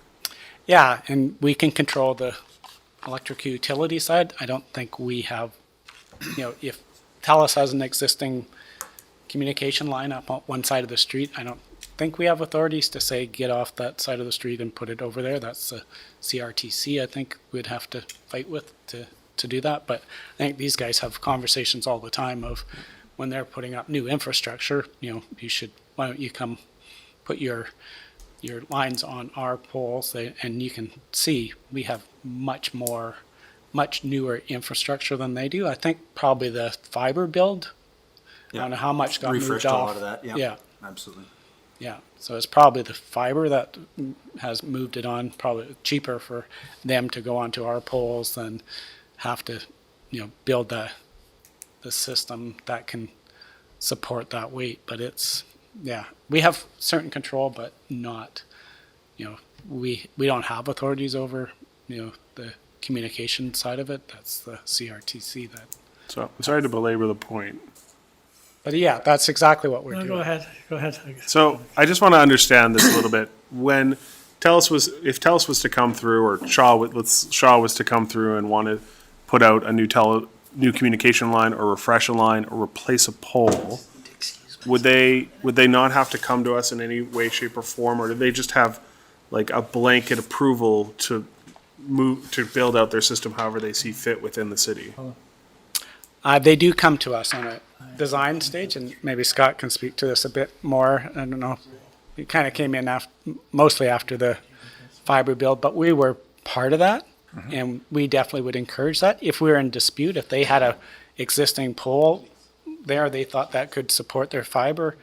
I know they didn't take down the copper because they used it to support the fiber or something. I can't remember exactly how that worked, because not only do they have the cost to put the new one up, they have to remove the old one. So they haven't been, necessarily coming to the table to incur that cost of removing everything they have. And we've had challenges over years of, in fact, them, we're on a joint pole, and we have moved we put up new poles on the other side of the street, put our electrical on that side. They've even moved their telecommunications to that side, but they haven't removed the old poles on the other side. And I think we've threatened them in the past to say, we've had enough of this, and we're going to just remove them and bill you. So that's the game we play. We don't have complete authorities. If we Kevin? had that. Thank you. Scott, much time do you need? Okay, thank you. The reason I ask is because Colin has another piece here that has to be dealt with today. Okay. Now, we can do it now. I could change the agenda because I have an appointment that I can't miss at 3:00. It's 2:25 right now. Okay. So I'm willing to provide my regulatory and sort of general manager overview at another time, or any time that's convenient to the council. Yeah, would I that think be it's okay? important that you kind of, understand where we're at with both of those processes. So I don't want to rush it. No, So exactly, and that's where I'm going, because, or I can miss it for that matter, I mean, if you want to give it to everybody else, because we do have enough people here to deal with. I would prefer to hear what you have to say, because this has been a great opportunity for us today to catch up with Nelson Hydro, and I don't want to miss the last piece, which is, we've been dealing with, Yeah. taking a lot of staff time over the last 12 months, and I'd like to hear what you have to say, so. Okay. I think maybe at another, Yeah. but it won't take minutes for me to listen to him. I've got to go. So that's the- do this first? Yeah. Concept, you can do that in a couple minutes, and then Scott Yeah. Well, I think, sorry, Kevin, I think what I'm asking is, and what Scott's suggesting is, that he could do it at another time. Could he do the committee, the next committee of the whole? Well, why don't we try this, see how. Yeah, I'm okay waiting if you want to deal with other business, and then we can carry on without you, Mr. Mayor. It's Not up that to it you. matters, but I won't be here. Yeah. That's what matters. You might get at least Half an hour? part of yours. Okay. Half an hour? More than Yeah. half an hour? Is your presentation more than half an hour? It's in two sections, so we can, just check here how we're doing it. Let's cover We have to do this business, so let's the do item that business you need and to then- cover for business today, Do this? and then. And we're all here already. We're all here, and then Yeah. there's potentially half an hour. If that takes 3 minutes to do, then we have half an hour still. Okay, so we're okay to move this up? Let's do it. Okay. Do you need us to leave? or- No, not at all, no. Open So, business. Colin's put this before us, and council's had a copy of this, and this is to revise the general capital budget plan, right? And it's for the purchase of a new piece of equipment for the most part. And there's a staff recommendation here. Council's had an opportunity to review this. And Colin, you can give us a brief overview of exactly what you're asking for, just so that everybody's up to minute and up to date. Thanks, Mayor. So quickly, the first part is something that has been on the capital books before I even started here, and that was the replacement How did that go of on today? yeah, the replacement of the fuel tanks that are in ground down at Public Works.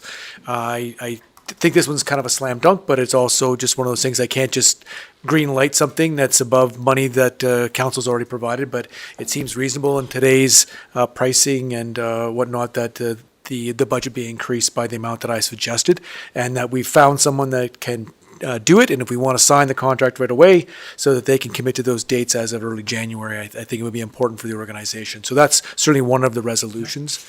The second part, just related to a sidewalk plow, we know that council has been wanting a better effort on our plowing of the sidewalks, in particular our high priority routes. I do note that in the plan this year that we do have, I believe on Saturday as well, we've got the sidewalk plow out early. So I think that was something that was missing before, that we had sort of that Monday to Friday only, but now we'll have at least Monday to Saturday at this point in time.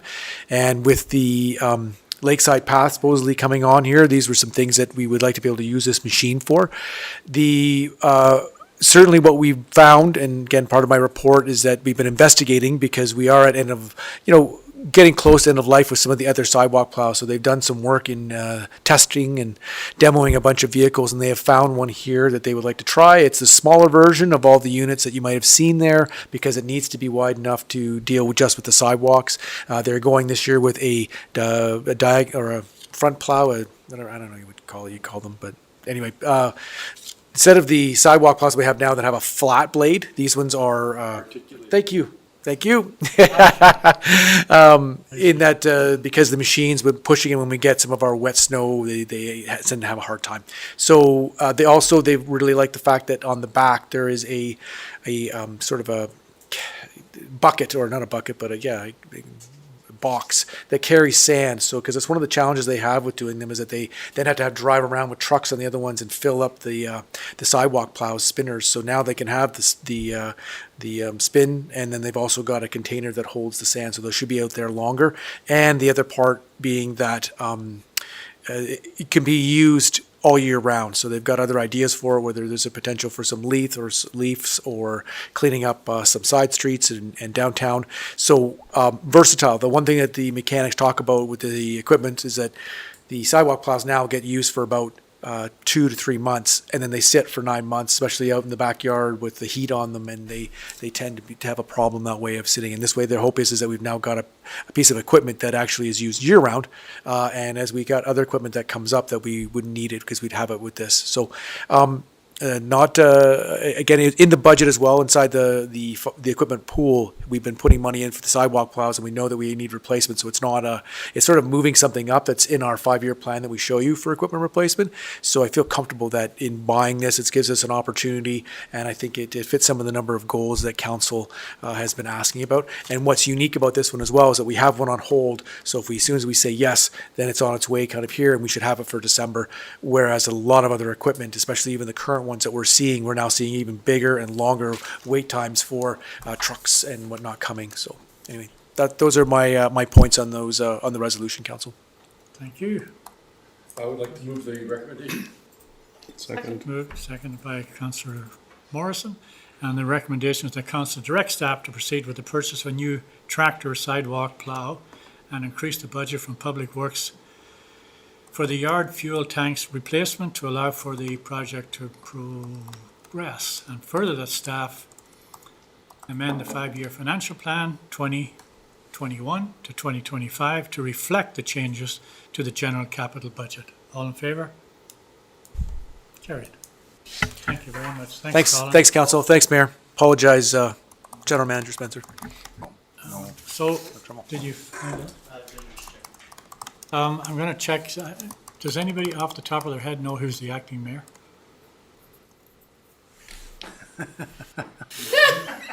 I think it might be Rick, but maybe Rick's No, not Rick's there. already done it because he did it while you were away Yeah, he did golfing, it. so he's not the acting. Because I have to go, Okay, so. pick somebody. somebody- Nominate Janice. Thanks. He's in the room? Or Keith? Yeah, I'm in the room, so, Also Okay. requires that person to be physically present, so, okay, yeah. that's fine. I can't see if anybody else is in the room, but Janice is great. So there you go. It just says it would be Councillor Charlord, but again, you have to be physically present, so, Okay. perhaps amongst the other councillors, you guys can pick one person to do that. Second, Janice. Thank you. I Yep. second it. Okay. Get up there. And Mr. Mayor, Sorry, Scott. if there's any questions you have, we provided the material in advance, and if you want to look that over, and we can. You're not gonna be any decisions, so I'm not too. Yeah.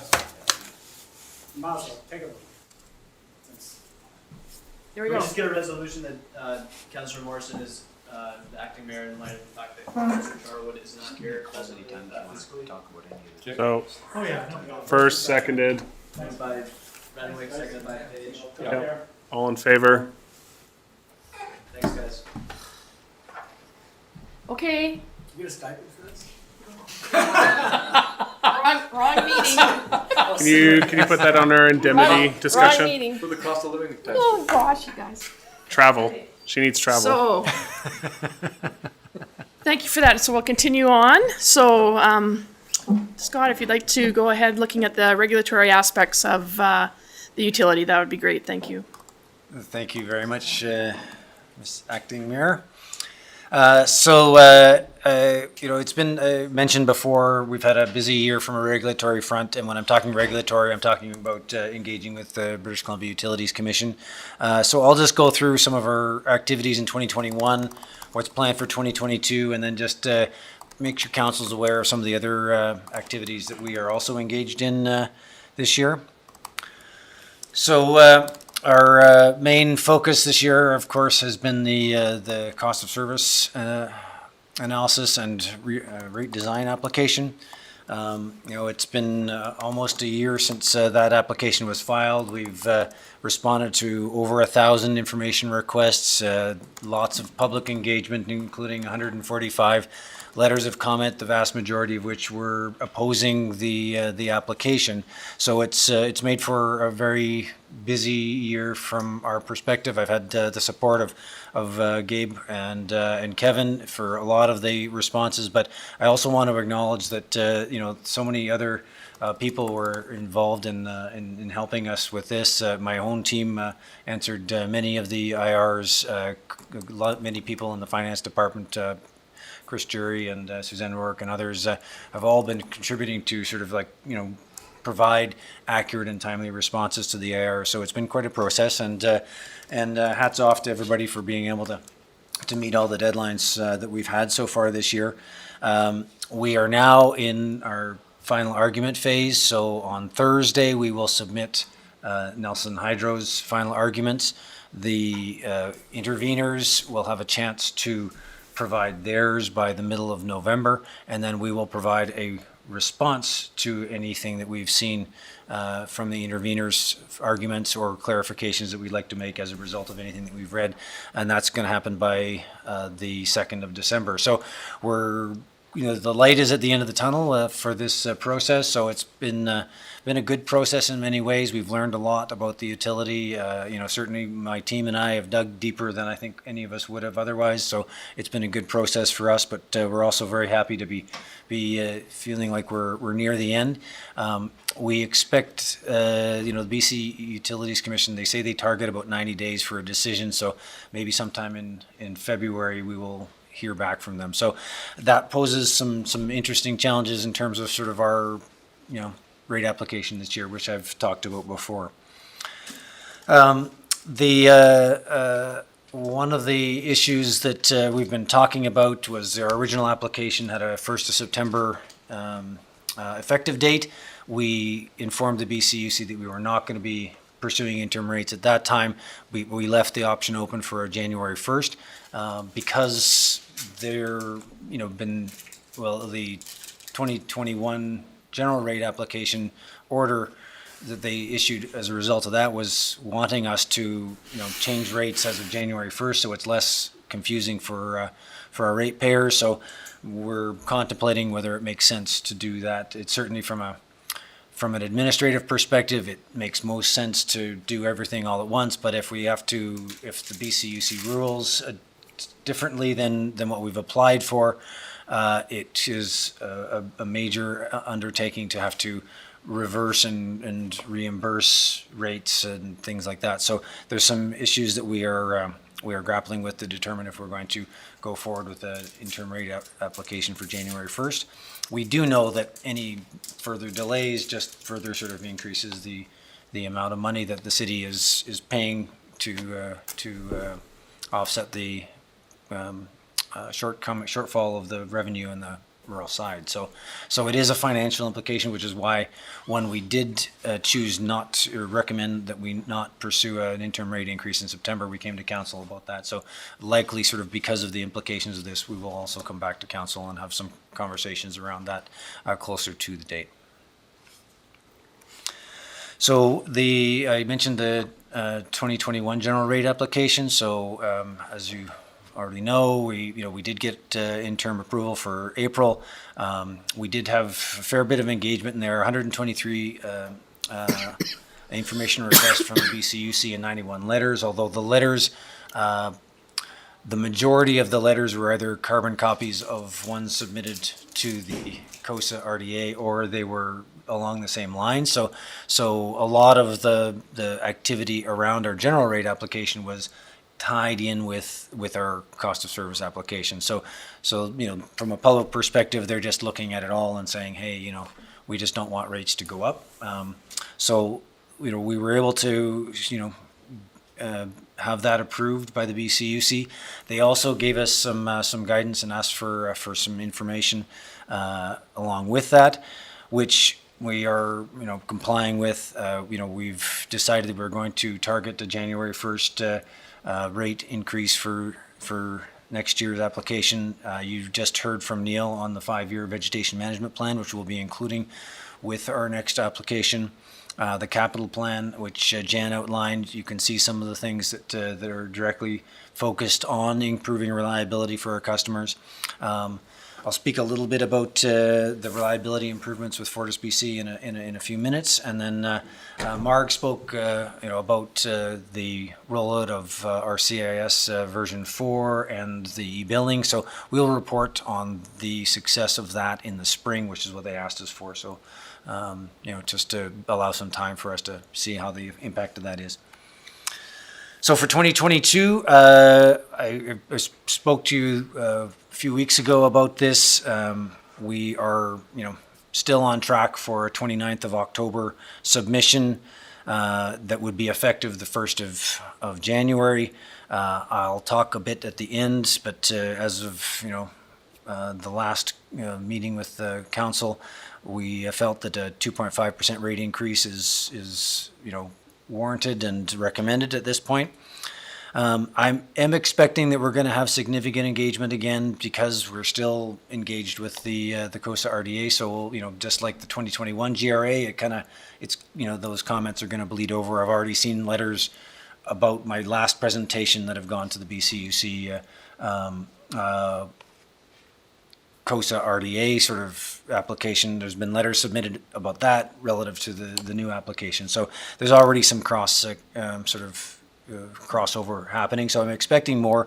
I'm trying to reach out to the public as much as possible. I did do a public presentation. We had quite a few people register, over 26 people that were not related to the city at all registered. Unfortunately, only about 10 actually logged in and attended. So that's around the sort of historical number of people that we've had at previous engagement opportunities. So we're going to continue to advertise. We did advertise extensively for that one.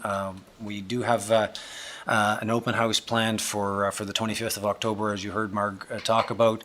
We're trying to get the word out on that, and if we can make the venue, accessible as possible, whether people have the option, a hybrid version where people could attend in person and or sort of log in, might be a better way to get the word out. But we'll do our best to try and educate our customers using the e-billing and the newsletters that we've been putting out about these activities to try and make sure that people are aware and if they want to engage and we can answer their questions at that time. So the other item, which kind of got touched on a few items here, we have been looking at our hydro services bylaw, which is for all intents and purposes our terms and conditions of service for all of our customers.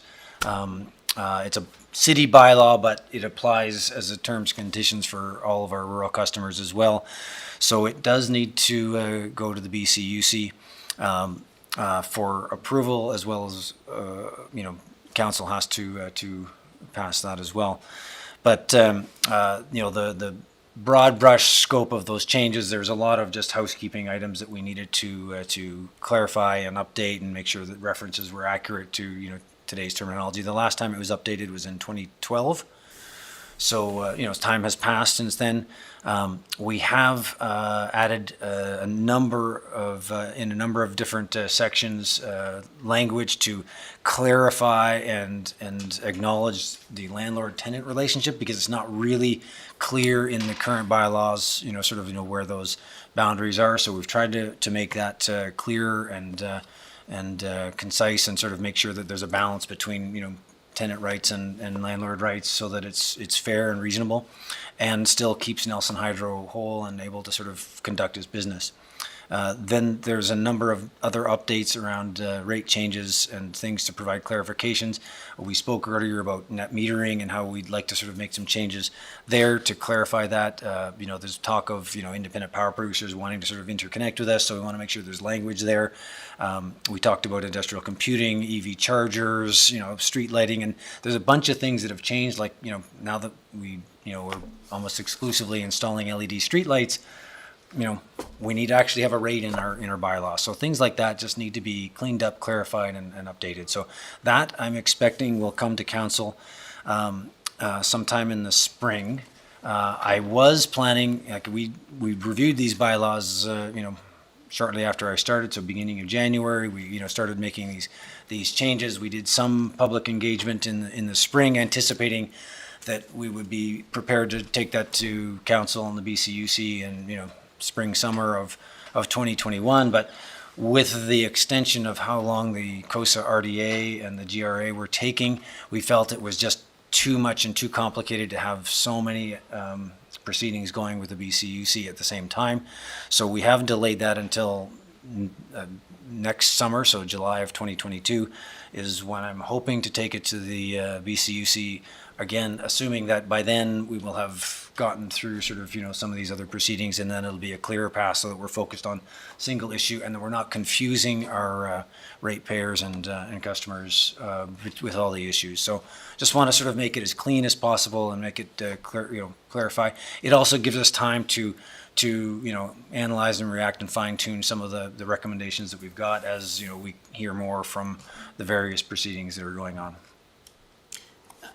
I have a question, sorry. Yeah. Just can you go back a slide so I can at least look at that?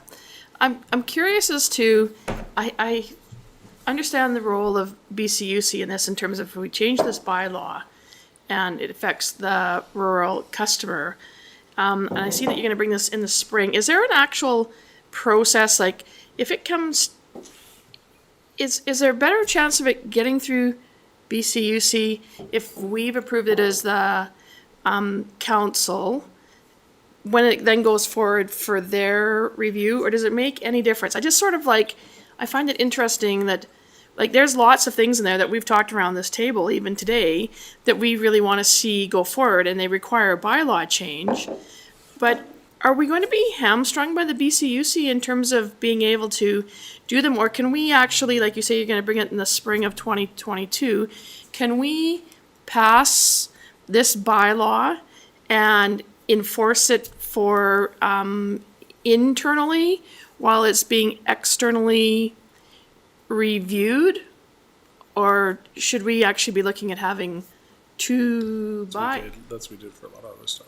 Yeah, so I that's a fantastic question, because we've asked it ourselves. We've debated about sort of, should we have a bylaw for the city and then a terms and conditions for the rural area, and should we be passing something like EV chargers, which we're not installing in the rural areas, at least not even contemplating that in the near future. Have those changes made for the city. And the short answer that I'm going to provide is that yes, we could have duplicates.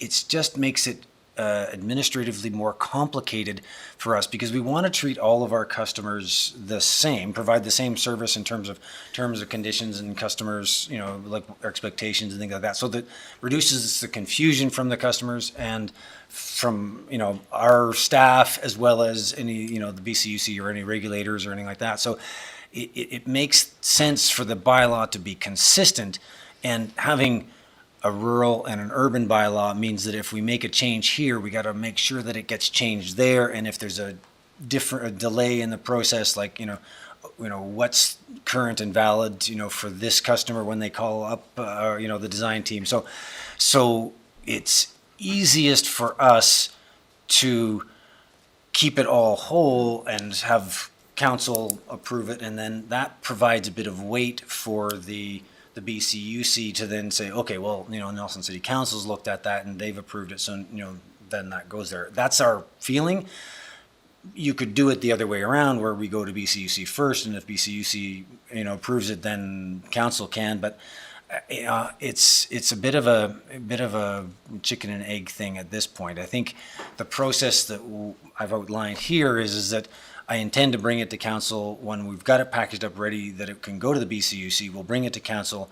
We can introduce it, discuss it, fine tune it based on the council's wishes, and then take it to the BCUC. And then once the BCUC's approve it, you could do the third reading like we have with other processes, sort of like after that, to actually adopt it for the entire service area. So that's how we've been talking about. I am completely open to discussion on this if council has direction. It's not an easy, answer to sort of just say, well, yeah, we can approve it for the city, because it has complications to it.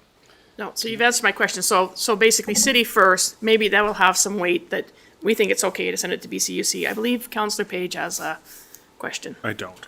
Okay. No. I can just add, and probably this is, we might have to figure out how we do this. Like, there might be other things in the city that, for example, we have the geothermal field, for example. I guess that could be in rates, but there might be stuff in there that is regulatory versus just rates. So, and I think from authority's point of view, we don't want to inadvertently give the BC Utility Commission authorities that they don't have in effect. So as I agree with Scott, it's tricky. I think it's really important for council not to give away your rights and have the Utility Commission, basically get involved in the urban side of the utility that they don't have authorities over, and making sure that's clean. And, you know, I think by and large, they should be the same, but there might be certain aspects of it. And I think it really is important that it comes to the city first. It's whether you split them or adopt it before the utility commission. But in the past, we've done 3 readings and submitted it. We'll just have to maybe stick handle that. Yeah. on, like I said, just not giving away authorities that. Yeah, and you know, as I said, you know, we've had a very busy year, so sort of adding in that complication, we really just need some time to kind of get through these proceedings, and then we can revisit, you know, the best way to bring it to council, and you know, perhaps we'll be informed, you know, by how things, you know, worked through with the BCUC. It might change our decision on how we want to proceed with what that bylaw looks like going forward. So we're keeping our options open. Kevin was alluding to the district energy installation, and that sort of is a good segue into my other comment about the other regulatory proceedings. I have been engaged as a member of the BC electrical, municipal electrical utilities, intervening as on the BC municipal utilities inquiry, and you know, that is a proceeding that's ongoing, has been for a little bit, but they're specifically looking at sort of, you know, municipal utilities where the BCUC should or should not be intervening and regulating utilities. And most of the ones that they're talking about are district heating utilities. The city of Richmond in particular is sort of like, you know, quite invested in this particular proceeding because they have a large municipally owned district energy system that they're wanting to. They don't want the BCUC to be regulating, and the BCUC's purpose for this inquiry is to determine if they should be regulating inside municipal boundaries. So it's a complicated one. There's potentially, you know, fair high stakes that you know that you know are involved, and so. As part of the BCMEU, you know, I've been engaged with that and trying to sort of, you know, provide Nelson Hydro's perspective. Our stance as a group of electrical utilities is the Utilities Act is very clear that municipalities are exempt. Electrical utilities are exempt, and we've got lots of history, you know, dating back long before the BCUC was created to support that. So we're trying to maintain that stance, but it's been an interesting inquiry. It's actually currently suspended right now because the city of Richmond has made allegations of reasonable apprehension of bias of the councillors. So they're going through a whole proceeding where they're questioning sort of, you know, if the you know, the people that are running the proceeding should be doing it, and they're trying to get the whole thing dismissed. But I don't. Based on the letters of comment and things that have been submitted so far, it does not look like it's going to be going very far at this stage. But we're just keeping an eye on it, and we'll continue to engage and inform council if anything starts to impact, you know, our rights. Councillor Page. When you say councillor, did you mean commissioners? The BCUC? Sorry, I meant commissioner. Sorry, my apologies. Wrong term. If I'm not mistaken, we've got a couple of our directors in the area have also sent in comments on this one, on the municipal inquiry. I have not read them. If they have, I will take a look and see. Some common names. Okay. Yeah, I will absolutely. I think some of the principles we saw, because this one started before our COSA. Yes. And I think I've seen some comments that we then saw, you know, more refined arguments later on in some of the other proceedings. Yeah, it was ongoing prior to the start of the COVID, and it was suspended for COVID in March of 2020, and then restarted again in August of this year. So it's just kind of getting back going again. So the next one that I've been engaged in is the generic cost of capital. This is something the BCUC does to establish a benchmark utility. They have used FortisBC as the benchmark utility, and this is to determine a fair return for for utilities. And once that benchmark is established, then all the other utilities can refer to that and make their case for the return. It is, one of the fundamental pieces of our cost of service and rate design application is, Nelson Hydro's, the City of Nelson's fair return on its investments. So it is quite, germane to that. Now, we have been, arguing this as part of our COSA RDA, but the GCOC proceedings opened up for, because the current benchmark is from 2013, so they're reestablishing a new benchmark. So there's a whole proceeding now to reset that benchmark. So they're going to be, looking at that, and part of their scope was okay, what should we be looking at? And as the City of Nelson going through sort of our COSA RDA, we made a comment to the effect that if they're going to be looking at this benchmark, they should be considering municipal utilities like ours or our situation, so that we have clear guidance, so we don't have to re-argue this every time we provide a rate application. Of course, as soon as you make a comment, they say, "Oh, sounds like a great idea." So they've asked Nelson Hydro the Nelson Hydro and the City of Nelson to actively participate in this proceedings, representing BC municipal utilities who are regulated by the Commission, which is Nelson Hydro. So it is. So we're actively engaged in that. So far, it hasn't been too heavy of a regulatory burden, but it is it is something that we'll have to keep an eye on in 2022 for sure. Councillor Renwick. What is the current benchmark? So the current benchmark is 8.25%, and 8.75. sorry, 8.75. Yes, that's right, 8.75. Yeah, 8 3/4. Yeah. And then the final one that I'm participating in is the FortisBC rate review.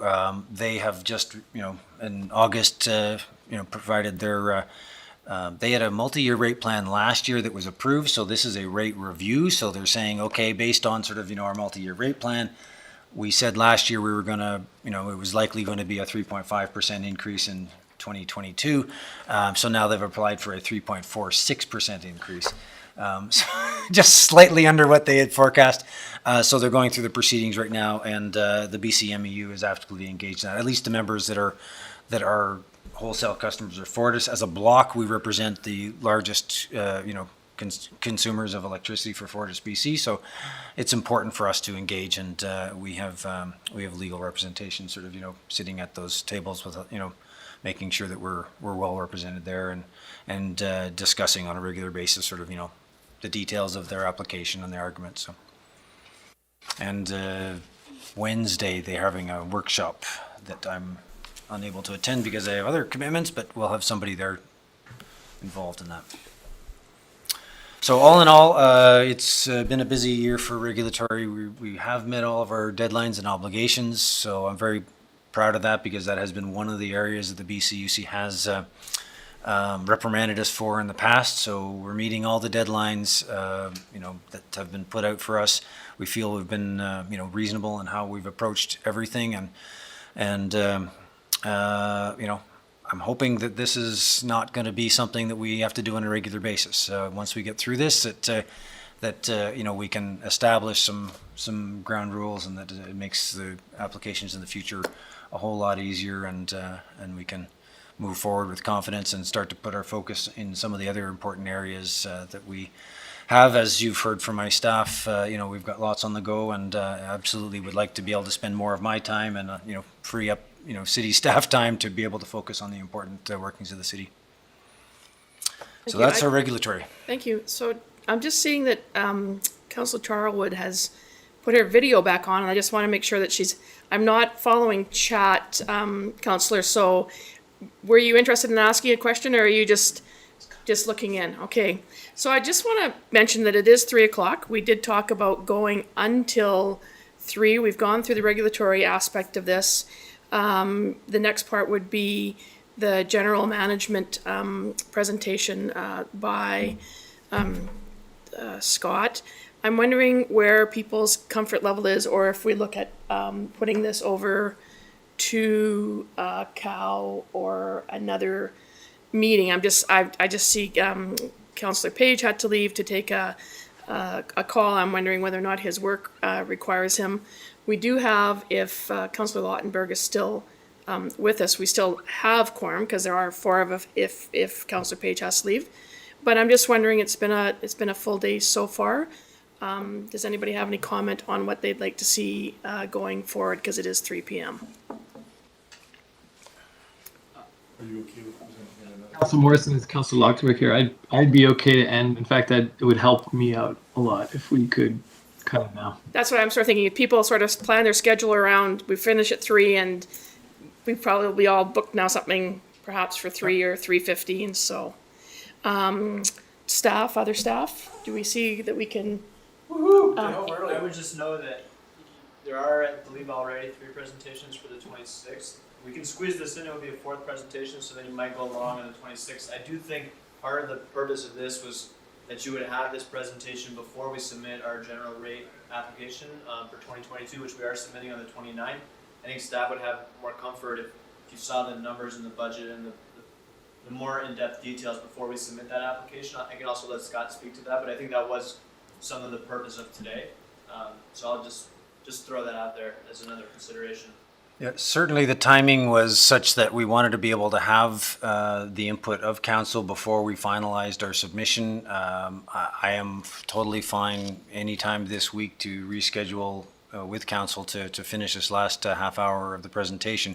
It is kind of the meat of the piece that we need to put in our application to the BCUC for the 29th.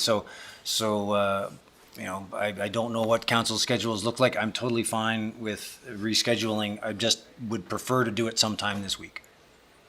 Maybe we could do that one online versus trying to make people come in here.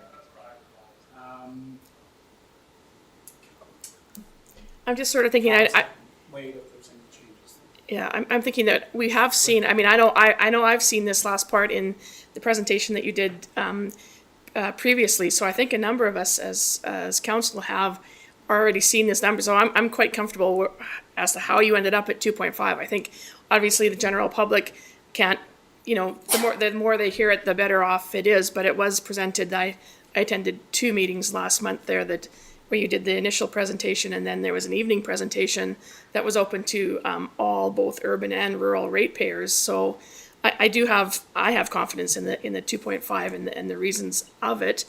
In terms of, can we put this on the 26th?